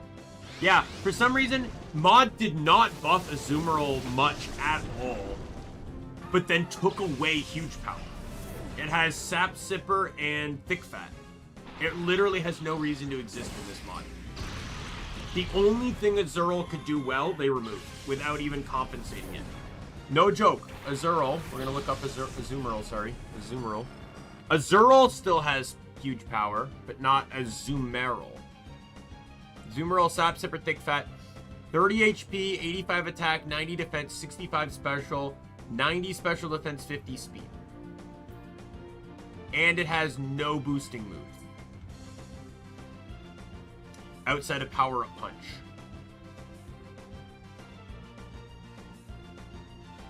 They legitimately did this guy dirty.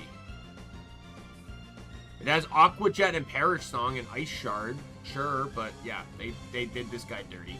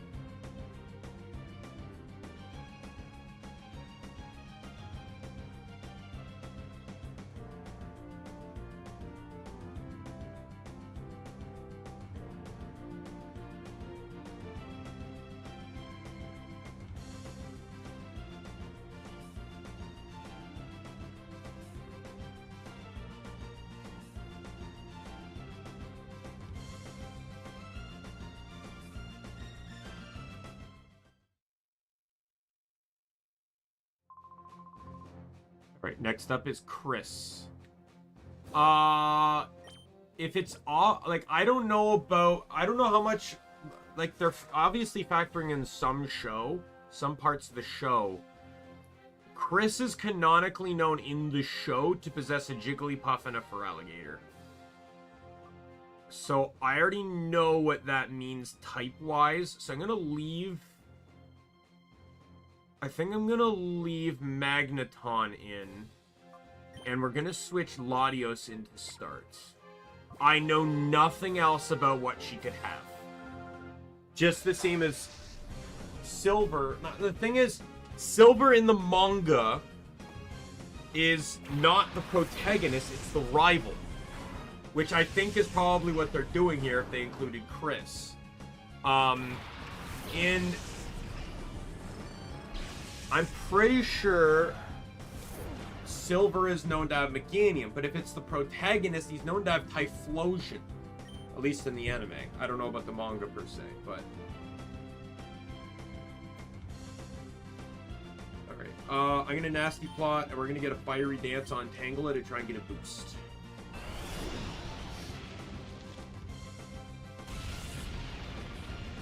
I did not get the boost.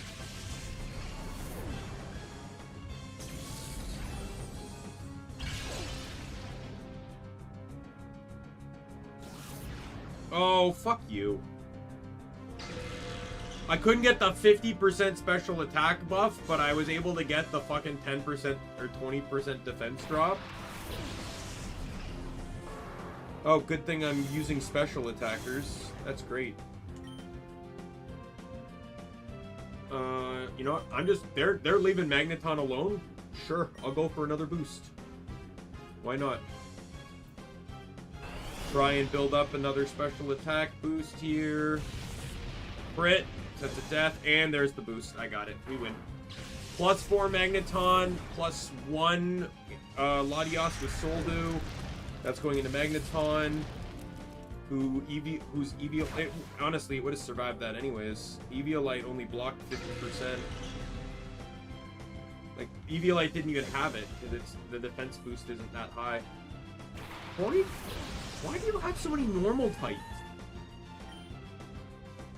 The last two better be Wigglytuff and Feraligatr, just saying, because that's what the anime has shown, but... Alright, well, Porygon's a defensive monster, so I'm gonna do that, and then I'm gonna Psychic the Tauros.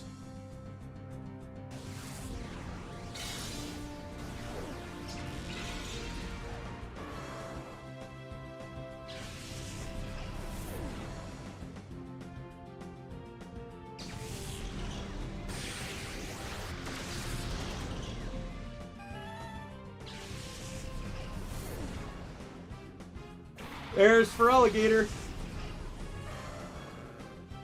And McGee. What the fuck? Whatever. Do I take the risk and see if... Yeah, we'll take the risk. It shouldn't. He says, hopefully. This is quad weak. Quad super effective, so you're dead. At +1 with a Soldu? Yeah. If you lived, I quit the entire mountain. Okay, it worked. So you have solar? No, I don't think it's solar power. I think it's all the fire types of solar power. What does Meganium have again? I forgot what Meganium's default ability is. Alright, next up is Silver. He's gonna have Typhlosion then if she had Meganium, so I think that's only fair that I lead with you. I'll lead with Latios too, because if they're going off the anime, his known Pokemon, like, we're referring to Jimmy here, but if it's also the rival, I don't know. Like, I don't know. The names are all confusing on how they paired shit together, so... Depending on what he sends out, will tell me... Okay, no, this is the rival.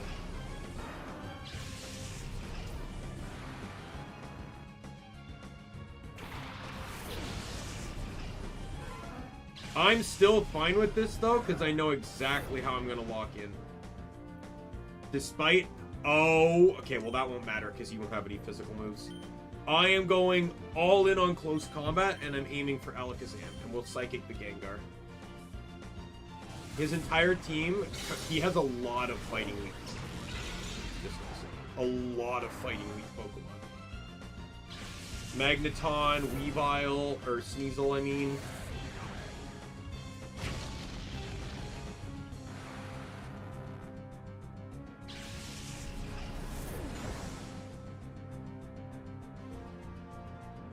Oh yeah, and Crobat too. Crobat's weak to Psychic. Magneton. Oh, what? You have Feraligatr too? What? Okay, well, that puts me in a tough spot because Feraligatr will die, but Crobat quad resists fighting, so I have to close combat Feraligatr. Besides, I don't know if Scarf Poliwrath will outspeed a level 91 Crobat.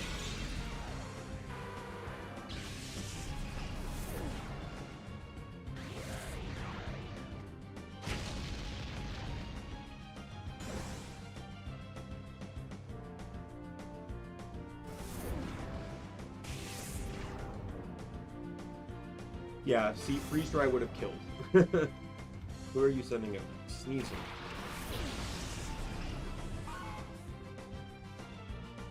You know what? There was a hint to this. So, Chris not having Typhlosion would mean that the main character, Gold, would have the Typhlosion, which would mean that he would have what you're weak to, which is Feraligatr.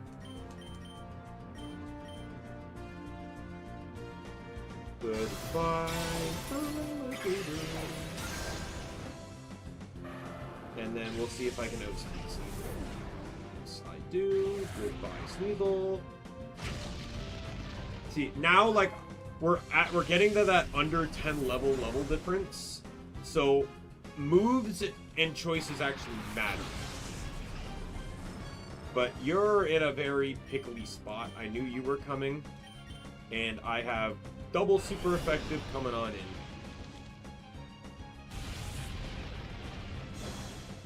Oh good, there's the special attack boost. Granted, that was the first time I used Fiery Dance this match.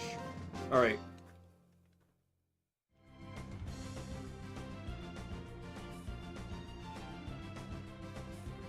Next up is Lorelei. So we know this one. Lorelei is an ice trainer that uses a lot of water types.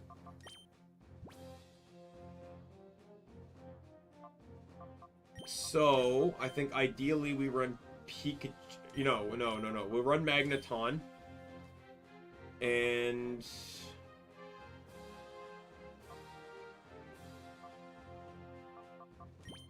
I think we'll run Poliwrath. I think this is a good set.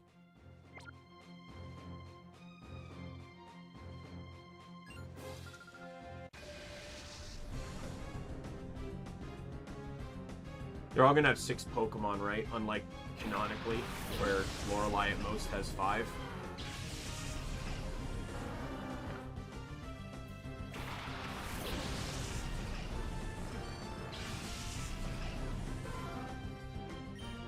Nasty plot, and we'll close combat to get rid of the Lapras. Jinx, and she has Jinx and Slowbro, which will resist that, but Magneton can handle them. Again, I don't know if she actually has Jinx or Slowbro. These teams, the mod maker specifically said these teams were specifically inspired by the trainers. Did you just Zen Headbutt my Steel type when the fighting type is on? You're still dumb.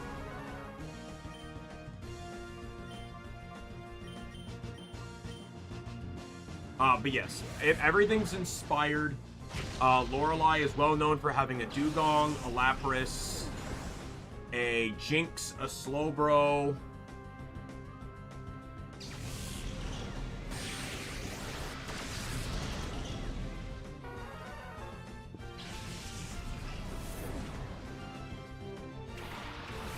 And I think that's the filler, because she's never shown to have more than 5 Pokemon. So they gave her a Alolan Sand Slash. Because she is a Kanto Kanto Elite Four member using the Alolan form of a Kanto Pokemon. And I didn't plan for Alolan Sand Slash, but Magneton led instead of Pikachu because of Flash Cannon.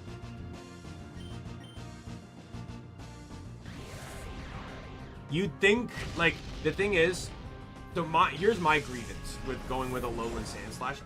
It makes sense as for why I just explained it so. Okay, that might one shot.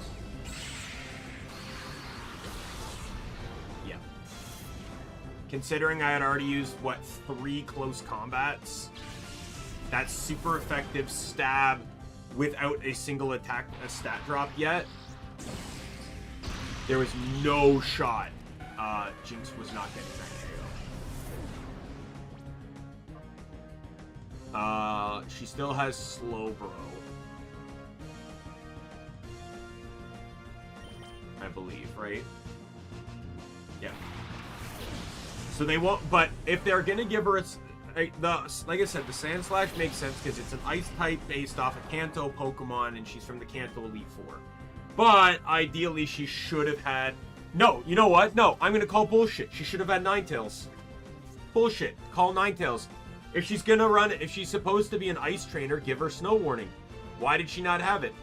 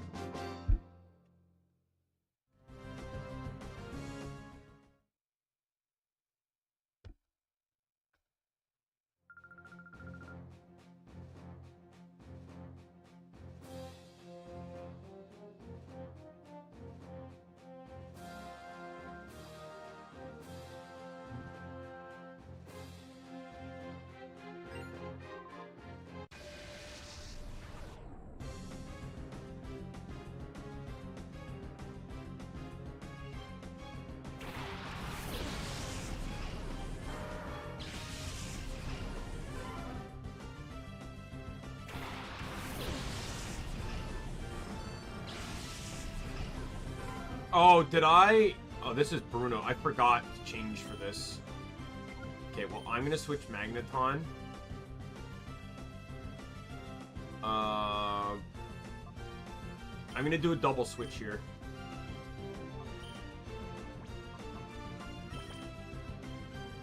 Risky play on the Pikachu switch in, because if that gets hit, it's not gonna be a fun day. It's Bruno. I should have been paying more attention for this.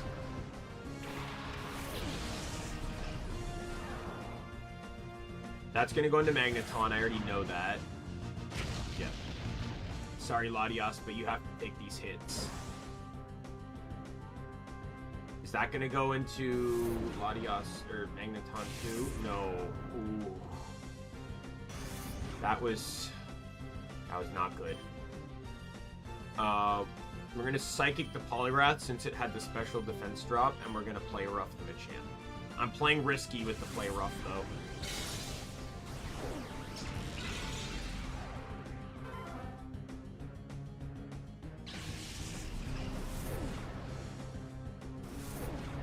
Yeah, I could have honestly Thunder Punched with the defense drop.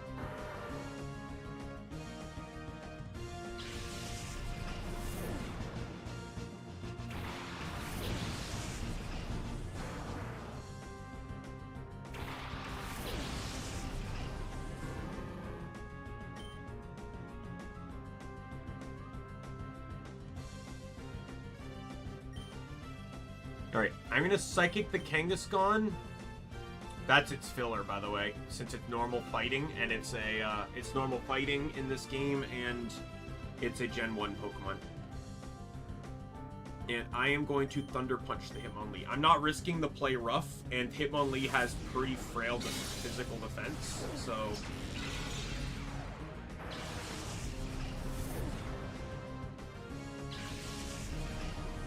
With how low my HP is I just don't want to risk the miss, because I know I won't survive what comes next.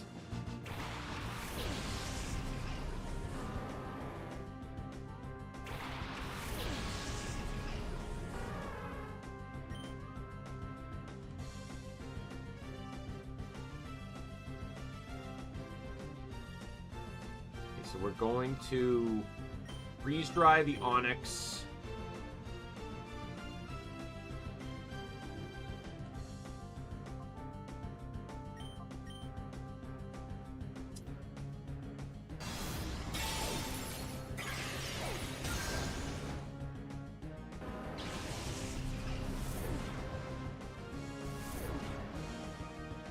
Hey, did he not have a Hitmontop?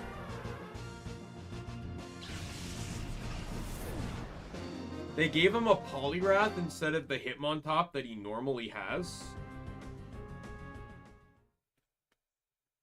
Like, I can understand they took out the second Onyx that he didn't need to have, but... next up is Agatha. Poison and Ghost. So here we're going to run... Latios and Houndoom. This is actually a set I've not used yet.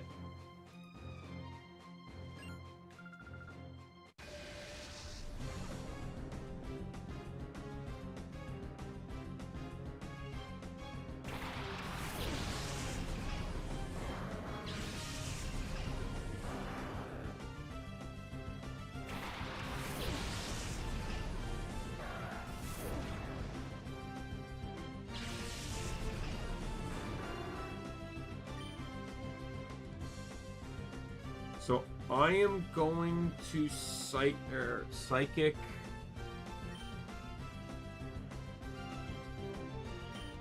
I think, believe it or not, despite going in on the Dark type, I think I'm going to lock... No, you know, I'll lock the Dark. I know she'll have a Gengar, which is weak to both.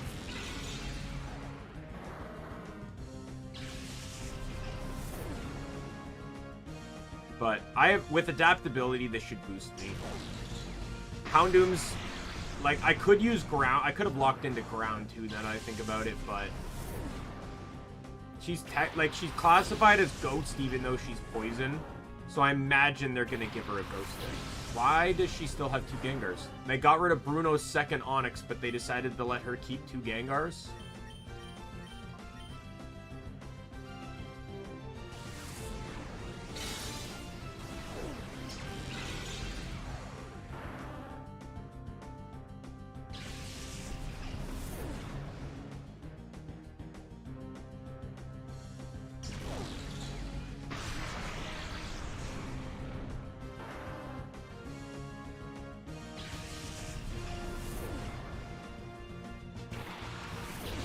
Yep, I knew it.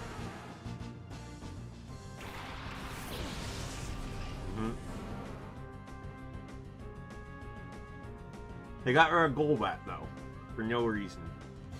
Favor a second Gengar, but fuck the Golbat, right?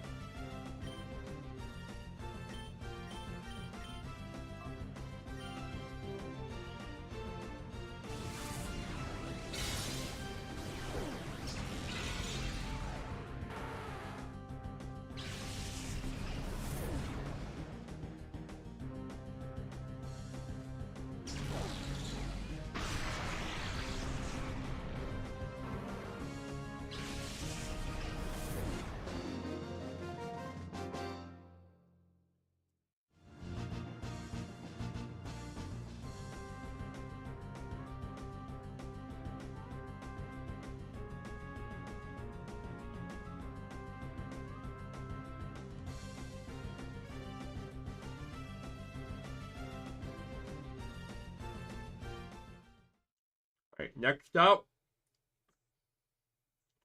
Why is Lance twice? Lance is next, but then he's also 93. What?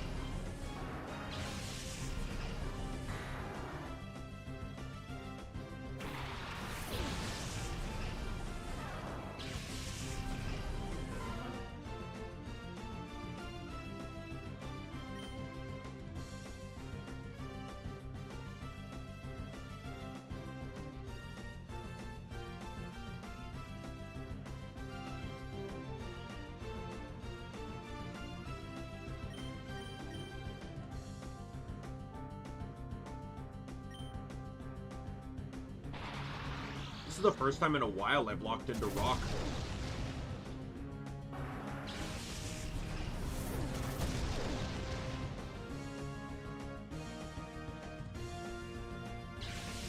Well, it's neutral.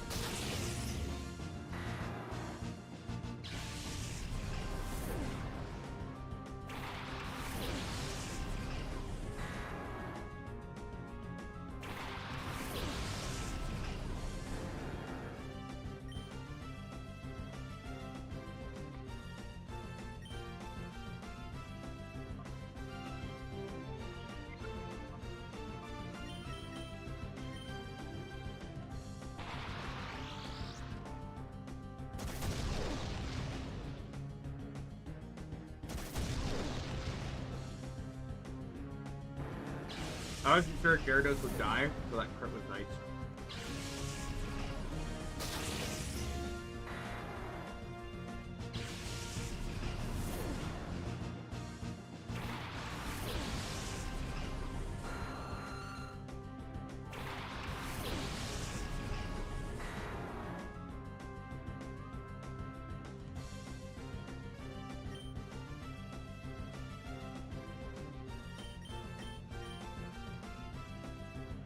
I finally got naturally outsped.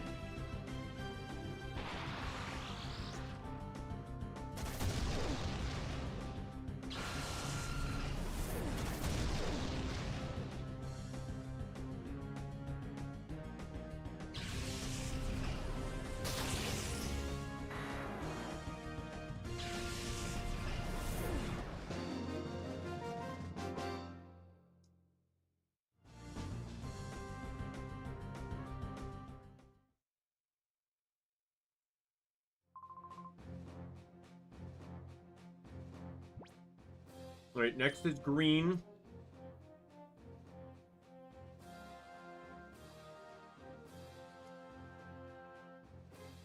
Another wild card one. Depending on franchise, green is either known to have Venusaur or Blastoise.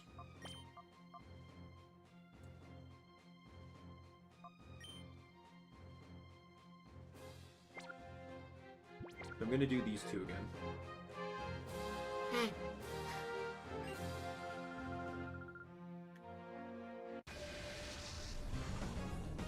Yep, they used your model.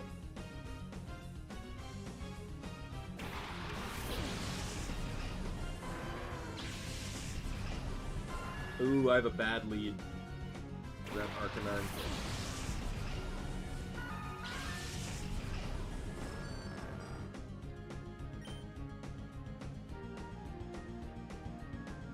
I don't know if I'm outspeeding.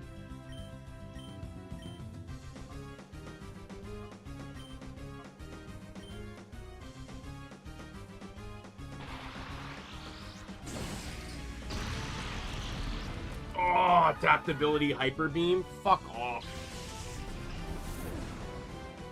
Really? Both of them? Well, that outspeeding Magneton makes sense, but...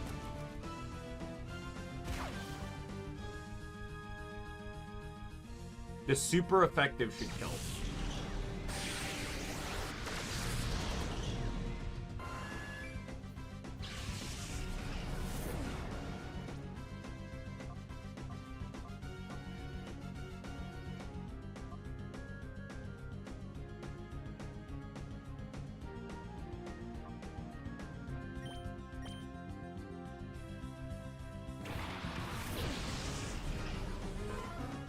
To be honest, this one I didn't really know what to expect from the team.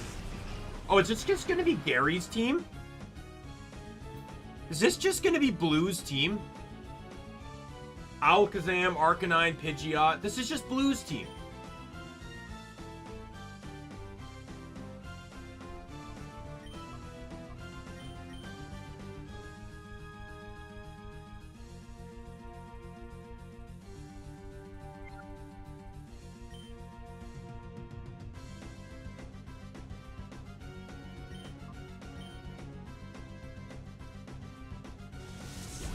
I don't like it. Of course it crit. Of course it crit. Because why the fuck not? There goes Matt. I've officially lost half my team now.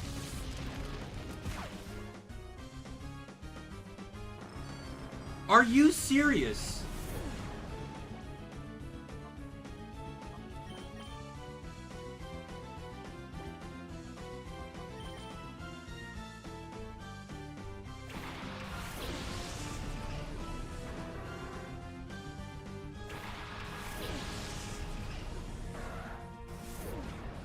This is the last wild card trainer next to Stars and Super Pep. Those two, I literally have no idea what they could have.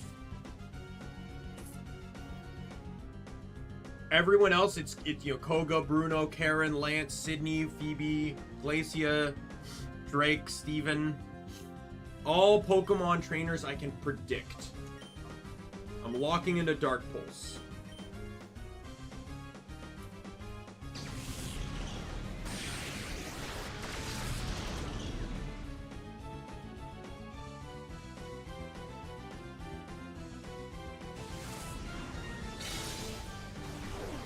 Die.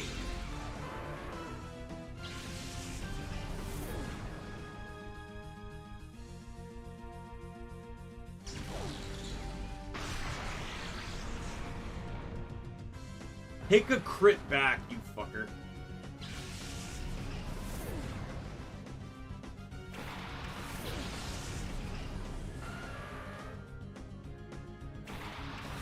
I was right on the Blastoise. I said it was going to be either Blastoise or Venusaur, because sometimes they pair Venusaur with her because she's green, but in the manga she had Blastoise. Despite their names, I don't know why it ended up getting changed around somehow, but in the manga, green had Blastoise, blue had Charizard, and red had Venusaur.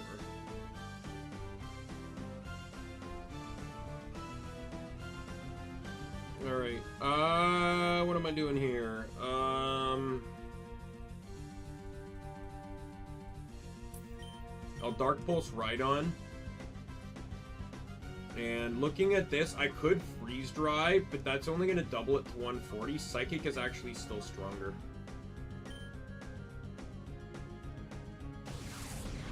I knew there wouldn't be a challenge in this until the last 2 rounds. I knew that going in. 100%. Okay, so Houndoom's probably going to kill Rhydon because it has low special defense. Yep. Now, Houndoom's going down. What? Never mind. Like, I know it's going to Latios, but Latios isn't going to die from that. Latios is so fucking tanky, you're not doing shit, especially on the special side.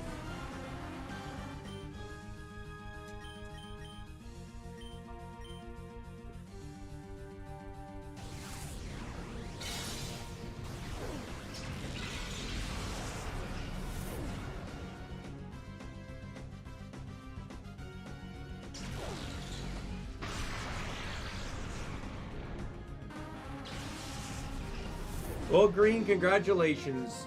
You did the absolute best out of pretty much everyone. Oh, yeah, you know what? It was basically Blue's team. I'm looking at this now, and it's like Lorelei, Bruno, Agatha, Lance, Green. So it's the Elite Four, the Kanto Elite Four, then Kanto Champ. And then it's Johto Elite Fours, then Champ. Then Hoenn Elite Fours, then Champ. Okay, so next up is Will. So we're going to lead with Houndoom.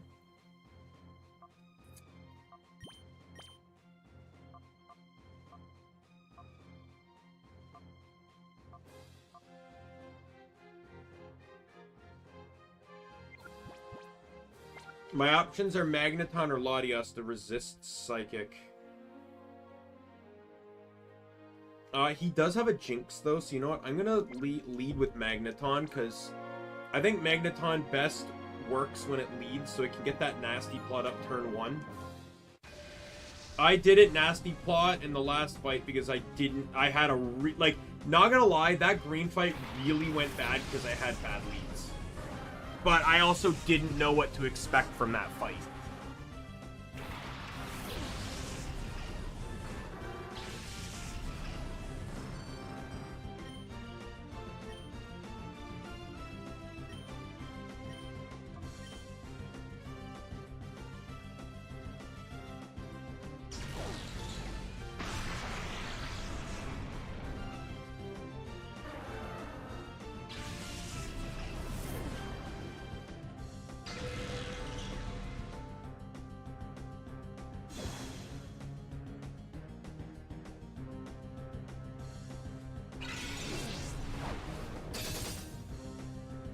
I had to pick, and Slowbro was the greater threat.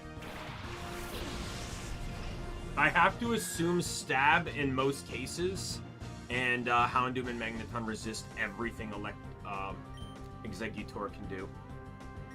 Houndoom's the only one that can compete with Espeon speed, so now I will Flamethrower the Exeggutor.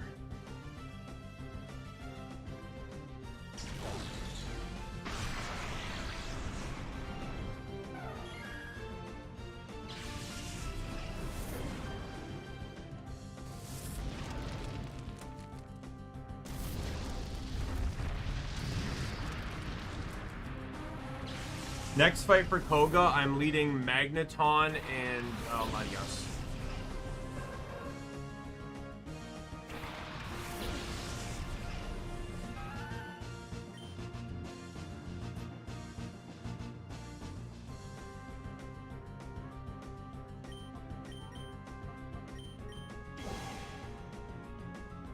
Too bad it doesn't block the move. Good luck using that speed boost in the grave.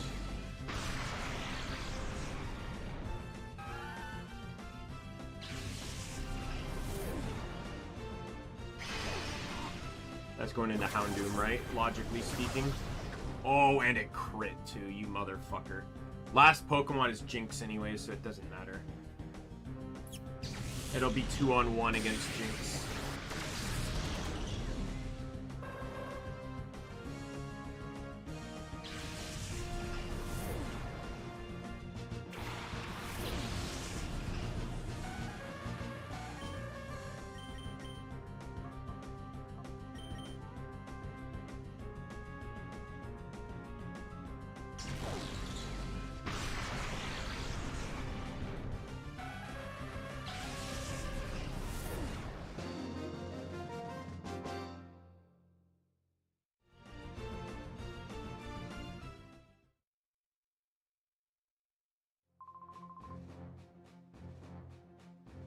Like I said, I'm running Magneton and Latios for this one.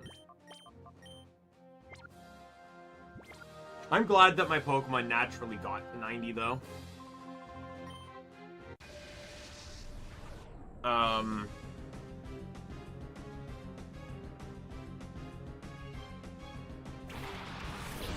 Drill and Venomoth. He's poison, but I was expecting Bug, which is why I led with what I did. They both have strong matchup against bug types, and also one's good against bug like that. I'm gonna use that there. I'm gonna nasty plot. I honestly would say Beedrill's the bigger threat, but I need to ensure that Latios takes out Venomoth.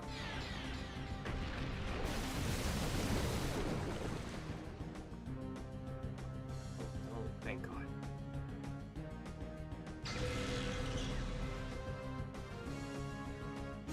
Alright, what are we dealing with on the next one here? Fortress.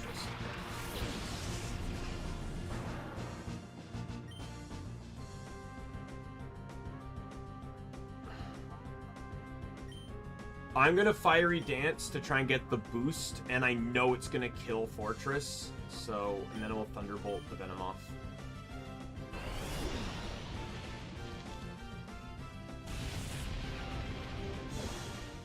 Oh, and I got it. He's dead.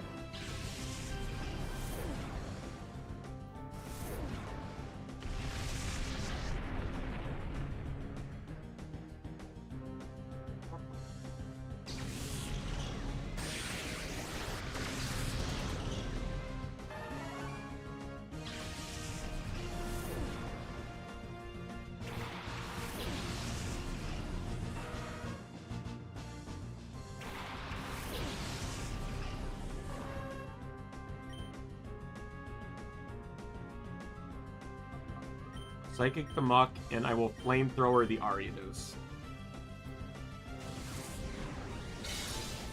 Muck is not living this. All I need is one Fiery Dance boost on Latios, and I win.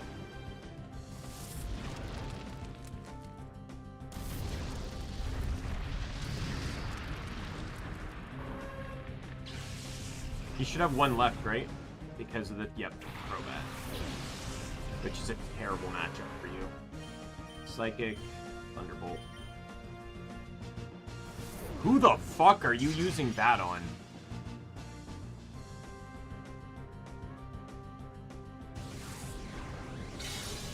I'm gonna use a grass move on one of the two Pokemon that both resisted.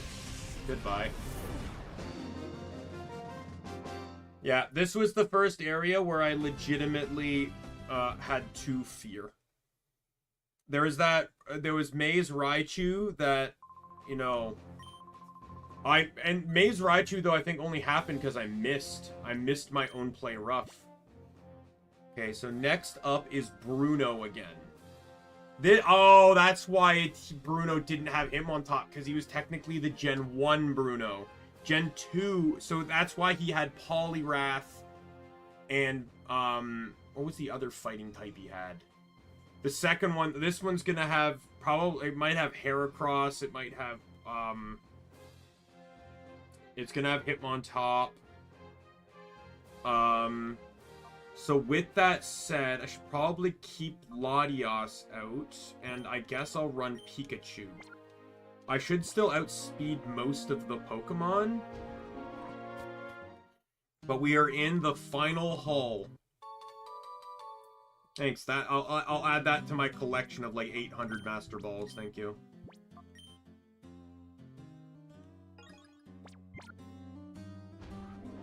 I can't tell if this is hard or not. Like, yes, the AI is better, but in the base game, there are either, like, really weird set teams or just crazy Pokemon combinations that, like, you couldn't really predict for. Some of these people straight up had, like, Groudons and Kyogres and stuff. Yeah, there's Hitmontop. And it's going to have Intimidate, too, which I just realized is going to be bad for Raichu, but... Alright. Oh, it doesn't have Intimidate. Okay.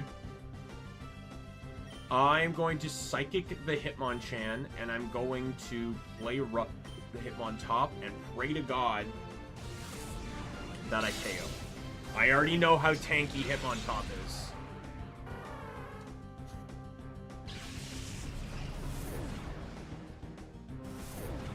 But Raichu's stronger, or Raichu the Pikachu is stronger. There we go. The champ.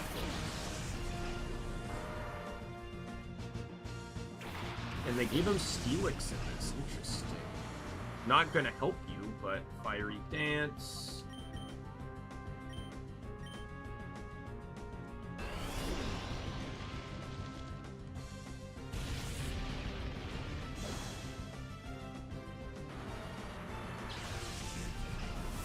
And I just got a boost.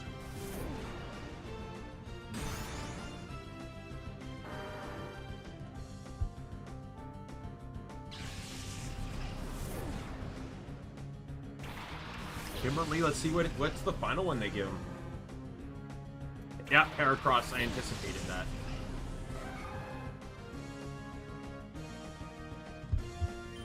I'm happy because I get to use my rarely used Aeroblast just for fun. Watch it miss on that 5%.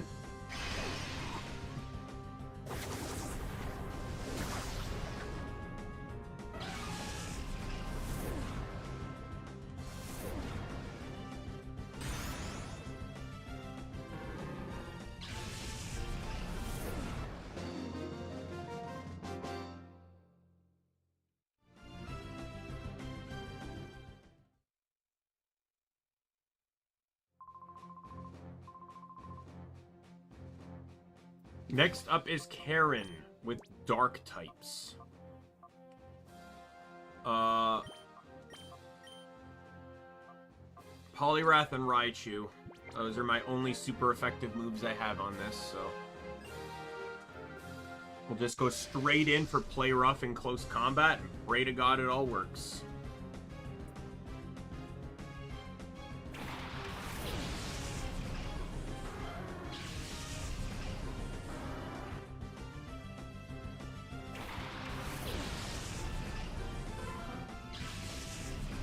You know, I'm actually nervous because it's like I legitimately like I still have some levels on these guys, but just like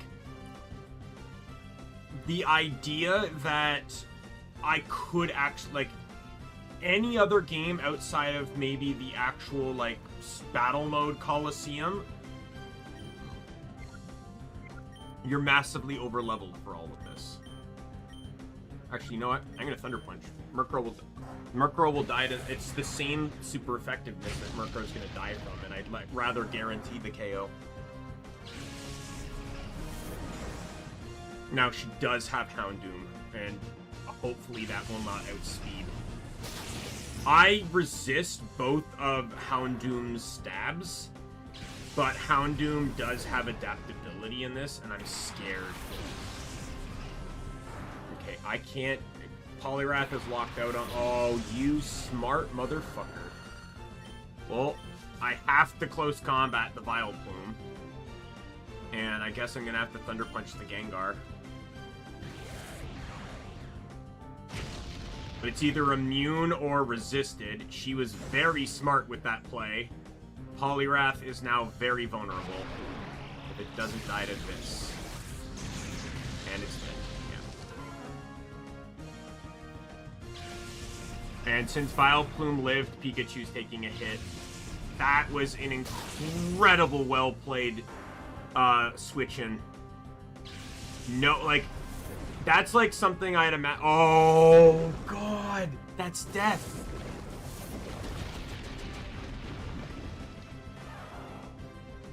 I went in with like the best lead I had and she still managed to beat me on it. You smart motherfucker.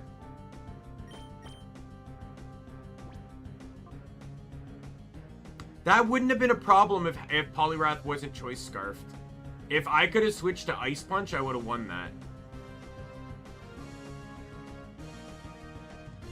I have to use these two because she still has Houndoom. I don't know what her last Pokemon is, but Houndoom, both of them are weak to Houndoom. Yep, there's Houndoom. I'm gonna... Hopefully she won't send out a Flyer or a Levitate.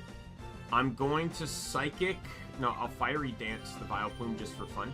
And I'm gonna Earth Power the Houndoom because it's the only thing I have that will do anything to it. Houndoom resists its own stabs, so... Oh, and there's the boost.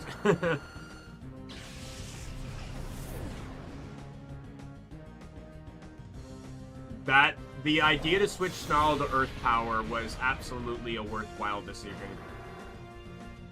It's come up importantly a few times.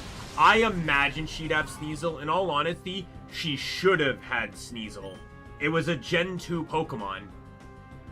There's no reason she couldn't, like, I guess maybe because your rival had it, but who the fuck cares?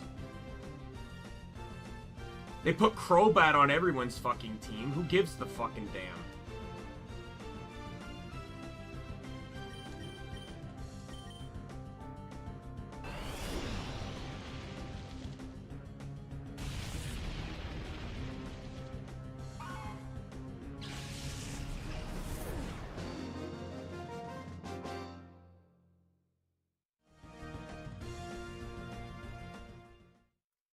Bravo, Karen, for that switch. If that switch only mattered because my Poliwrath was scarfed.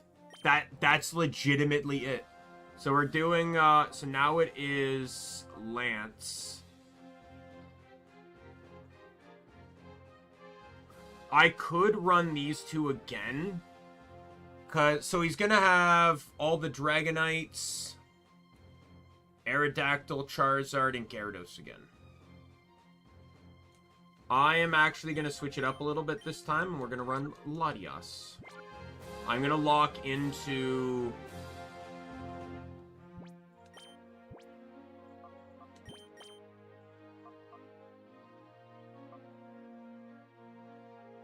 Do I lock into Rock Slide again is the question, because all his Pokemon are weak to Rock. I'll do it. I'll lock in. Probably might be the last time I use Rock Slide in this whole thing, so...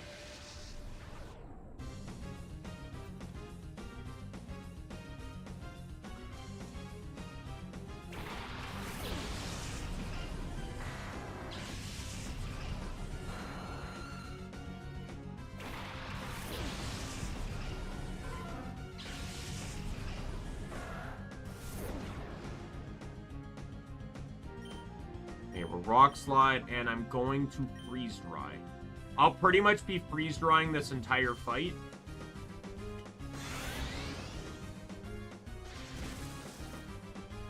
I don't like that you're faster.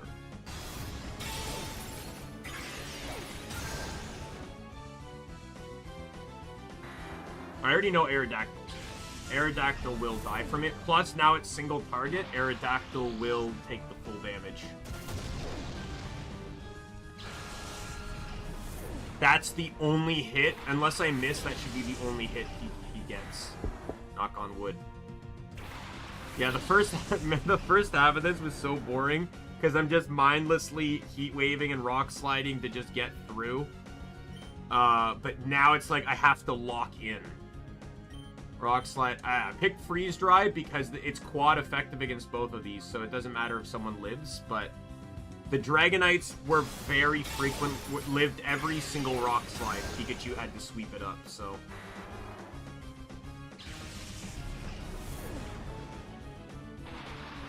In all honesty, I probably could have run Pikachu for this. Oh, wow, Gyarados lived. Oh, but he flinched! He flinched! Oh, he flinched! Oh, what a sad day!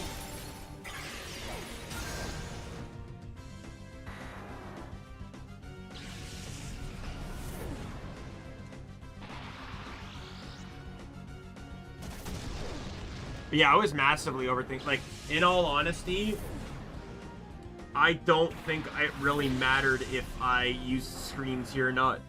I honestly think Banette probably would have just been a waste of space on the team. Or Alolan Ninetales. Rock Slide, and we will Psychic, I guess. Psychic will kill, so. This is the only Pokemon not weak to Freeze Dry, so. Oh, it will not kill. Interesting. But that should if it hits. This... That flinch on Gyarados was huge. That was his only opportunity to attack me, and he couldn't. Well, no, actually, his Aerodactyl hit me. That's right. All right, we're on to the Gen 3 Elite Four, starting with Sydney. Sydney is dark through and through.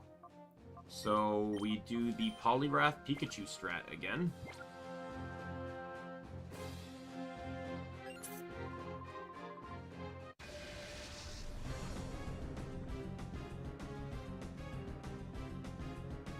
And then Eevee after this Ghost. So Houndoom's finally... Houndoom's not had a whole lot of time to shine through this.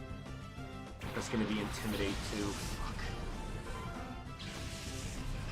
I don't like you.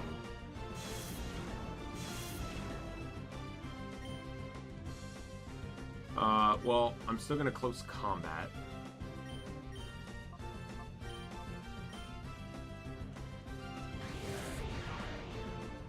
Thankfully, these guys have the power boosts that should allow them to just one-shot everything. None of his team are specifically defensive. And my guess is because between Emerald and Ruby and Sapphire, he had one Pokemon difference, they're probably just going to give him that one Pokemon just to cover, to mix it. He had, in one he had... Shiftry, in one he had, what was it, he had Sharpedo, and the other he had Croconaw. So they'll probably just give them both. I have to close combat you, because Absol is now Fairy. Absol being Fairy type, by the way, makes so much sense. It Mega should have at least been Fairy. Just because Fairy represents sort of a magical element, which makes so much sense within Absol's nature of being able to detect disasters.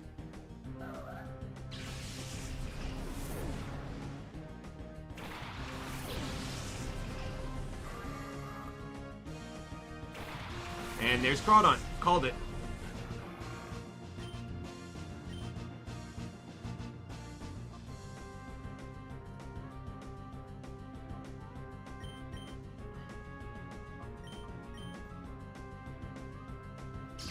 Oh, who? Okay, well, yeah, I resist Dark on both these guys, so I don't think it really would have mattered, but smart move. You're the first to try that.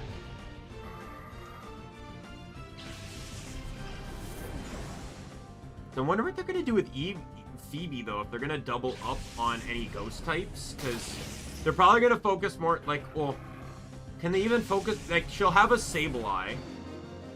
And she'll have a Dusclops and a Banette. Like, that's all guaranteed. But what are they gonna do for the rest of her team? Are they just gonna double her up on Dusclops and Banette again? And then what are they gonna do for the 6th Pokemon? It's gonna have to be Gengar or Misdreavus, right? But anyways, we have Houndoom. This is the... Oh, no. Houndoom and Victory Bell. Victory Bell has Night Slash. Alright. Come on, Phoebe. I'm sad that Phoebe wasn't in the Sun and Moon games, nor in the Sun and Moon anime. Because she's... Based on, like, in all honesty, she could have easily been themed around, like... She could have also showed up, like, she could have been at the graveyard, and she could have also showed up to congratulate the player on beating the Ghost Trial, too. You know what? I think she should have replaced Grimsley. And she could have given you the Sharpedo Pager as a reward for beating the Ghost Trial, which she, you know... I think it would have made more sense. You. Alright, well, that Banette is only weak to Dark, which is what I'm locking into anyways. So I'm gonna use that there. Shedinja is a very creative pick. I will give them that. That was not something I anticipated. However, it is slow as fucking molasses. Are you kidding me?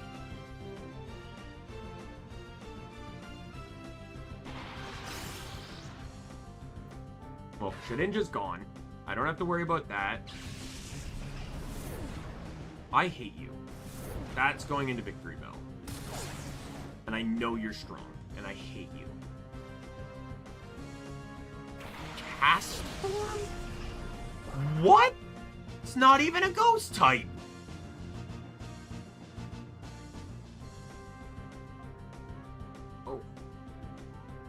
Okay, well, I can't hit that for super effective, so I guess I'll just Power Whip.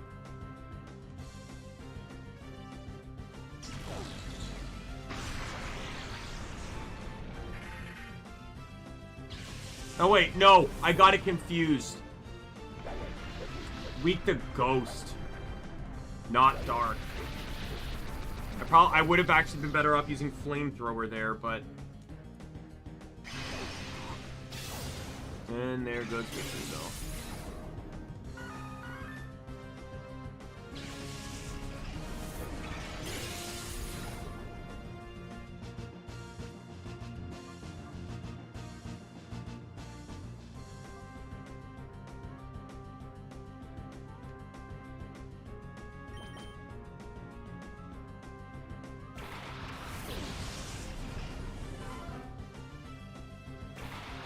Oh no, like double her up on Banette.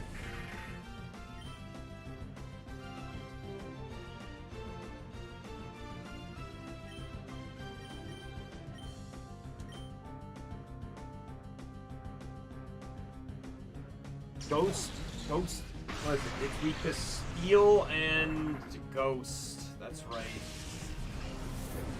For some reason, I was thinking you'd be weak to Dark. You know what I confused it with? I confused it with normal, I think normal Ghost was what I confused it with.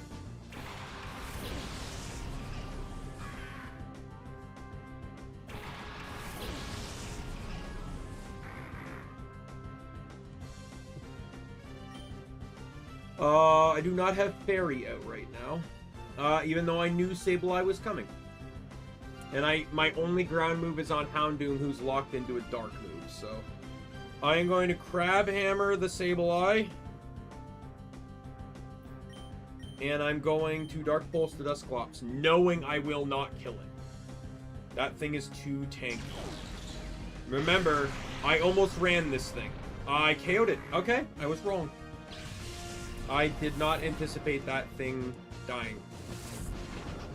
I almost ran Eviolite Dusclops. The only thing that stopped me was that,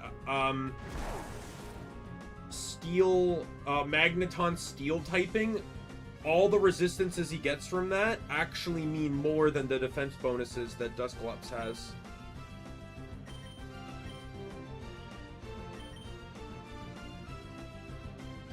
Alright, Phoebe's down. Glacia's next, which means, I don't know how they're going to change her team around. Obviously, there's going to be a Whalewren, there's going to be a Glalie.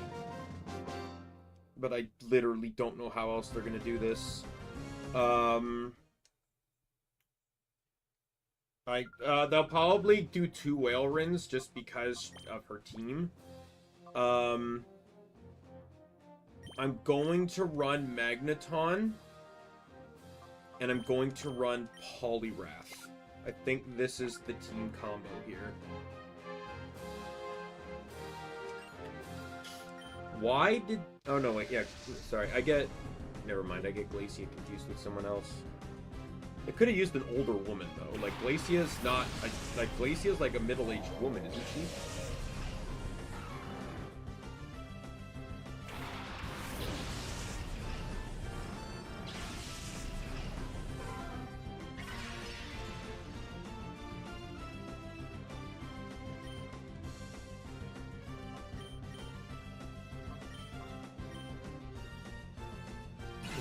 Why are you faster?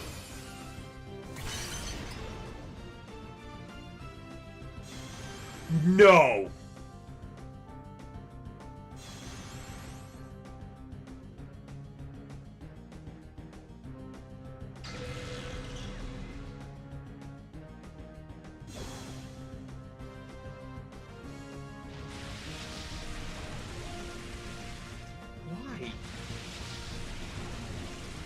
Glalie went first. I just realized Glalie went first because of Slush Rush, and you literally got rid of it for no reason.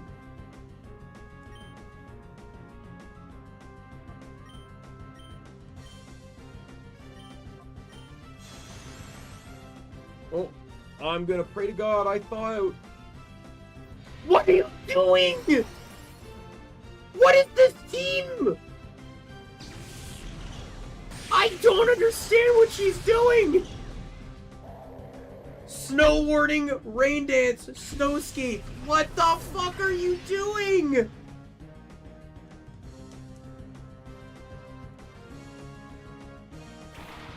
Now, oh my god, Drizzle! What are you doing? What are you doing? You're so dumb! I swear to God! I swear to God! Oh my God! What the hell is this? What the hell is this? What the... What the hell is this?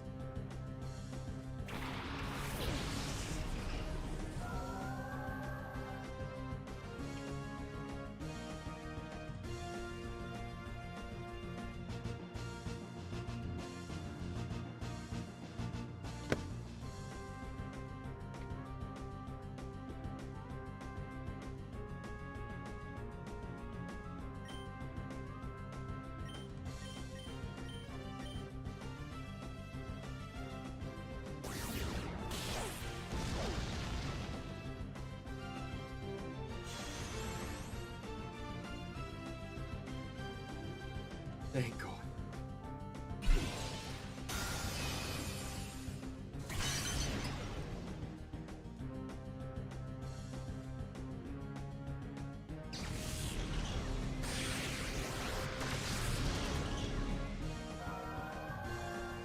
I could just as easily flamethrower my Poliwrath and Unthought, but I'm really hoping to God Poliwrath will,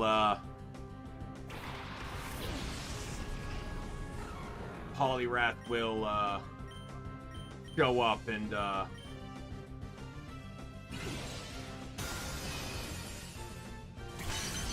She removed any ounce of strategy she had. 100%. Except for maybe Milo. What is Milotic's ability?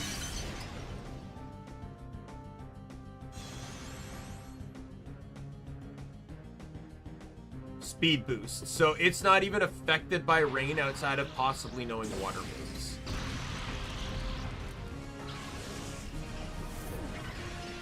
I know he's so upset that Poliwrath is doing nothing in this fight.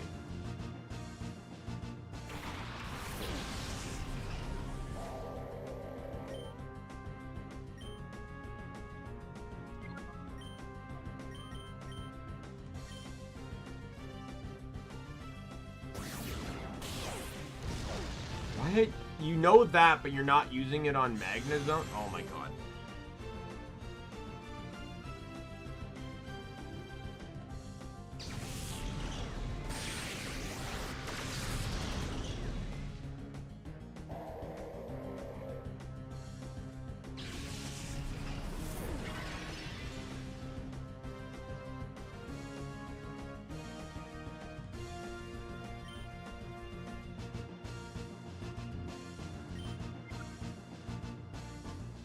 Well, I at least appreciate Poliwrath being the punching bag, even though this guy has Aura Sphere and there's a Steel type. Oh, now you do it.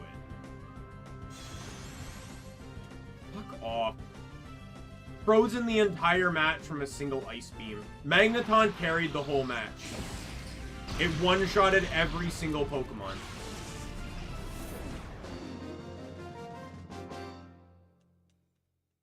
But you know what? I'm going to take that because they could have killed Magneton way sooner. And on top of that, that was fucking hilarious. I cannot believe that. That's getting clipped. I wrote it down. I'm clipping that. There's no shot I'm not clipping that. Alright, next up is Drake.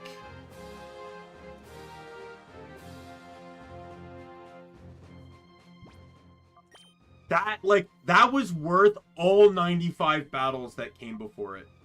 That was worth the over 5 hours it's taken to get to this. I'm running you, and I think I'm gonna run Poliwrath. I have Raichu in the back.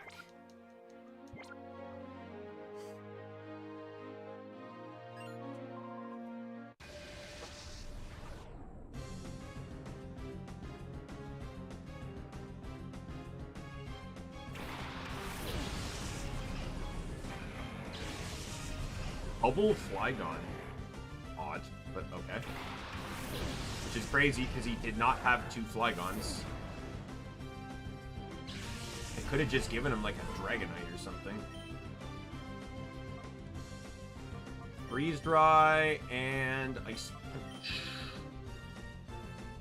Am I gonna outspeed Flygons though? Flygon's pretty fast. Is my choice scarf going to allow me to outspeed? Yes, it is. 1-2, kabloom! Next time, don't lead with two of the exact same Pokemon. Is that going to be Intimidate or Hustle? Why?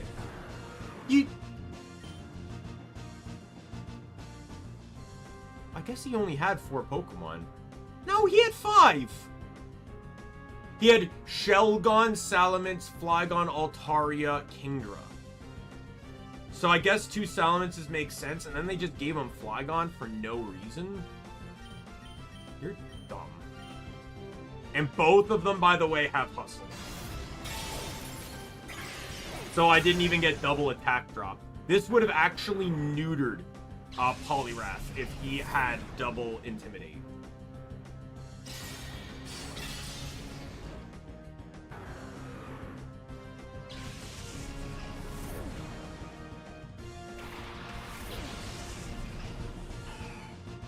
Altaria and... Oh, Kecleon. What? You're not even going to have a Kingdra. They pointlessly double you up to not have Kingdra, even though Kingdra would have actually been perfect for this because it's not weak to ice. Now, granted, I'm spamming Freeze Dry this entire time, but...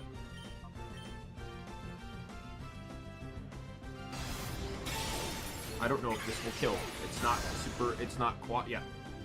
Altaria, you're the only one that got to live. But the thing was, I had to punch Kecleon, because Kecleon's special defense, it would not have killed Kecleon anymore. Oh, okay. Sure. Keep in mind, that's what you did on a crit.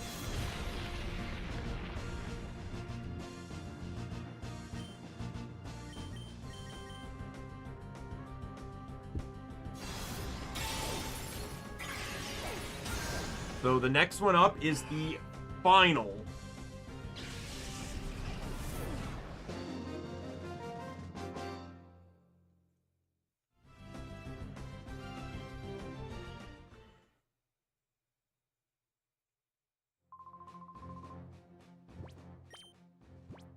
The funny thing is, Poliwrath has literally the best moveset for handling Steven, but he's scarfed. So I legitimately have to pick one move. I'm still leaving him, but I have to pick one move because Steven uses a lot of steel and rock and ground types.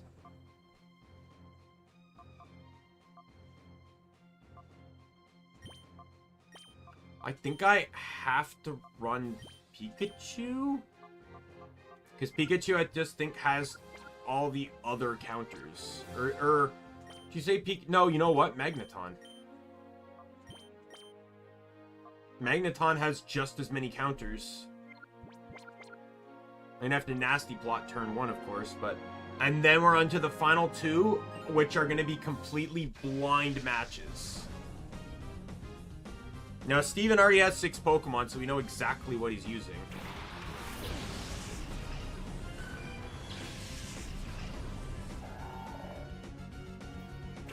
So, I am actually going to use, believe it or not, I'm going to use Crab Hammer on... I'm going to lock into Crab Hammer on Poliwrath.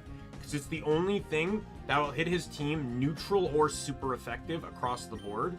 I am going to... Oh, shit. I think I'm going to have to risk not Nasty Plotting here. Because I have to take... That Skarmory is going to kill Poliwrath if I do not. It's gonna be faster than Magneton, so...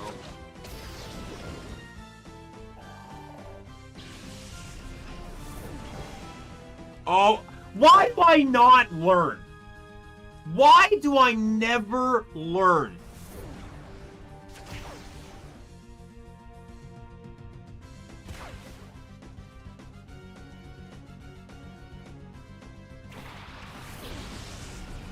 I also forgot that Aggron changes types. Okay, Poliwrath is dying here. Like, that's happening. Additionally, I buffed Skarmory's speed, so Magneton's not going... So I'm just going to Nasty Plot, and then pray to whatever god. I'm going to go before Skarmory, so maybe I can pray that Aggron won't kill me, but I doubt it. I didn't even kill Skarmory, so it doesn't matter. But hopefully it can die from Brave Bird, which it will not, because that's not enough damage.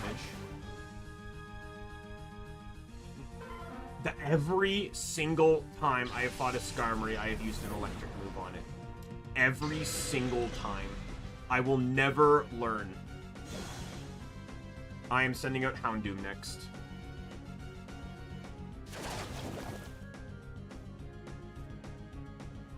It may know,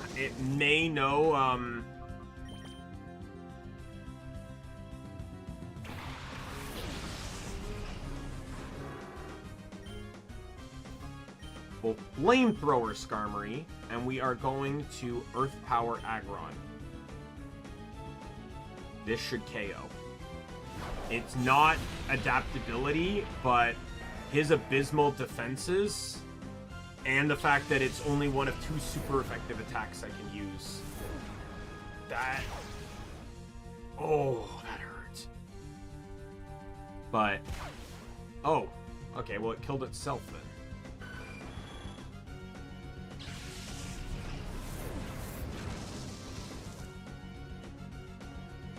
then. Metagross, and he still has Armaldo and Cradilly.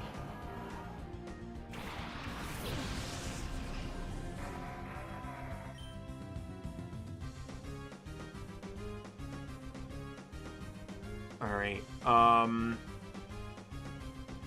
I'm using Earth Power on Metagross. I don't know if it's going to kill, but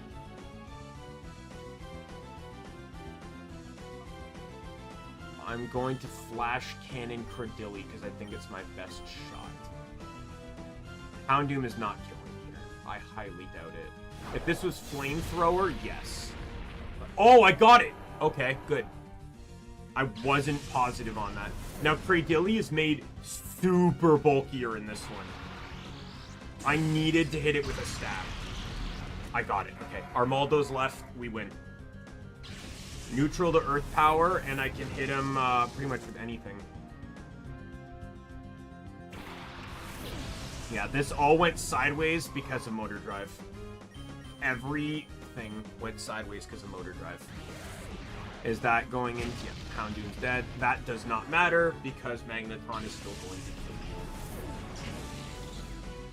And you're also Life Orb too. Interesting. Well, I hope you didn't have Sturdy.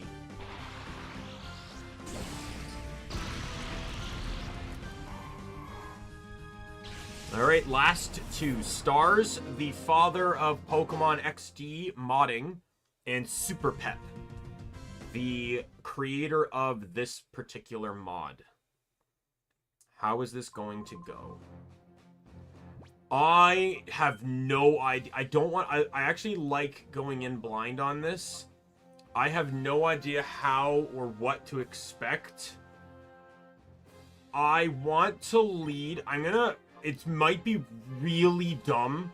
I'm gonna lead these two. I'm not going to lead those two. I'm going to lead Pikachu and Latias. I realize that if Pikachu is best when it doesn't have to switch in. But Magneton needs to boost turn 1, which it cannot do.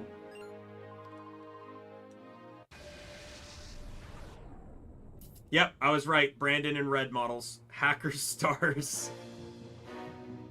Scizor and Swampert. I did not lead.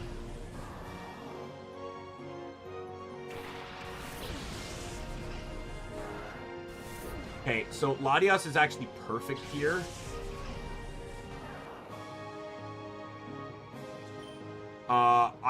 So here's my idea. I'm expecting a Steel move into Pikachu. So I have two choices here. Can I expect Pikachu to one-shot Swampert is the question. That's the question. Because the thing is, Freeze Dry's whatever Latias does, it's going to one-shot. Freeze Dry on Swampert or Fiery Dance on Scizor. But I want a Fiery Dance to risk the boost, which means that Pikachu needs to tackle Swampert. I think my only hope is to play rough and hope I get the kill. This is the one time not having Fire Punch was bad.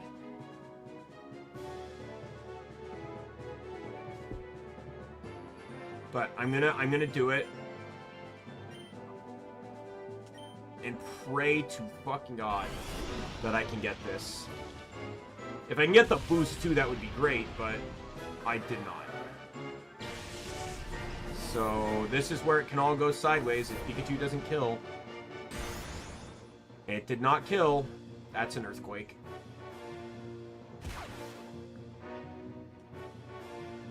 Earth Power into Pikachu. Pikachu is dead.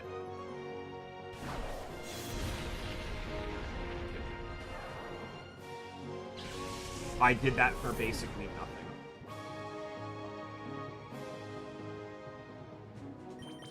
I'm gonna send out my more restrictive Pokemon first. 9. Ooh, a Alolan. That's actually even better for me, because I can use fire now. I'm gonna lock into Flamethrower.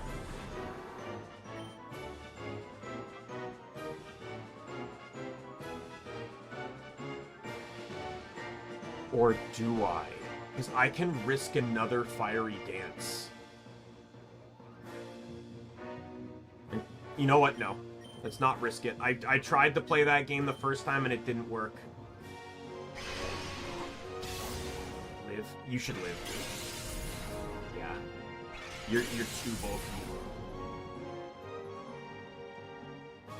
I did not think it was going to be that fast.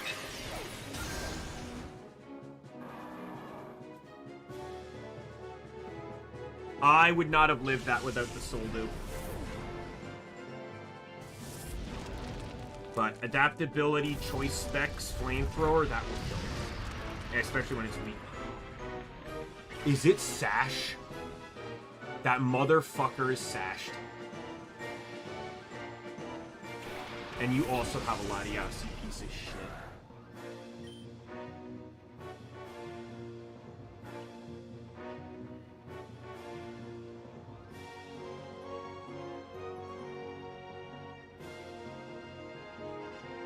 I think I have to target Ninetales.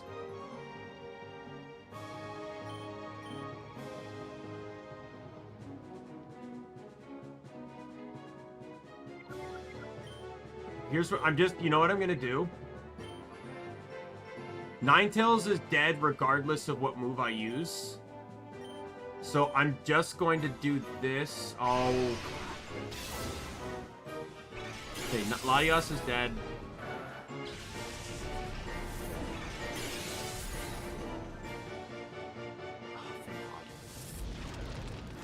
Okay, Houndoom's dead though.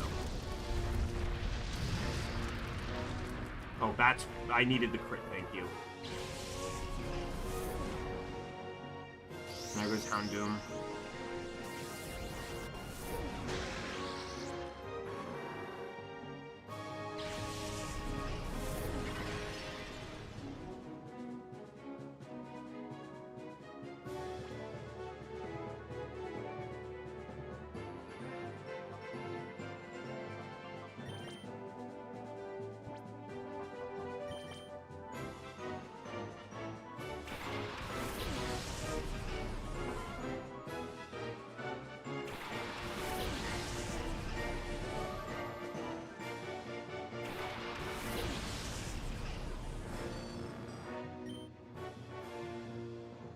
They're probably both gonna double up into Poliwrath.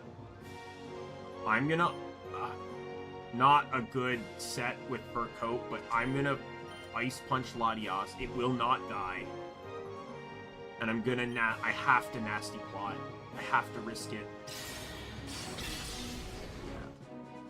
Fuck.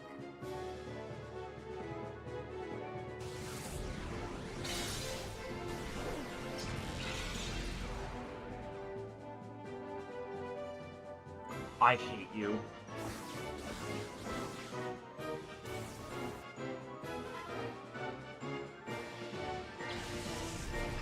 I didn't want to, but I'm winning this. If I have to use healing items, I will.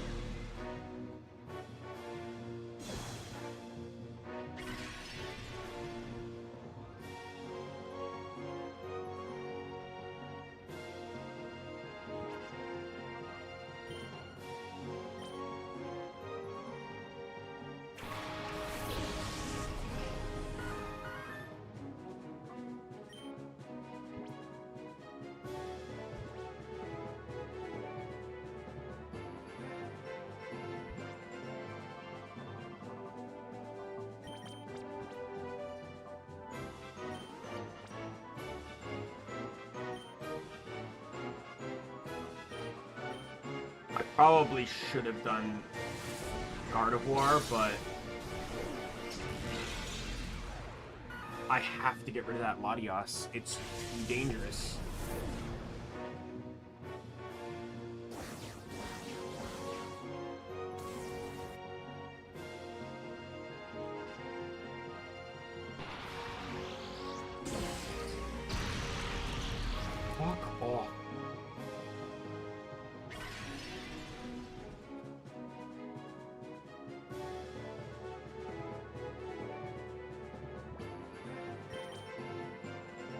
Like, I'm gonna have to keep max reviving here. I think I'm gonna have to get Houndoom up.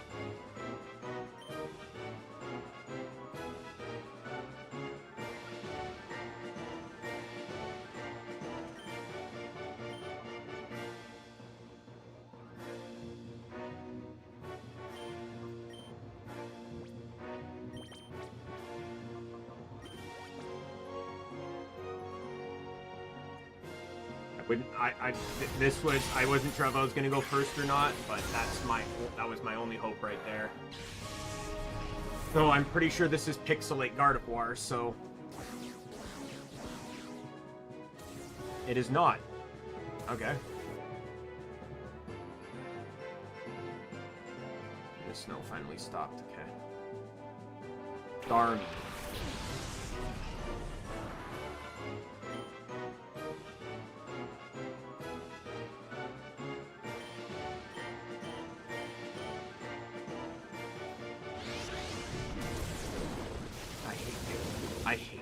I hate you. I hate you.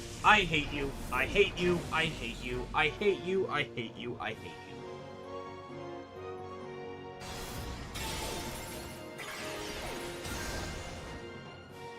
And it lived.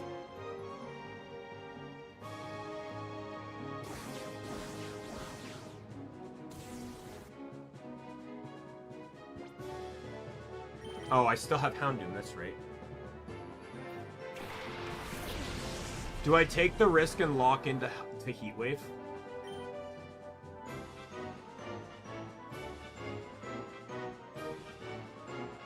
I'm gonna take it, and I'll use Latias to heal. I don't think it's gonna matter anyways. If Starmie outsped Latias, it's outspeeding Houndoom.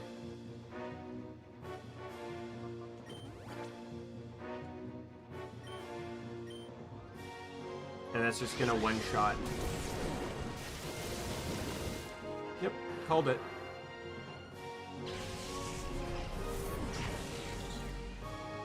I can just win through attrition here on Starmie.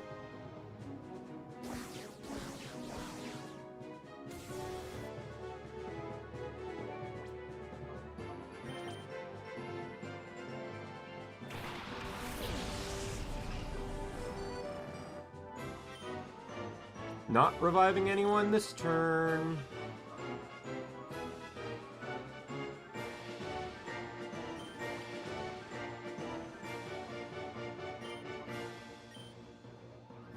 I didn't need to do this.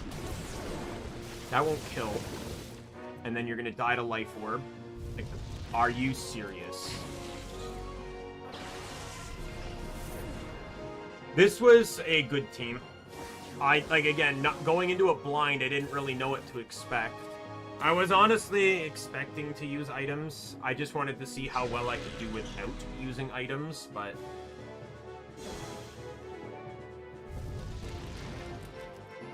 That first turn, though, was my mistake. In all honesty. Again, if I wasn't going in blind, I would have let Houndoom instead of Pikachu, but not killing Swampert with the freeze dry was bad. I bet you that Swampert, you know, let me look up I'm gonna look up this team now that I'm in here. Since I've beaten him now. So Ninetales did have Focus Sash. Starmie Life Orb. Scizor had Choice Band, so it was actually good that I one-shot it. Gardevoir has Specs. Swampert had Rocky Helmet, and Latias did have Solu, which is why it was so specially bulky.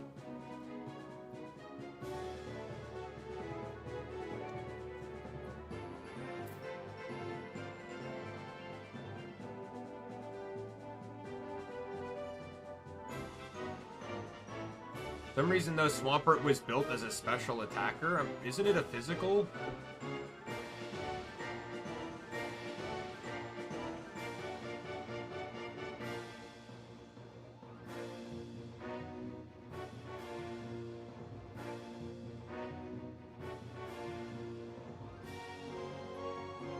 Yeah, it's listed as physical. I don't know why it only knows special moves.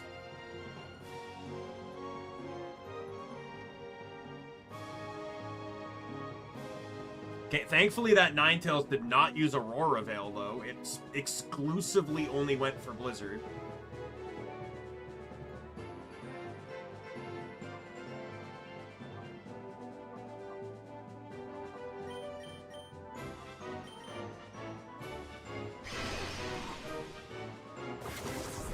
Yeah, not like...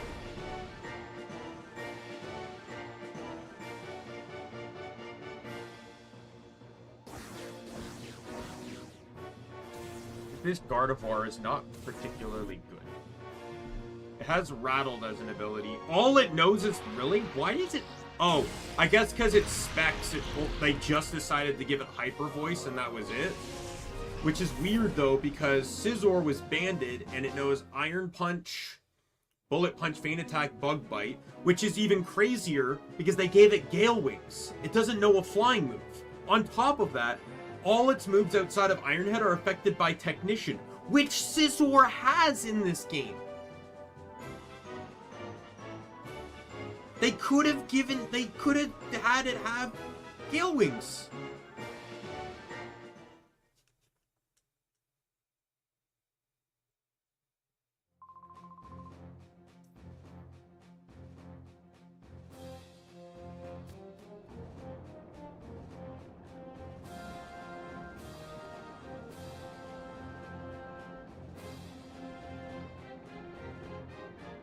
Final battle.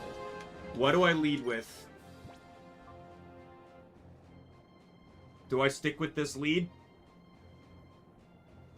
To be honest, it would have worked well. Like, if he led, granted, Starmie would have outsped anything I had, and Ninetales and Starmie were outspeeding everything. And Latios is my fastest mon. Even factoring in Choice Scarf on Poliwrath. And it was out, both Ninetales and Starmie were outspeeding me. I'm gonna take the risk. We'll stick with this lead.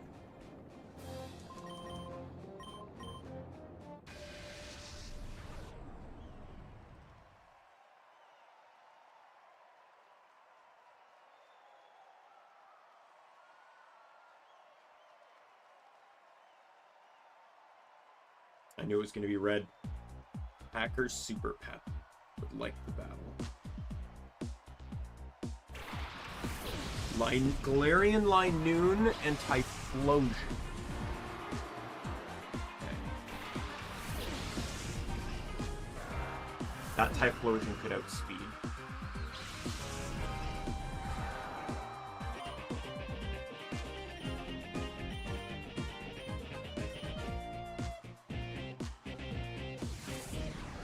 I think that Linoon might outspeed Pikachu.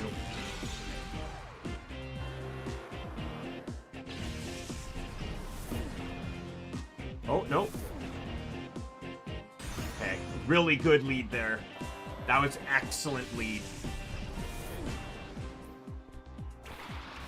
Oh, Shadow Mewtwo from Pokken.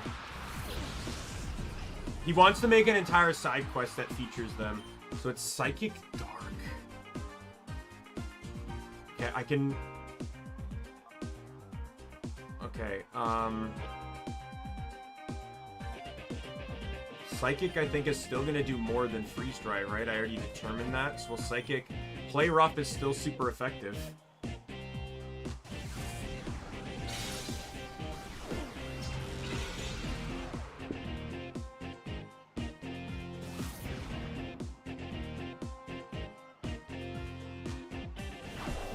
It's just Mewtwo. It's all Mewtwo stats, just with a different ability. So he KO'd Pikachu before Pikachu could attack.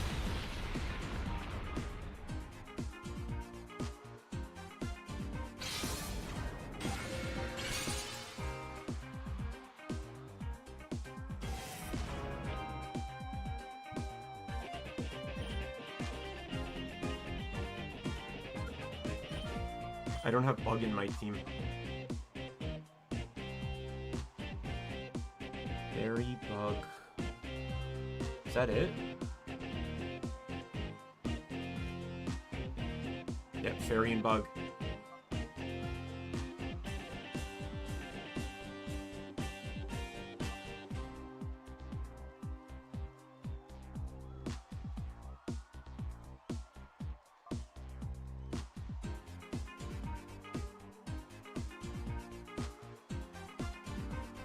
Well, I'll send out... I think I'll send out Magneton.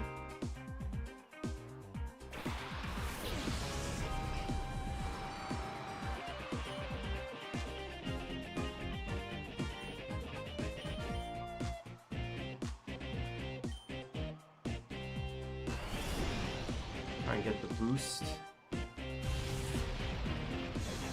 Yes. But if he hits me with a ghost or dark move, it's not going to matter. Oh, Earthquake? Okay.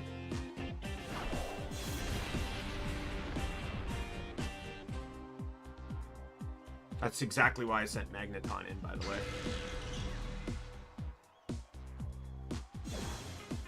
He might have all the DXs. Stapuser. Oh, does he have all of these? Okay, well that's grass ground, and I guess I'm just gonna Thunderbolt you.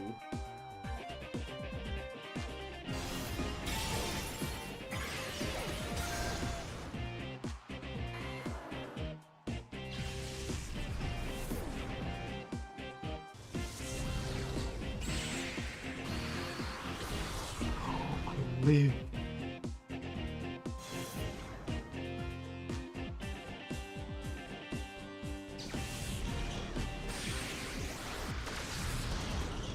Oh, and Magneton gets the one shot. And this is his last Pokemon. So Latios is dead this turn from the sand. Wow, this was the last fight was way harder. I want to see before we finish this. What was his full team here? They had no held items. Yeah, this was a much worse team than the last one. This is just a much worse team. His DX003 didn't even use bulk up, which it could have used to power up. It also doesn't know a dark move. And Psycho Boost is its only psychic move, which is special. Typhlosion just wasn't fast enough to avoid my psychic, sadly. Sapusaur was the same.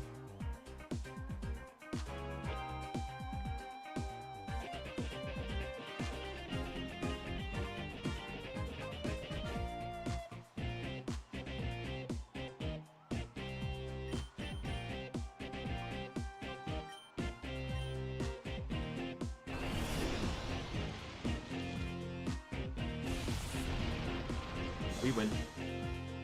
Yeah, the 99 was the stronger fight. Due to the held items, the way the Pokemon were.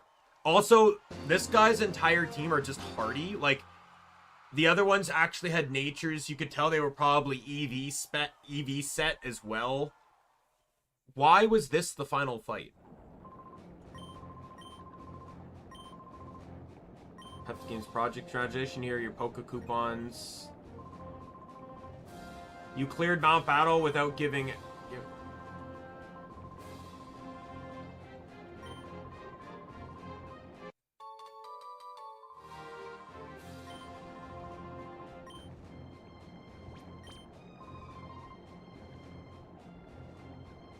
Yeah, apparently this is a bug. They're all just Tyrogues.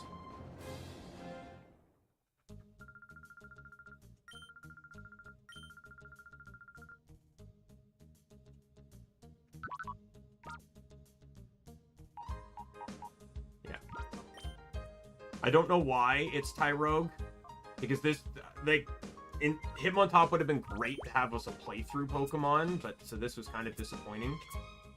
Because I literally just did the last thing there is to do in the game. Yeah, there's Ore Coliseum, but I don't care about Ore Coliseum.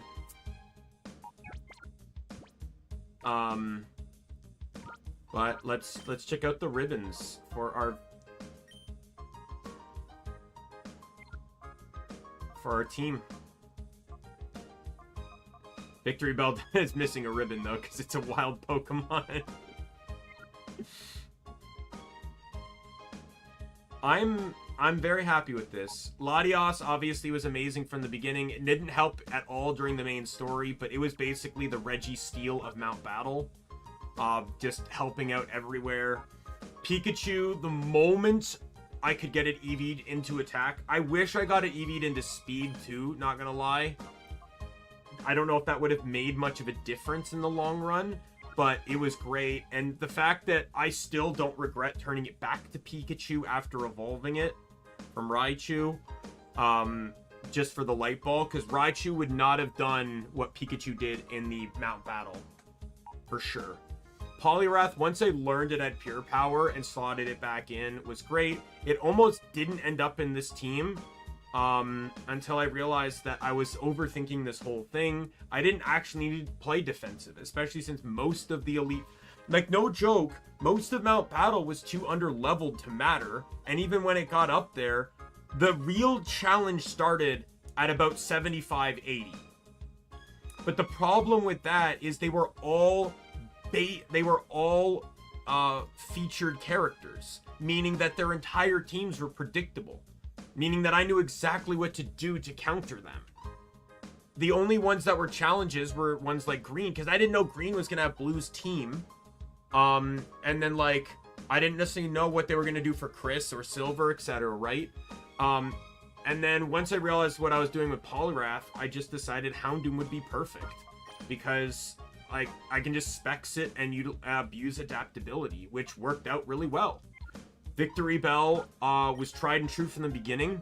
The moment I caught it and it knew No Guard and had Sleep Powder, I said yes. And then I learned that it also gets Power Whip and Gunk Shot. I said even better yes.